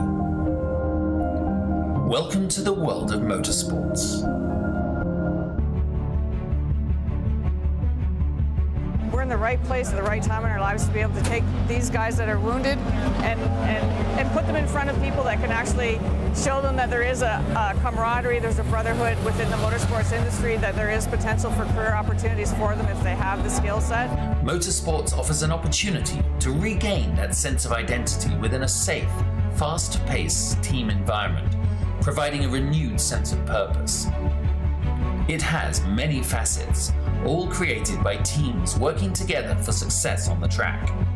Like in the military, in motorsports the goal is in accomplishing the mission, winning as a team, collectively celebrating the successes and supporting teammates through the losses. Through motorsport opportunities, Operation Motorsport assists medically transitioning service members and veterans with discovering new ways of achieving a renewed sense of hope, purpose, and pride. Besides the basic brake changing, oil changing, tire rotation, I've actually learned how to assemble and disassemble some engine parts, change some axles, do some alignments and stuff. So give it a try. You never know. This was nothing that I expected. I did not expect to be fully suited, jumping over a wall while cars are going 100 and something miles an hour. From motors to media, tires to tickets, and hot laps to hospitality. Operation Motorsport provides beneficiaries the chance to become immersed within professional motorsports and provides them with the opportunity to find out firsthand what captivates their imagination and interest. These opportunities provide an avenue of discovery within the motorsports immersion or diversionary therapy programs, all within the Excite, Engage, and Empower recovery programs. Operation Motorsport also offers virtual engagements and recovery opportunities through an iRacing league, engaging beneficiaries in a safe, competitive environment from the comfort and safety of their home. Meeting other like-minded people, service members and veterans on the virtual racetrack, opening the doors to Motorsport Academy programs that prepare beneficiaries for their first encounters at the racetrack, and possibly leading to a day when they can get behind the wheel. A team environment's a perfect place for people like us to kind of get back into some kind of normalcy when you go through a lot when you get medically discharged. And it kind of sucks and you put through the ringer, but I feel like what Operation Motorsport's doing is something that's just really valuable. Operation Motorsport prides itself in keeping beneficiaries engaged after the race weekend, throughout their recovery and beyond, through our recovery programs, or as a member of the 22 pit crew.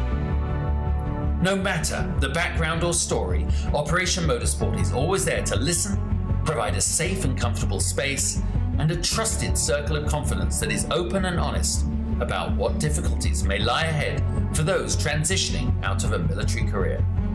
Operation Motorsport believes in the power of team, identity, and purpose.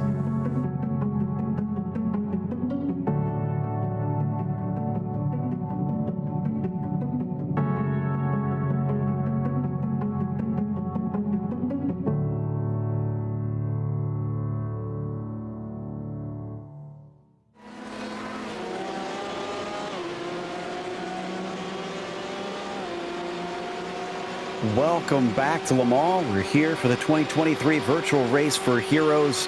It's me once again, Joe Peak, joined by DJ Clark, taking over for Rachel Whiteford and Michael W. Johnson. Big thank you to them for covering the middle portion of this 6-hour race. So now it's into the last leg here, and up at the top of our LMP1 class, it is Satellite Racing PCA with Thomas Briggs in the car, that 963.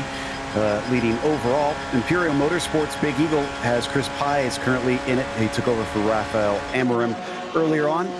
Leads in the GTEs and has by a significant margin since they took that over early in the race. Finally, down in the roof category, it is Last 10th Racing's Opmo team with James Huth actually just getting in for Chris Brown as Nikki Chan started that one out for them. And they seem to have a pretty comfortable gap down there in that 4-car class themselves. Less than 2 hours to go, DJ, and the sun is back up. It's time to finish it up. It's time to finish it up indeed, and now we're going to kind of enter into the reverse of what you and I were talking about, Joe, when we left the broadcast here a couple of hours ago. Track temperatures rising back up. Drivers going to have to kind of control that a little bit, keep an eye on their tire temperatures, and this is the portion of the race where you've got to worry about fatigue setting in. For a lot of these drivers, even if you've only been in for a stint or two, you're going to have to run a little bit here, and you're going to have to make sure that you are physically and mentally up to snuff here at this point, and make sure you're able to keep going. Watching Nick Whitehill, who is in second now. He's 2 minutes, close to 2 minutes behind Thomas Briggs. but we don't know much about what he's got underneath him. So a bit of a question mark on whether or not he can catch up to that leader and try to challenge him for that victory. Also, we've been talking about it much of the afternoon. We have our latest winner, this time of the Six Sigma $50 gift certificate. That goes to David Bryan for a $30 donation. We'll be doing these all day. Winners for our prizes are chosen based on the highest donations from within each hour. So big thank you to David Bryan for donating those $30, and you get a $50 gift certificate to Six Sigma Sim Racing to get yourself some cool sim rig gear out there. Again, if you'd like to donate regardless of prizes, so you saw the donation screen there, and we've also got a link, so it's nice and easy. Just have to click on it. It's in the it's pinned in the YouTube chat, it's pinned in the Twitch chat, and it's even in the YouTube description, so you don't have to go anywhere. You can just click it and submit whatever money you want to the cause of Operation Motorsport, up to $14,240 currently that we have raised. Fantastic stuff. Can't thank everybody enough for all that they've done to get us where we are. And we've still got about an hour and 48 minutes left to go on that one. Is now, DJ, it looks like we're checking out Jeremy's story in the car. Didn't take over that long ago from Jason McSparron in this third place machine. No, he didn't, but Jeremy is the driver that started this race out, so clearly a little bit of similar conditions here for Jeremy that he's going to be able to work his way through. Coming down through Indianapolis right now, I like what I'm seeing out of Jeremy. Very smooth hands on the wheel. Watch him as he comes through our notch, just kind of wheeling that back. Not a lot of twitches in the car, not a lot of back and forth that you're seeing. A very calm, a very measured drive, and that's exactly the kind of thing you want to see here at this stage in the race. Yeah, this is coming up into those Porsche curves. Really need to be on top of it through here in these LMP1 cars. You can see how quickly everything comes at you. Never slower than about 150 miles an hour through these sequence of corners.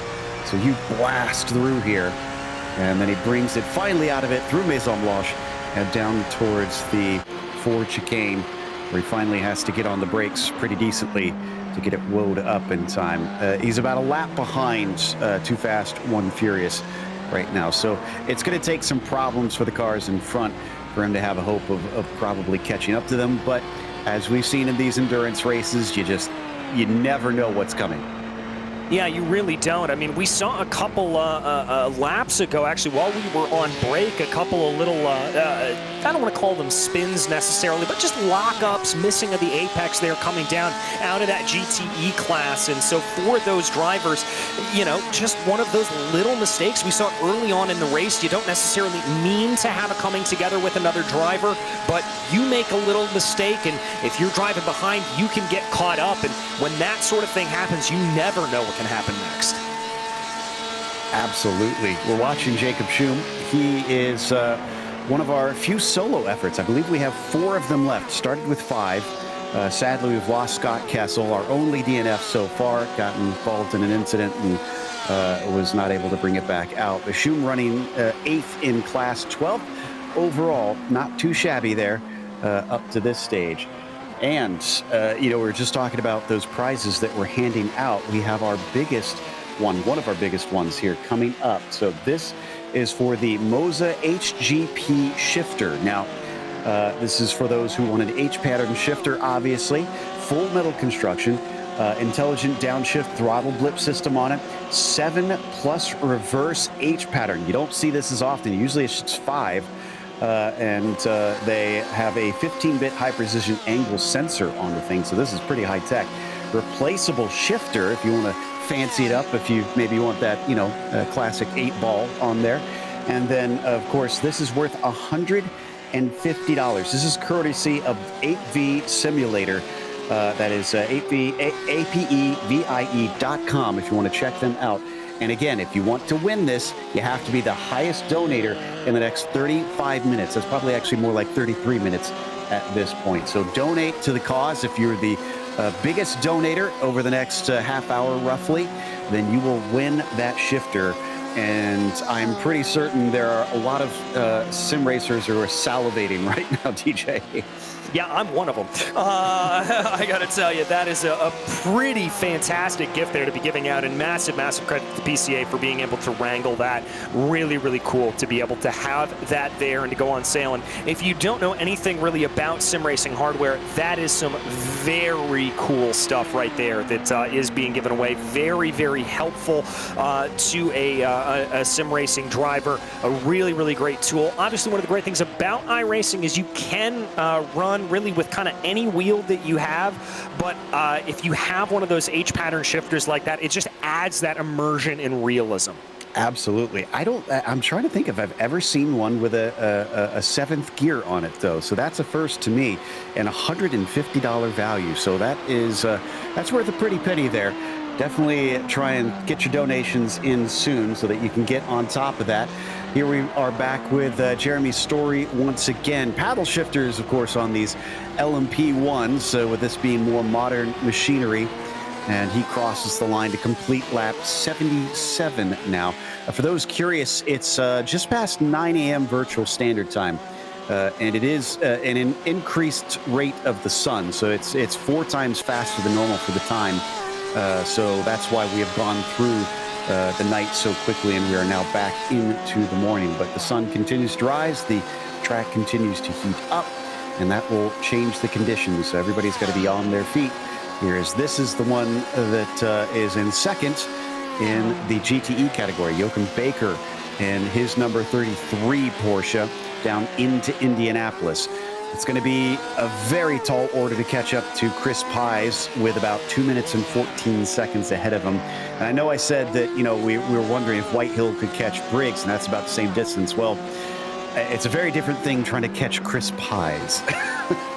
Yeah, as we used to call him googly eyes, Chris Pies there, because he used to have those googly eyes on his VR when he used to run that. But Chris, a very, very quick driver here up in the pro class category, and as you can tell, I mean, a 30-second gap here, pretty much on the a 2-minute gap there on the rest of that GTE field. And let's be very clear about this.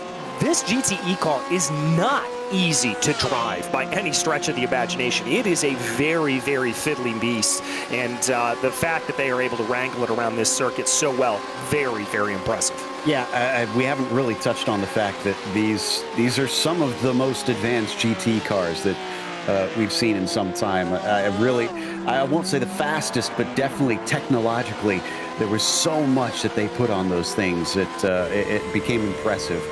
Over time. Does look like we are getting someone who wants that shifter here. Arnie Clayson has donated $100, so he is currently, as far as I'm aware, our highest donator and has claimed that shifter. We still got some minutes left here, probably about 25 minutes left to go or so thereabouts. So if you want to try and beat him to that Moza HGP shifter, you have to donate $100 or more to pull it out of his hands.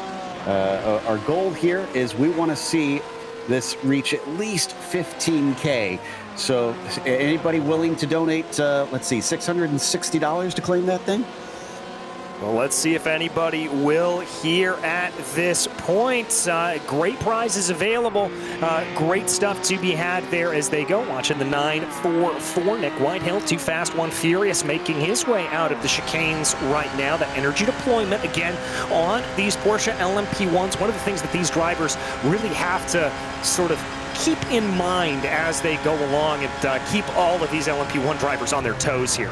Oh, speaking of which, I just saw Baker outbrake himself down into Daytona and thankfully didn't wreck the car, didn't have to give a slowdown penalty, but he smoked the tires pretty badly there. I think we're starting to get a few of them that are struggling a bit, and no wonder, because that 33 machine is one of our solo drives. Yeah, it is. So that's one of those little kind of scary moments there that you have, especially if you are a solo driver working your way around here to try to hold everything underneath them. Right now, as we watch the 944, though, continuing to work his way around here. Whitehill, little bit of a slight twitch of oversteer there coming out of Arnage. Not incredibly difficult, though, not incredibly unusual to see that coming through our notch. One thing I want to bring up, though, here, this car running a little bit afoul of the regs almost. 19 incidents here at this point. 24 is a drive-through. If they pick up a drive-through here, Joe, that could really change everything. Yeah, I was just thinking that. I mean, an hour and 39 minutes left to go. They're going to have to be super clean. And this is probably a better track for that because while Le Mans does have a lot of paved runoff, one thing that I do like, and I'd love to see more on iRacing, is like we kept talking about before, they have the slowdown penalties, and that includes runoff on exits of corners. So it keeps you from getting the incident points, but it does keep you honest because you can't just keep going off and gaining time. You'll get that slowdown penalty if you trigger it by going too wide at a few corners. And that makes it a lot easier because you don't get that 1X and you can survive. Granted, there's still a lot of grass around here that you could run into. So should be an interesting one to see if they can bring it home without getting, what did we say, 5 more incidents? That's frighteningly few. And right here, we've got Jeremy Story. This is a little bit of an interesting situation right now. He's trying to get back on the lead lap for that Operation Motorsport Blue Machine. And Thomas Briggs in Satellite Racing PCA there in the front of the 963. I think probably going to let him go here a little bit. If I was Briggs, I wouldn't fight this. No, I'm wrong. Briggs is going to fight him tooth and nail. Now, Briggs is on an outlap here, so wonder if he's still trying to get those tires completely up to temperature in that 963. Maybe that'll start to go a little better as it carries on. But as they approach down into the Porsche curves, that is definitely going to get those tires up to temperature, weaving back and forth. We'll find out soon enough. By the way, if you want an exact time that you're watching out for, 5:05 p.m. Eastern is your cutoff mark for when you can get in the best bid for the HGP shifter. I shouldn't really call it a bid, best donation, really. Here right now it sits at $100 is the mark, so you have to either donate that much or more. If you tie, it's the most recent donation, so you could see drivers just continually putting in $100 more at a time, or donators putting in $100 more at a time if they want it, but we'll see. And unfortunately, this puts paid to Story getting that lap back. He is going to pit in and take his service. All right, so that's going to kind of end that little back and forth that we saw here at this point, but we'll have to see just how Story's able to do. Obviously, he had enough pace there to kind of be able to keep up with that Satellite Racing PCA cars. We now jump back. This is the O2 machine, Blue Thunder. Ooh, off into the wall, coming through the Ford chicanes. Yeah, don't think that's the racing line, and just clipped the tire barrier, I think. So I think he'll get away with it, but that looked to me like that's going to be costly in terms of time, and they're down in 7th. So actually, yeah, Jacob Schum caught up a bunch. It is down to less than 11 seconds between P7 and P8 because of that. There is Zoom Schum right now. Yeah, going to be able to take up a position as a result of that. And that's exactly what we talked about a little bit earlier, Joe. Just keeping on, pushing along here. Even if you're not setting the fastest laps of the race, just doing everything that you can do to keep it clean, keep it on the black stuff, and you're going to gain a position or two as a result of it. Really wheeling it, coming up through the Dunlop chicane. You could see the wheel sawing back and forth, trying to manage this car up and over the crest. Coming down now through the Forest S's. The gap at about 10.9 seconds I'm seeing right now. Still some work to do, but Gabriel Albano having a problem there. We'll see if Gabriel is the one that brings this one home or not. Blue Thunder team has himself, Ed Nelson and Levi Nelson, and I believe all three of them have already been in the car. Yeah, I think they have as well here. So once again, we're going to have a few drivers switching things around here into the next ones, into this next stint. And it's going to be interesting to see just how this pace is going to change. Remember, no matter how good of a crew that you have here, no matter how good of a driving team that you have necessarily, you're going to have little differences when different drivers get into the car. And so you may have a little bit more pace, a little bit less pace, and that could change things for these teams that are doing driver swaps. Exactly. So you really want a much better buffer out there to keep yourself safe. With this much time left, it could definitely swing around without anticipating it. White Hill's been having some connection problems, I've been noticing, and we're getting that here once again as he kind of blips in and out a little bit. That the only reason that can be a problem is that if they have a bad enough connection, they can get booted from the server temporarily, and somebody else might have to jump into the car. Also, is this Jeremy's story that we're seeing? Because I think he just had an off as well. Yes, it is. Ooh, and that's going to be maybe what we talked about a little bit earlier with some of these other drivers that we saw cold tires coming out of the pits. Remember, Story just came down into pit lane not too long ago. May not have had those tires fully up to temperature coming down Mulsanne. Even if he did have them up to temperature, they could have cooled a little bit going down that long straightaway. Now, we've been talking a lot about this shifter. If you're wondering about these simulators, well, they create a simulator world for their customers. In their California warehouse, professionals build plug-and-play turnkey systems which are uniquely created according to each customer's needs. All 8V Motion platform systems, racing and flight, are affordable to allow more people to enjoy this amazing world. Each are delivered in specially designed boxes and can be set up by professionals if requested. Started in 2020, their founder took more than a decade of their experience as both a fan and a competitor in motorsports to realize their vision of creating a leading racing and flight simulator resource. Translating that knowledge has allowed them to offer the most realistic and engaging experiences and solutions possible. And we can't thank them enough for donating that gear, of course, for getting us a few more donations. That's the shifter that you're trying to get. That is a sleek-looking little machine. I am most intrigued by the changeable, the replaceable shift. I'm curious if they have special ones you can buy. Do they have like I kind of joked about getting an 8-ball on there, or is there something where it's you got to custom make it? Yeah, I'm not entirely sure. I may have to do a little bit of research on that. Our director's giving us a note here that probably, if we think this is right, that you can probably put any sort of shifter knob on there. They should be all relatively interchangeable.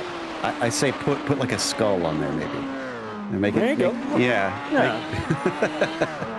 Well, we come back to the racing on screen once again. I think this is still Story that, no, this is Briggs, excuse me, that we are watching now, flying up past golf course. So named for obvious reasons. You go by a golf course, and then it's up into Indianapolis, where you have this tricky right-hand braking leading into the left-hander portion of it, named because of the banking and it being a 90-degree turn, just like Indianapolis, although it's definitely not as wide a radius as Indianapolis's corners. But he'll take it out of Arnage. Thomas Briggs in the Satellite Racing PCA machine, and the 963 leading by a minute and a half over White Hill. That has come down. Now, has Briggs pitted recently? I'm looking here at this point 2 laps ago. Yeah, he did come in 2 laps ago, so that has come down here a little bit. And we've seen this. Rachel and Michael were talking about this not too long ago, that there was a little bit of an ebb and flow here up into this battle. As I take a look, I mean, about 6 seconds last lap. This could be a little bit of a race here. Wow.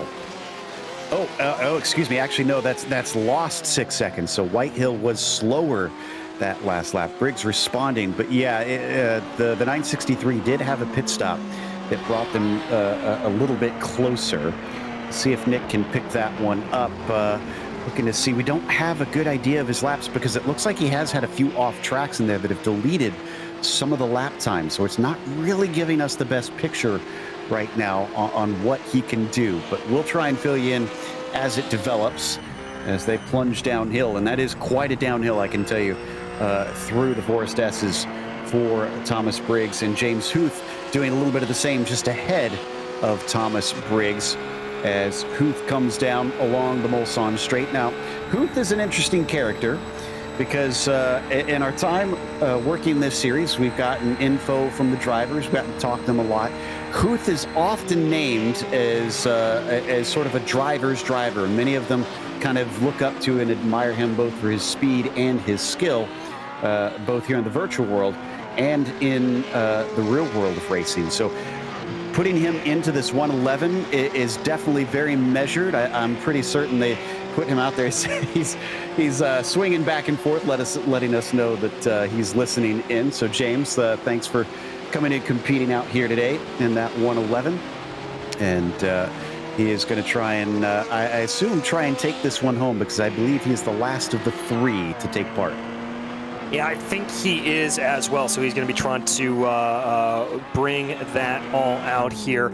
Dean Chapman, though, going to be bringing that Breaking Bad Racing down into pit lane. The number 62 going to be making one of their pit stops here, probably their penultimate one of the day. Yep, so that should bring them pretty close to the end. I'm understanding that Chris Ray had a serious incident. I'm not sure if this was a long time ago, if this was recent. Checking to see if this was recent, because the pictures we're getting do not look pleasant. No, not necessarily here, so we'll see if we can pull up that replay. Here it goes. Yeah, I think this is going to be a little bit of a bad run. Not the best handling there, coming through the Porsche curves, touches the grass. That's always a recipe for disaster. Oh! Could have been a lot worse, but that did not do well for the suspension or the bodywork. This is from just clipping the grass on the way in. A little too far to the right, and almost got away with it. The Arbco kind of disappeared at the last moment, but yeah, ooh, that's a pretty big hit. And I do think they are limping from what I can see. Yeah, they're only at 130 miles an hour right now, so they are not at full song. Yeah, so they're going to be trying to limp that car back into pit lane here as much as possible. I've got to imagine, I can't believe that they're going to actually keep on keeping on here with that. Yeah, so the faster pair has been taken, so they must have driven it back and put it in. Yeah, now it does indeed look at full song, so I was looking at the speed a little too early on the straight. Yeah, the car looks back whole. All right, so they're going to get a little bit lucky there on that. There's the 02 down into pit lane. Blue Thunder coming on in, getting a little bit of service done on that machine. Looks like that's going to be at least a 4-tire change there, as you can see the car up on the jacks. That's definitely not going to take them to the end, though, as part of the problem here. So they're going to have to do a splash and dash with probably about a half an hour left. So couldn't quite make it there. And that should mean, let's see, yeah, okay, so they should get the spot back from Zoom Shoom, as Jacob still needs to make a pit stop. Randy Teague also needs to make one, but I do believe that Albano was behind Teague before that pit stop, so not expecting them to swap around unless that comes down to either not taking tires or having to do some sort of driver swap. Yeah, I think you're probably right there about that. As we now look at that 963, still up at the front of the field here, working their way on through, going to have a little bit of lap traffic in front of them, as they're going to have to work their way on through that, but it shouldn't be too much of a problem, I'd have to imagine. We've seen everything be spread out enough that they're not going to really have to worry too much about anything. Up and around, swings past another of those of the slowest class in the roofs, as Thomas Briggs just carries on like nothing happened. Laps definitely looking very quick for this car, easily the fastest on the track by 2 seconds. Thomas Briggs has been running an incredible race. I'm not sure if that was actually set by Thomas, Robbie, or Jesse, but that car currently easily has the fastest lap. Yeah, very, very easily here at this point by about 2 seconds, as you said. And I think that is just absolutely a combination of drivers having the car hooked up, as well as probably a good set there for them. Once again, that energy deployment coming back in. Looks like the gap between them and Too Fast, One Furious, though, starting to expand a little bit. It's definitely coming back into Briggs' favor. Yep, for sure. Also a reminder, you've got less than 15 minutes to go.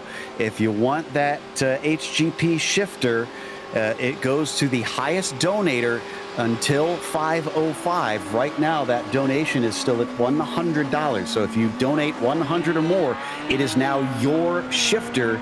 So if you're eyeing that thing thinking, ooh, that would be very cool on my sim rig, donate $100 or more here to our charity. We've got the link on the screen or pinned in the YouTube or Twitch chats. Just click on those. Yeah, make sure to be able to do that. Not only do you go in there with a chance to be able to pick up that shifter, but you're also donating to a great cause, and you really and truly can't beat that. David Boyer there for Canadian Racing coming out of pit lane. One of the stories that we've been following here at this point, their recovery back up through the field. They've got a very lonely race right now as they make their way back around, just trying to get that car back up into competitive shape. Frankly, hoping for a mistake from the likes of Operation Motorsports Blue in front of them, but none has come quite yet. And Amarim is taking over for Chris Pies. This probably won't change the pace a whole lot. In fact, let me kind of look at the comparison between the two of them and see what was able to be run. Amarim was a little quicker, but not sure if that was due to the setup of the car liking the temperatures better. But still see Chris Pies setting some very fast ones in there, in fact, down to a 350.8. So he is able to match what we've been seeing from Amarim, who's on his quickest in the low 350s.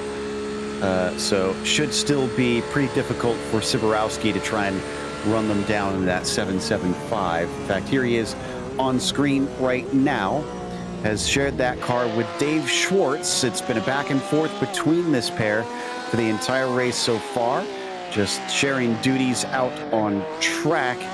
And they've got all of an hour and 22 minutes left to go to see if maybe something can help them chase down Rafael Amarim. Yeah, just see if there's anything to be able to be gained to close back up on the rest of the field here at this point. That's what a lot of these drivers are doing. They are hoping for something to fire off. And remember, we mentioned this earlier on in the broadcast, that unlike racing in the real world, sim racing here, we don't have those full course yellows that you see that get deployed to bunch the field back up. So if you find yourself in a little bit of trouble, it's not like you've really got a chance to be able to get your way back up through the field. You've really got to fight and claw your way to get there.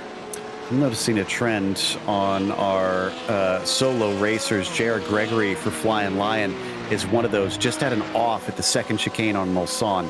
So I think that's another driver that's really struggling to keep attention. Actually, is that car crabbing? That is not the right direction. No, that is not good at all. Flying Lion, contact with the wall. They're going to get spun around. Let's look at what happened. The car's already crabbing here at this point down the Mulsanne, it looks like. They've had to take a tow. They have too much damage. So yeah, they were already having problems into the first chicane, or is this the actual incident here? Oh, this is with Jacob Schum. So this must be where it happens. Gonna get sideswiped, I assume. Oh no, it's not with Schum. That was with Briggs. Did Briggs get damage from this? Oh, dearie dear, this is a big storyline. Let's take a look here on board with Thomas Briggs.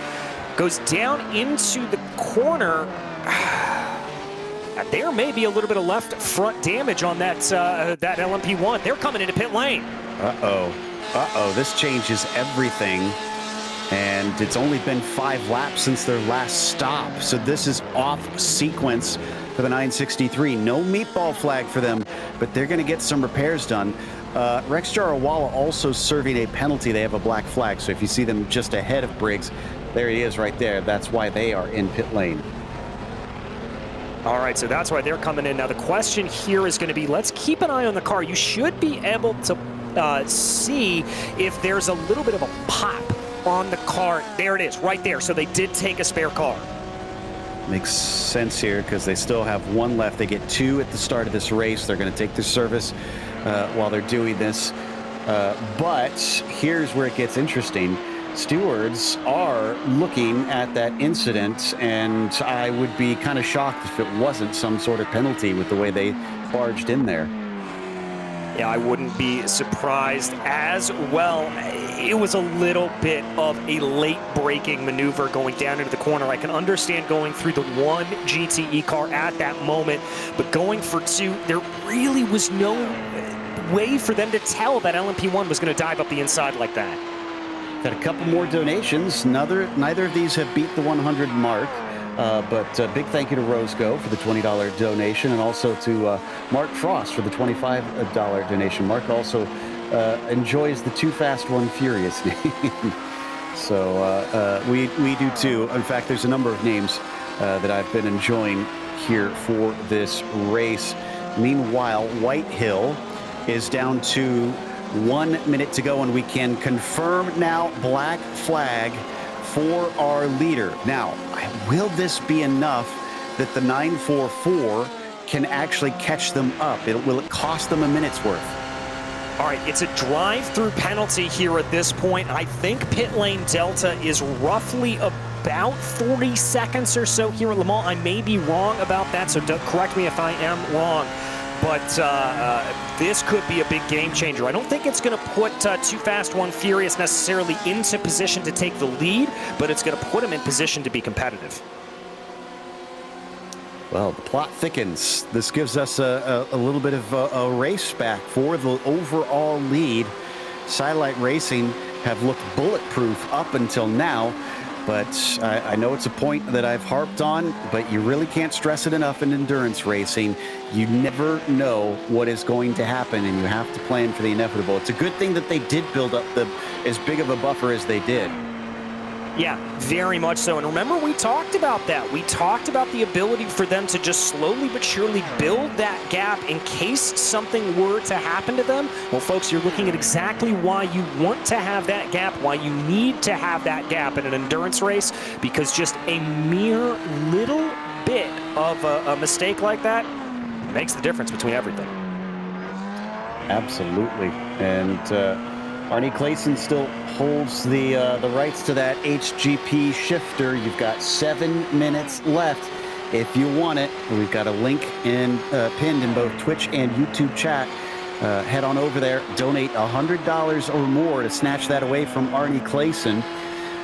Right now, it's looking pretty good for him, but all it takes is just a fraction of a second to hit that click and donate. And don't forget, it's not just for this shifter, it's for a great cause here for Operation Motorsport to help veterans have an opportunity to work their way through life post-military service. Meanwhile, here comes our leader in to serve that drive-through penalty. All right, here he comes. Here's the moment of truth. Let's see how this is.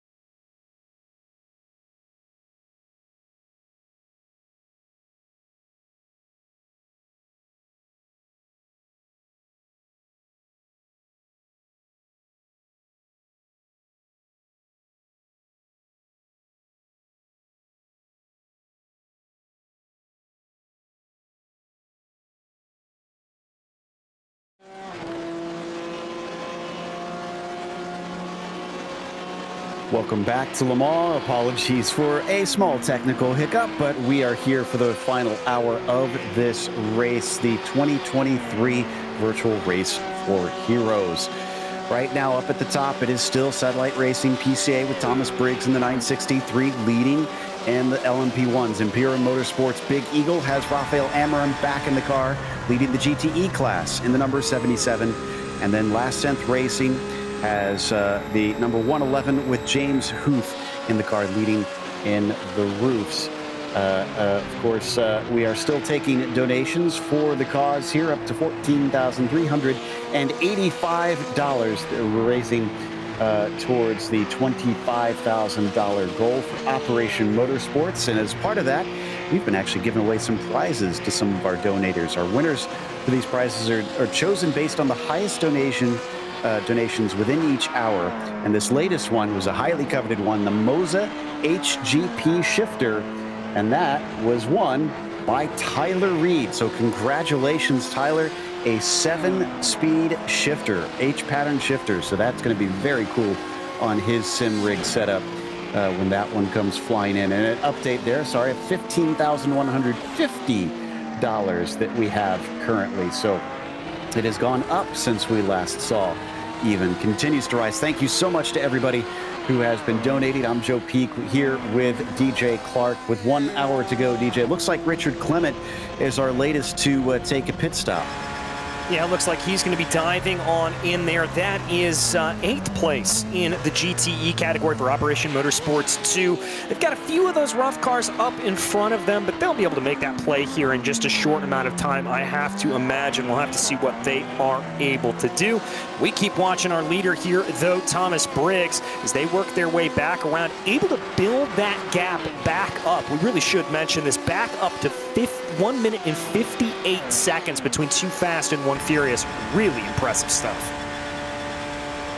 Yep, so as we watch on board with the Too Fast, One Furious car, that is actually James Hoop just in front. James narrowly avoiding an accident with Thomas Briggs before we had our unexpected break. Briggs, unfortunately, running into one of our other teams, and I had already forgotten who that was, actually. But one of the GTE cars. Blue Thunder, actually, excuse me, that's who it was. Blue Thunder getting run into with the O2 car. So sent them having to take a free repair, unfortunately, and then Briggs had to take their own repair. Satellite Racing on top of it got a penalty for that one, and that has cut down the gap between themselves and the 944 team significantly up to this point. There you can see that is the Too Fast, One Furious 944, the bright green and black machine that you see on your screen right now. At least one more pit stop, potentially two, for some of these teams. We'll have to start figuring the math out, which we know we're never very good at, DJ. But I can at least within certainty say that it's 1 or 2 to go for the LMP1s. Yeah, I think it's going to be here at that point. We are crossing over into that territory where we are under an hour to go. So watch here for the GTEs and the rough cars at this point. If they are to make a pit stop here at this point, I think they'll be able to make it to the end. But we're hearing some news right now that it sounds like, I think we may have had somebody speeding coming out of pit lane. Uh-oh. That's not good. Checking to see. It looks like Vinifera Motor Club. Oh, no. Looks like James Austin in that car, unfortunately. So they're going to have to cycle all the way back around and serve that speeding penalty, unfortunately. Well, while we wait for them to get back around, we do want to mention one of our sponsors for this race, Last 10th. Ignite the passion for racing and conquer the digital racetrack alongside one of the hottest sim coaches, Nick from Last 10th. With a profound grasp of physics and a track record of success, Nick has elevated drivers including Season 9 Pro Class champion Chris Brown, Season 10 Club Class second place Kerry Brooks, and Season 10 Challenge Class champion Jonathan Reber. From novices to veterans, Nick trains you to self-diagnose, self-correct, and self-improve, putting you on the path to becoming your own coach. Whether it's fine-tuning your technique or overcoming challenges, he'll craft personalized driving exercises to propel your progress. Ready to soar to new racing heights? Discover the road to excellence at lasttenth.com. Last Tenth Coaching, your ultimate driver mod. Right now, that car with Nick himself has James Huth actually in it. Nick started the race, but the 111 car has proven the skill of Nicky Chan, as he has basically put them up to the front, starting from the back even, and has climbed forward quickly enough that they've really not looked back since the beginning in taking that lead. No, they really haven't here at this point. They are just dominant. I mean, really kind of as we've seen from the majority of our leaders here at this point. Once they've gotten up to the front, they've pretty much stayed there. Also, a small correction, that contact that Satellite Racing had was not with Blue Thunder, that was with Flying Lion. They got sent actually down, they're still in 16th. And it looks like, are they no, they're still not officially out of this race, but I'm starting to get the idea that they are done for on this one, because they have not shown up in the pit lane. Usually, if they intend to continue, the car will get towed back into pit lane and another driver will get in, and we have not seen them since that wreck. So that might be only our second DNF since the start of this race. It's a pretty good strike rate, but still sad to see someone else out. Yeah, it's sad to see somebody else out here at this point, but I mean, really only two out here at the end of a 6-hour race. That's pretty good, especially considering just how difficult some of these cars are to drive, as we've sort of highlighted before. Absolutely, and we still got an hour left to go, yes, but that's pretty deep into the race at this stage. So they're doing pretty well as we watch another of our drivers come through the Dunlop chicane. Rafael Amram, leader in the GTE class for Imperial Motorsports. Rafael has been sharing this car with Chris Pies, both of them having taken wins up at the highest level, the pro class in the various series here in PCA on the virtual side. And let me tell you, the level of competition at the pro class is just unbelievable. So for both of them to be winners tells you the kind of speed that this team has. Yeah, really and truly, just absolute blistering pace here for all of them as they work their way now down into Indianapolis. Down onto the binders. There's such a tricky corner here, Joe. It doesn't really look like it. You think the banking would actually help you a little bit as you drove it around, but because it's such a quick corner, it can really catch you out if you're not careful.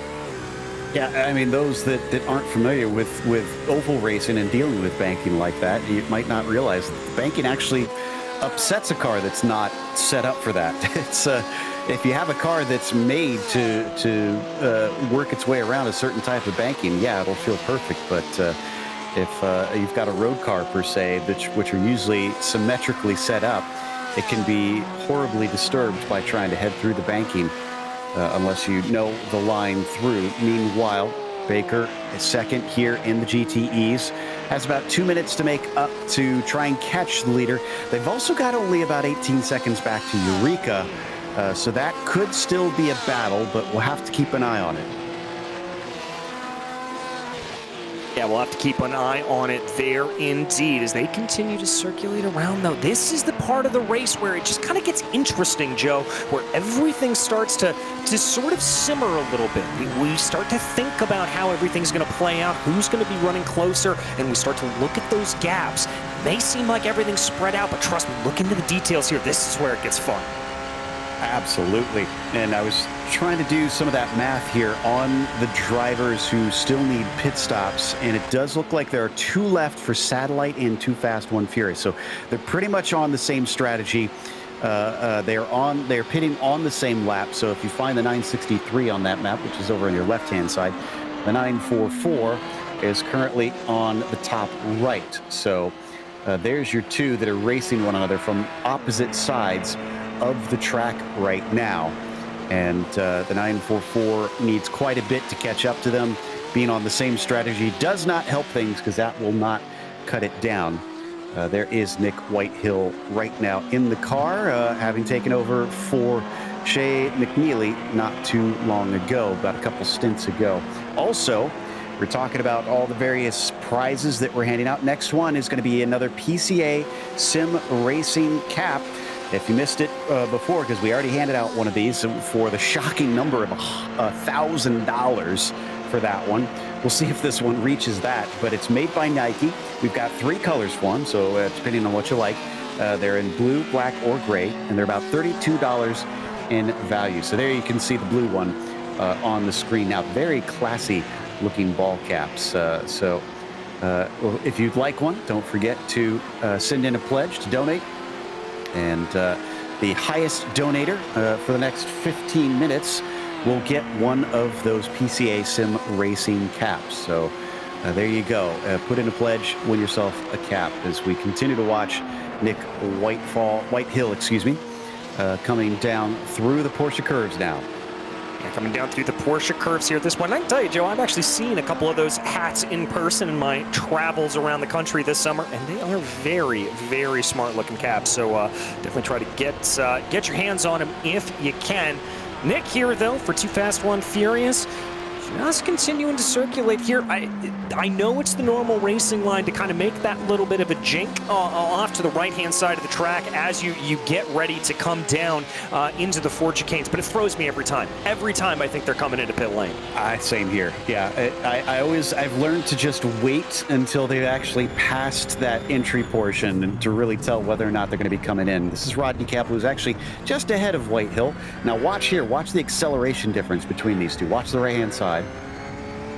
There he goes. Just blows by with ease, and then especially in the downhill Chapel run, distances himself tremendously ahead of the roof track car. So yeah, that is the difference between your fastest and slowest class, really, from the perspective of the slow car.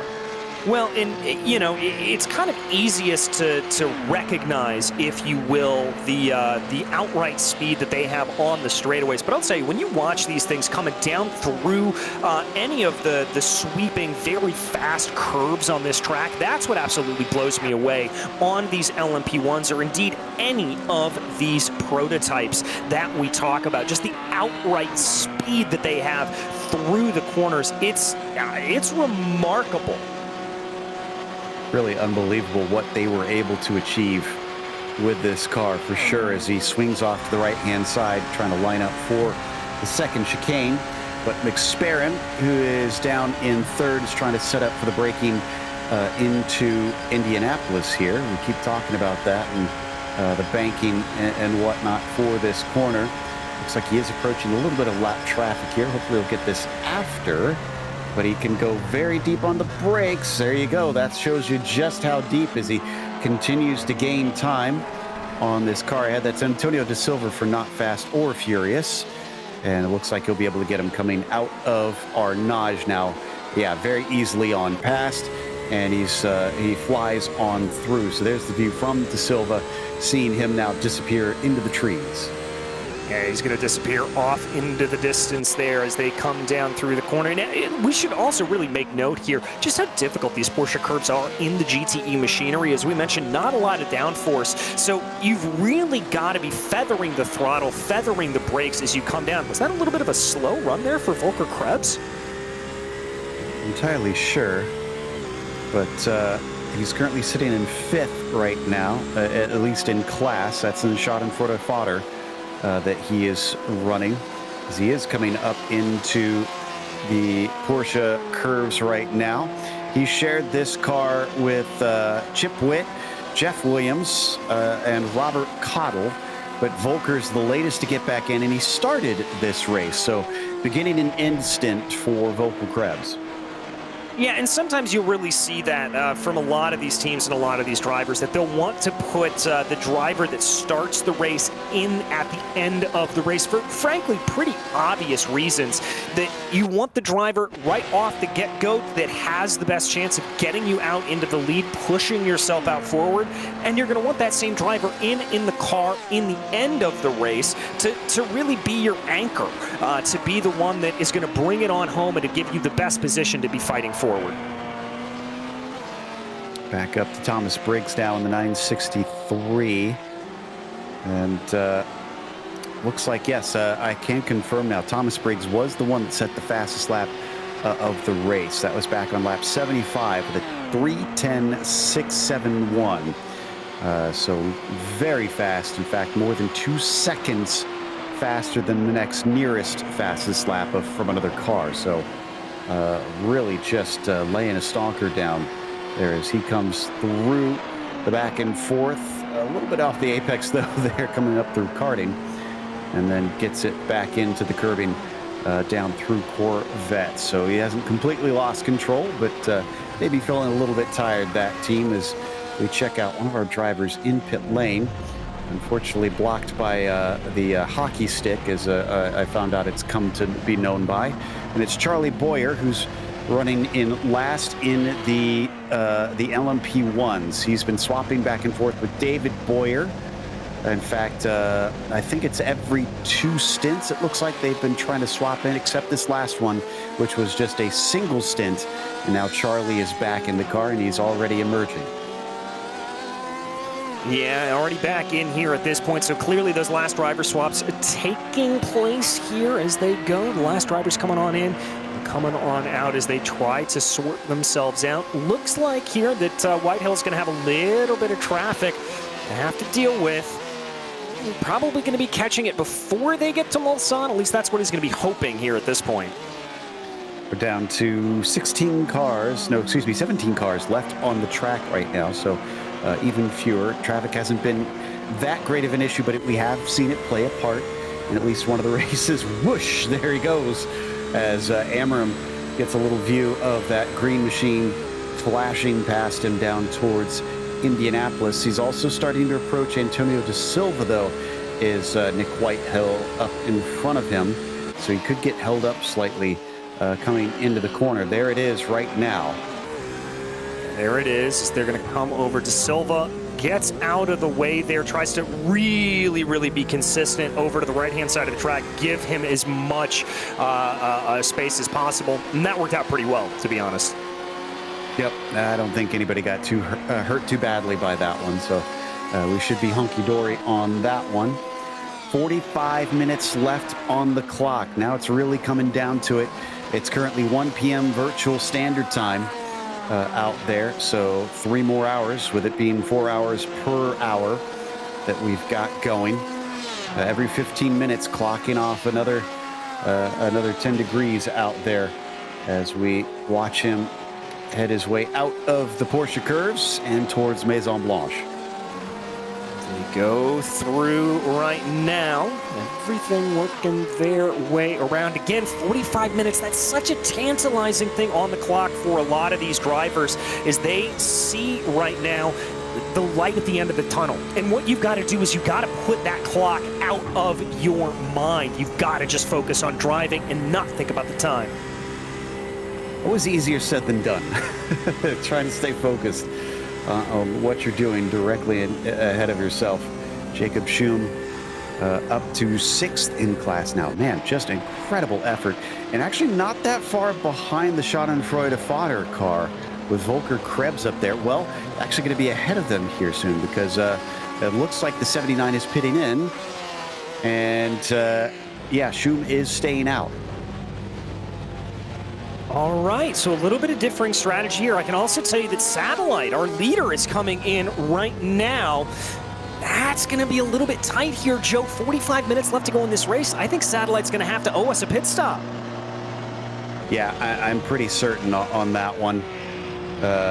So it is 2 stops, but it's very tight for them. Didn't quite make it maybe as far as they wanted to go. But again, they've got that huge buffer. It's about 2 minutes between them. They're on the same pit strategy as Whitehill, so we should see him in this time by 2. Yeah, we should probably see him in, and we were kind of speculating earlier on in the race if anybody was going to be able to make this work, anybody was going to be able to sort of work backwards on it as you were and come up with an alternate strategy. Doesn't look like it at the moment, but crazy good things have happened. Absolutely.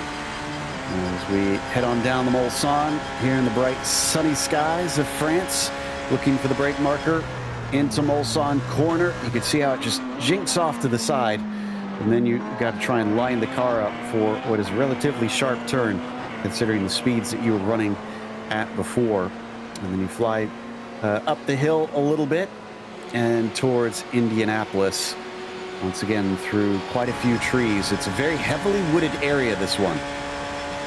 Yeah, and sometimes you don't necessarily realize just how heavily and how wooded it is, but it really is. I mean, obviously, as mentioned, or as known by the famous Mercedes flip back in the day, but definitely some heavy woods around here. As we've said, this is public roads that just run through the woods around Le Mans.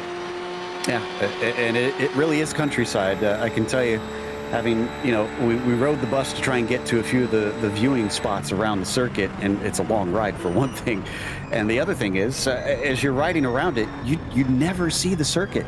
It is just all woods and fields around you until you get right up on top of it. You'd have no idea if it weren't for the sounds of the cars. Yeah, it's really pretty remarkable. And obviously you've had firsthand experience there. I have not, sadly. So something I've got to be able to cross off my bucket list before all is said and done. We'll make it happen at some point. I'll get you there. I want to see you get to experience it. But this is another of our cars coming down into the braking zone. Is this Flying Lion getting back into it? No, this is car 90. So this is James Austin. Currently back in the Vinifera car, taking over for Chris Ray after Chris served the penalty, I believe. And James did serve the penalty for them. So he's back out and rolling. Last in class, not last on track, actually. They're still ahead of Gold Stick Motorsports right now. So they've got at least one car behind them. All right, so they've got at least one car behind them to keep pushing along. Here, again, a couple of little battles to be able to go as they're going to just see what they're able to get here out of this race. Maybe have a little bit more to have left in the tank by the end of this race. Just need to keep it together and take it to the end. Another lap put on James Huth by Whitehill there. As he goes on by. That's into Daytona. If you're wondering about the name of that one, why a corner in France is named Daytona, well, they've got a corner in Florida named Le Mans. So they did a little bit of a swap there with the ACO and, of course, the IMSA kind of coming together to try and work out regulations that have now come to fruition with the GTPs and the LMDHs being able to go back and forth. And the sports car world sort of reuniting once again. Something that was just slightly before our age, DJ, where teams would literally try to bring these prototypes around the world, take part in all different types of endurance races. Yeah, it's really pretty incredible to see the major series of the world sort of form up in prototype regulation and as well in GT regulation. We should say that it is very, very homologated here, pretty much GT3 being the standard for all top class GT racing at this point. So very exciting to have all of that happen. And of course, because we're here with PCA, we got to talk about that Porsche 963, the latest LMDH to come to the iRacing service. Very, very excited about that, Joe. I suspect that's going to be bought by a number of members. Oh, we got to go to Too Fast, Too Furious. They had a spin. They managed to keep it out of the wall. This is down at Indianapolis. They're going to get the car going. More valuable time has been lost. So they still need to make their pit stop. Wonder if the tires are just starting to feel it here. Maybe. Let's take a look. Just too much speed down into Indianapolis. Able to lock it down and keep things together, but very much, I think, just a little bit too much speed. And as you said, those rear tires give it out. Yeah, Porsche has developed quite a close relationship with iRacing, so hence why they managed to get this 919. Sadly, it was 1 year old, so it was out of circulation by the time, or at least in terms of competitive racing, by the time that it came to iRacing. But still, this 919 was magnificent to get on the track. And now, like you said, that 963 going to be coming out there, and it is currently being raced right now. So so cool to see Porsche work together with iRacing to bring these magnificent vehicles onto the service and has certainly gotten us some really neat toys as they are being used in the real world. Yeah, and we should also, draw attention and mention the fact here at this point that seeing Porsche back into the top prototype class, that's what it should be. Record holder of most wins at Le Mans. It is so fantastic to see them competing in prototype racing once again, duking it out with old sparring partners and seeing more and more cars come into the service and come into the real world. It is everything you could want as a sports car racing fan. Down to 37 minutes left to go here. It's getting to be the end of it now. As we watch the entry for the pits get passed up once again by our Rafael Amorim, our leader, up in the GTE class, carrying on, starting lap 84 now. Quite a few that they've been ticking off. Up to 98 for satellite racing, so we're definitely going to top 100 laps for the fastest class on this race. Yeah, I think we are most certainly as we focus in here. Now, again, this is not a battle for position that we're seeing. That's going to be the number 93 that Canadian Racing working their way back around Rafael Amorim, being heads up, just trying to give as much space as possible to those drivers. Here they go. Down the hill into Tertre Rouge, and then get that throttle to the floor as quickly as you can. And he watches Charlie Boyer disappear off in the distance. What about Liam Routsidas? We haven't talked about him much. This is one of the rare cases at the end where we've got a race for position. This is for second in the roof category. Rodney Campbell for Breaking Bad Racing is directly in front of him. Does he have enough to try and keep him behind? Let's see if he does. He's going to try to hold out here at this point. I'm not seeing a defensive move necessarily out of Campbell as they come down here into the corner. If I'm Routsidas, I'm not going to try to throw this move coming down in Indianapolis. I'm going to set this up for later in the lap. Now here's what's interesting. It looks like Breaking Bad has already pitted, but Omicron is not. They're going to look down to the inside to Arnage, make the pass.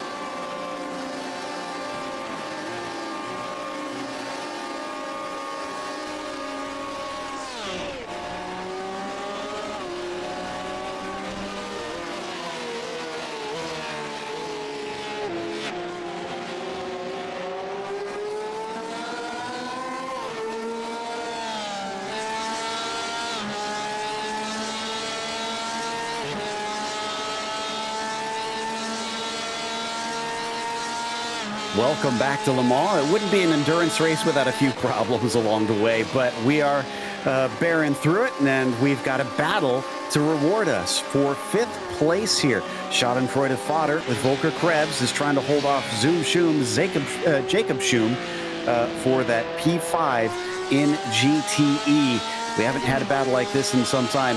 While we're watching this, though, just an update. Jesse Lyon had to take over for Satellite Racing PCA when Thomas Briggs wrecked the car, but Too Fast, Too Furious did not take it over, and it wound up being that they had their own issues and had to give way after they took on damage and then had to get that repaired. So things are pretty much exactly as when you left us, or when we left you, rather.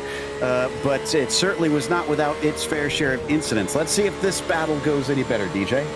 Yeah, we'll have to see indeed here. These are two names that are very familiar to us in the PCA. Volker Krebs, Jacob Schum. Schum just kind of stalking behind here at this point, about 7 car lengths back. You're right on board with him. And it looks like he may have a little bit of a problem there, Joe. You see those blue lights that are flashing on the dashboard like that? That would indicate to me he's hitting the rev limiter there. He's up at the very tip top of the range. He may not have the outright top speed to close down here. Yeah, that's a good point. Oh, and he goes a little deep there through Arnage, so that's going to lose him a couple car lengths. Still has 13 minutes. There is time to make this happen, but he's just got to be careful about it. Yeah, just got to be careful about it with only, as you said here, about 13 minutes left to go. It's all about timing. How many times have we seen over the course of this 6-hour race drivers going back and forth down the Mulsanne Straight? You've got to make sure you time it right. Exactly, and doesn't want to give the opportunity to Volker to come back at him. Now, we were talking before we left about the next PCA Sim Racing cap that is up for grabs based on the best donation. Well, that went to Jonathan Schum. So his $75 donation got him the most recent of those Nike PCA Sim Racing hats. Congratulations to him. We've been handing out all kinds of prizes today. If you do still want to donate, we're up to $15,225. And we'd love to see it reach a little bit more. We did break 15K, so I'm glad we hit that mark. But let's see if we can go even farther up than this. In the meantime, battle on screen still for P5, down to the braking of Dunlop chicane. Ooh, good exit here by Schum. Very good exit. Is that going to be enough to push him to the inside? A little bit of a defensive move there for Volker Krebs as they come down through the sweepers here. Let's see if he tries to line this up. If I'm Schum, I'm trying to get this done on Mulsanne. Yeah, and they're coming up to that right now here off of Tertre Rouge. That was a little bit wide by Jacob Schum, and he has a slowdown penalty. He's going to have to give the time back. This is not the death knell of this, but this will make life harder. Yeah, this will make life a little harder. The biggest thing that he's going to have to try to do here at this point is not lose the full second of time. He needs to bleed a little bit of time here to give back that slowdown penalty. I think he's done it, and he stayed within 0.8 of a second. That means Jacob can still get the draft. We're on lap 8 of the stint here for Volker Krebs. So I'm not sure. I think he should be safe as long as his fuel consumption isn't too poor, because from what I last recall, it was somewhere in the realm of 13 or 14 laps for a stint, but I think he's going to be right up against it. Yeah, I think he might be as well, and that may actually dictate a little bit of what we see in this battle. If I'm worried about the fuel cycle here for Volker Krebs, maybe I back off here a little bit. Let Jacob Schum lead for a couple of laps, follow behind him and try to pick up a little bit of that draft, do some fuel saving. I mean, that's exactly what I was thinking. Just let him go and save a bit of it. But that's if he's a little bit worse off than we thought. We don't know for sure if Volker is unable to make it to the finish here.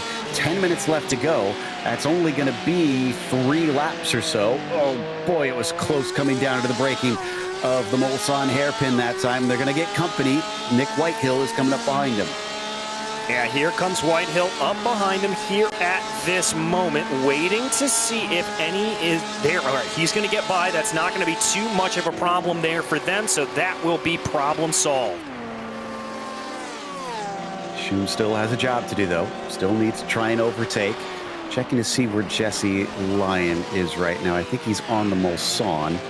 So that'll really determine and dictate how many laps we have left. Don't think he's going to be close enough to catch up to these guys. Here is the perspective. Looks like he's coming up to the second chicane here. Yeah, this is going to be way too far away for him to catch up and lap them. So they should get the most number of laps. There you can see the difference. We're looking at the 963 of Lyon. He's in your upper right, whereas our battle for 5th is currently there towards the bottom there. The 56 car that you can see right now is the one you need to be watching of Schum. Yeah, that's the one that we need to keep our eye on. And our director here, Ryan Bauer, actually just made a pretty good point to us. Maybe the fact that Volker is in the lead of this battle is indicative that he can make it and that he believes he can make it. So that may be something there that is showing us that he's got the wherewithal to go the full distance. Yeah. So, I mean, you'd be a fool to sit there and continue to push the air if you knew that you were short. So at least feels that there is a chance. Oh, but they're going to come together.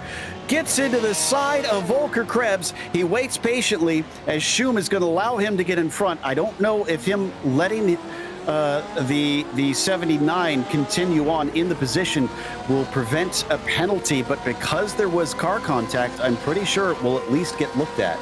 Yeah, it'll at least get looked at, and if it does, if there is going to be a penalty given out, I've got to think it's probably going to go to Jacob Schum. He's the trailing car there, and he dove it in a little deep. So just over 3 minutes for most laps here. 3:10 for the quickest ones. So we're looking at just over 6 minutes and 20 seconds, so probably somewhere between there and 6 minutes 30 for 2 laps, which means 3 laps to go, because right now Jesse Lyon is just coming through the Ford chicane and still hustling the car. You could see him bounding over the curbs.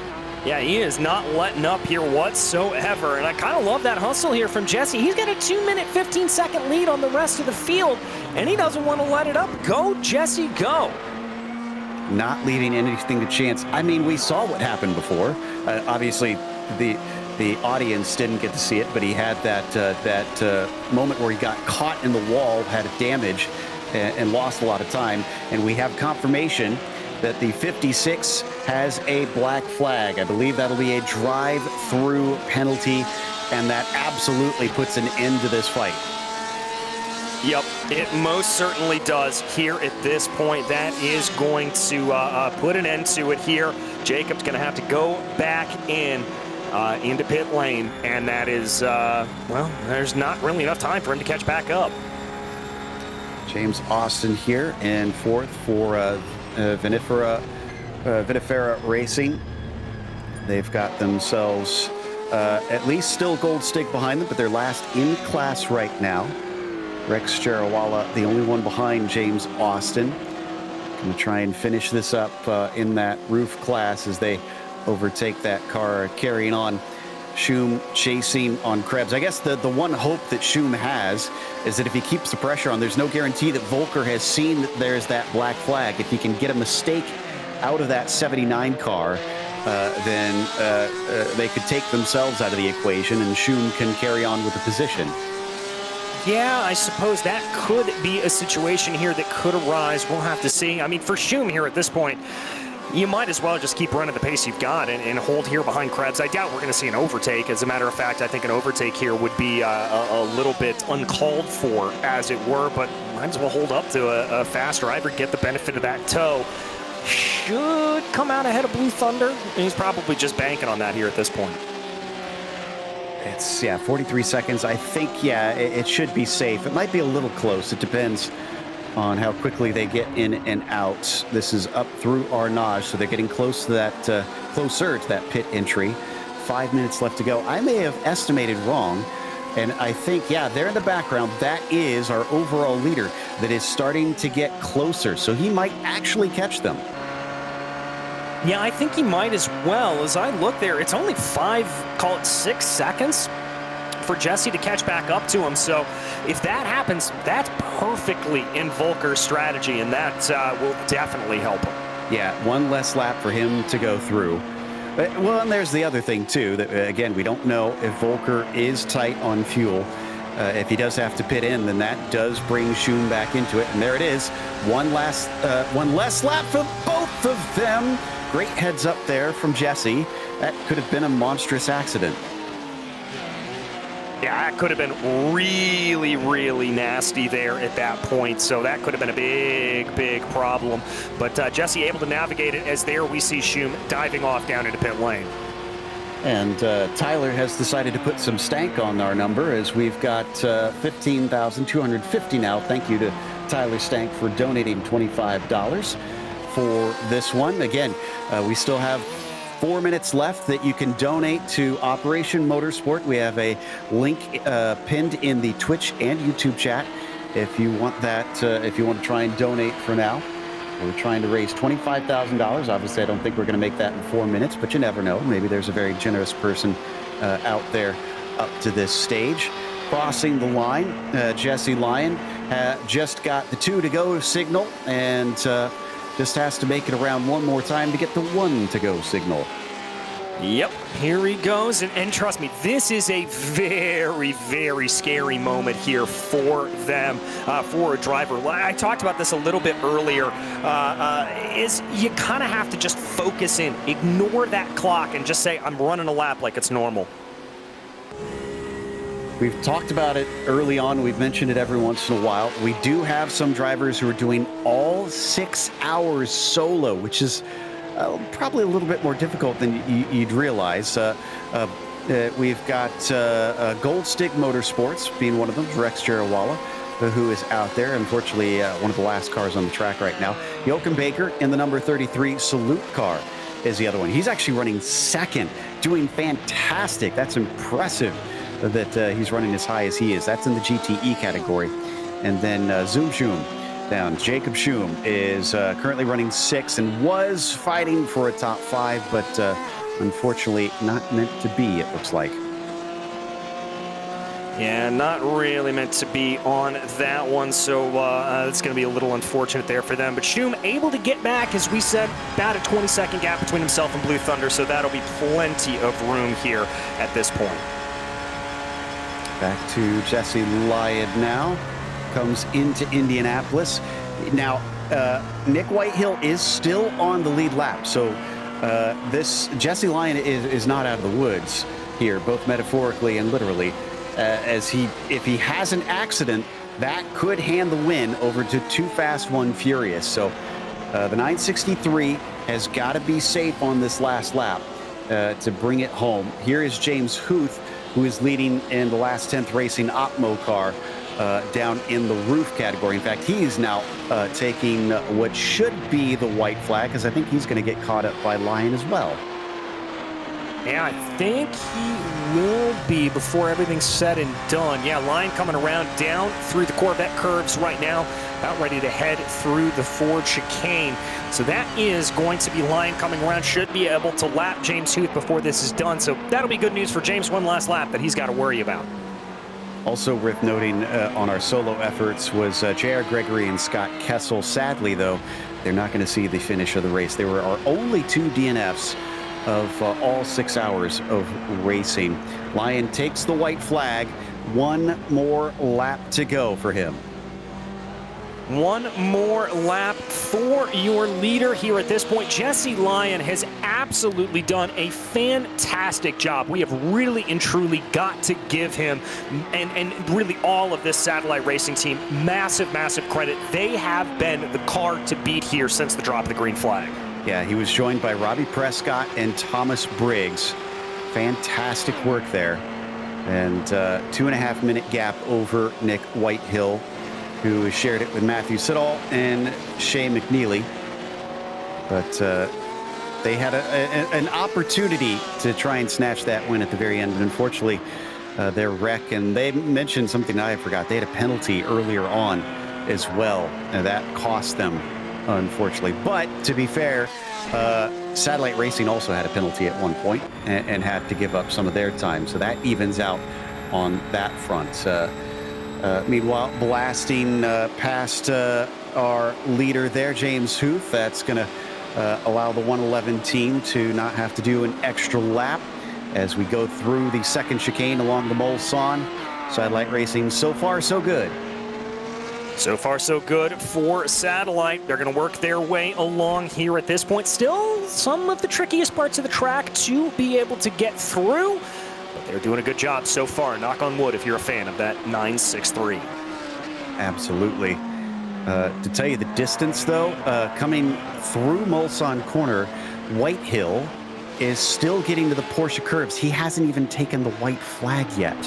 So, honestly, even if they do have a problem, unless the car is junked and they can't even creep it to the line, Jesse Lyon and team could probably coast it to the finish from here. Yeah, probably could. At this point, could be okay to be able to get there. But, Joe, you and I have seen crazier things happen in sim racing. So we want to see them go to the end on full power. Yeah, I don't want to jinx this one. Rafael Amorim sharing that one with Chris Pies, the only winner that's going to be on a 2-person team. And that's down here in the GTEs, as Imperial Motorsports is going to put a nice big feather in that big eagle cap. So excellent work by them on this one. And I think they're going to get an extra lap because we're just heading into the Porsche curve. So we're going to have to wait for Amorim to circulate around to finish this one, unless he wants to slow up, because he's got 3 minutes and 14 seconds over the next car. And being very careful there, Lyon just going by Richard Clement down to the 122, making sure that the car is not wrecked to the line. It's going to be nice and pretty as they finish up this race, as that pink and black machine is going to take victory in the 2023 Virtual Race for Heroes. Absolutely remarkable drive here for that whole Satellite Racing PCA team. Let's also give credit here to James Huth, Lap 10th Racing Opmo, putting in a fantastic drive as well. I said this a few minutes ago, but all three of our class winners here, or class leaders at this point, we've still got two waiting to cross the line, have put in a great run, and the 111 going to come across the line to take that checkered flag. Chris Brown and Nikki Chan sharing that one. Fantastic work to take the victory here today. And Amarim still has about half a lap to go here before he gets to celebrate. But it looks like, yeah, they have won, because Baker, being 3 minutes and 15 seconds behind, is already going to take the checkered flag. So they are done. They cannot catch up to the same lap as the 77. All right, so that's going to hurt them there, unfortunately. But for Baker, still got to bring this car around here at this point. Just kind of bring it on home. And once again, I will say it's actually a very difficult thing to do, because your adrenaline, you kind of know it's done, and it starts to wear off a little bit, and you start to loosen up. And if you do loosen up a little bit, well, it can spell a little bit of disaster for you. Don't do the Mansell wave out the window. No. Keep it on the track. Keep focused. Take it to the finish. Worth noting that White Hill did take second place, or is going to take second place, so he still needs to make it to the line, it looks like, up in the LMP1 category, but he's not on the same lap as Story, so officially he is our second place finisher here on that one. Down in the roofs, is Breaking Bad Racing on the same lap? No, I think they're on a different lap here, so looks like all three of the categories, except for our LMP1s, which almost did finish on different laps, pretty much were lapped. It was just still about 2 minutes 40 seconds between P1 and P2 and those LMP1s. So great distances, but you tend to expect that in longer races. Yeah, you tend to expect that a little bit more as we ride on board one last time here, coming down through the trees into the bend before Indianapolis and Arnage. Bring that car down into the left-hander.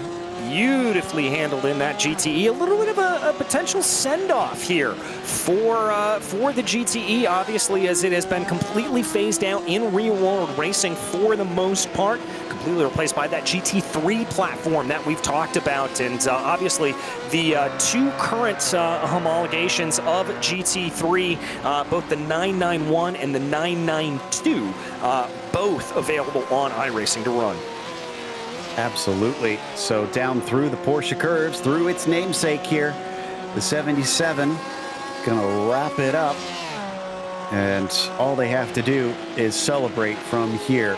I'm sure it's great feelings of elation inside the car, and I know, from what I know of Raphael and Chris, they're probably gonna have a good time and enjoy their celebrations tonight. So down out of Maison Blanche, and then into the Ford chicane. Officially record them all is what this second one is called. Here's it hooks up with the Bugatti track, and to the line, victory for the 77. A good run here for Raphael. Really impressive stuff there for the whole Imperial team. That's going to take us to the results here today. Satellite Racing taking the victory in that 963. Too Fast, Too Furious was in second. Then it was Operation Motorsport Blue finishing third.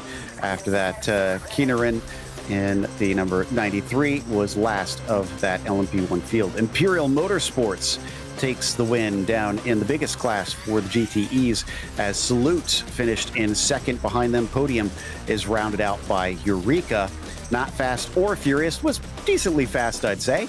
They finished fourth. Schadenfreude Fodder was fifth, and Jacob Schum, so close to a top five doing solo, but still had to settle for sixth position. Blue Thunder was 7th, and then behind them, Operation Motorsports and the 122 finished in 8th, and 9th went to Gold Stig. Motorsports, Flying Lion, and Kessel Racing were DNFs. DJ?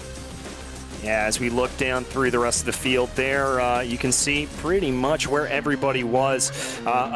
A couple of good ones there, but last 10th Racing for Opmo, they were the ones to be able to take roof. Then Breaking Bad Racing there, you can see in second, and UCR Omicron rounding that out. Vinifera Motor Club, your 4th runner there in the roof category, able to finish running, which is not something everybody was able to say today. Well, we can't thank everybody enough, not just for joining us and watching and enjoying this race, but for donating to Operation Motorsports, because that's what this was all about. So huge thank you for making the 2023 Virtual Race for Heroes a success. Make sure and join us next time for the next PCA Sim Racing. And of course, a big thank you to the steering committee at PCA Sim Racing, as well as our team tonight, DJ, Rachel, Michael, Ryan, Cameron, and Dougie. Also, none of this is possible without those behind the scenes at Podium Esports, Ryan Bauer, Gary Sexton, and John Theodore. Thank you so much for watching tonight's broadcast of PCA Sim Racing. I'm Joe Peak. I'll see you on the track.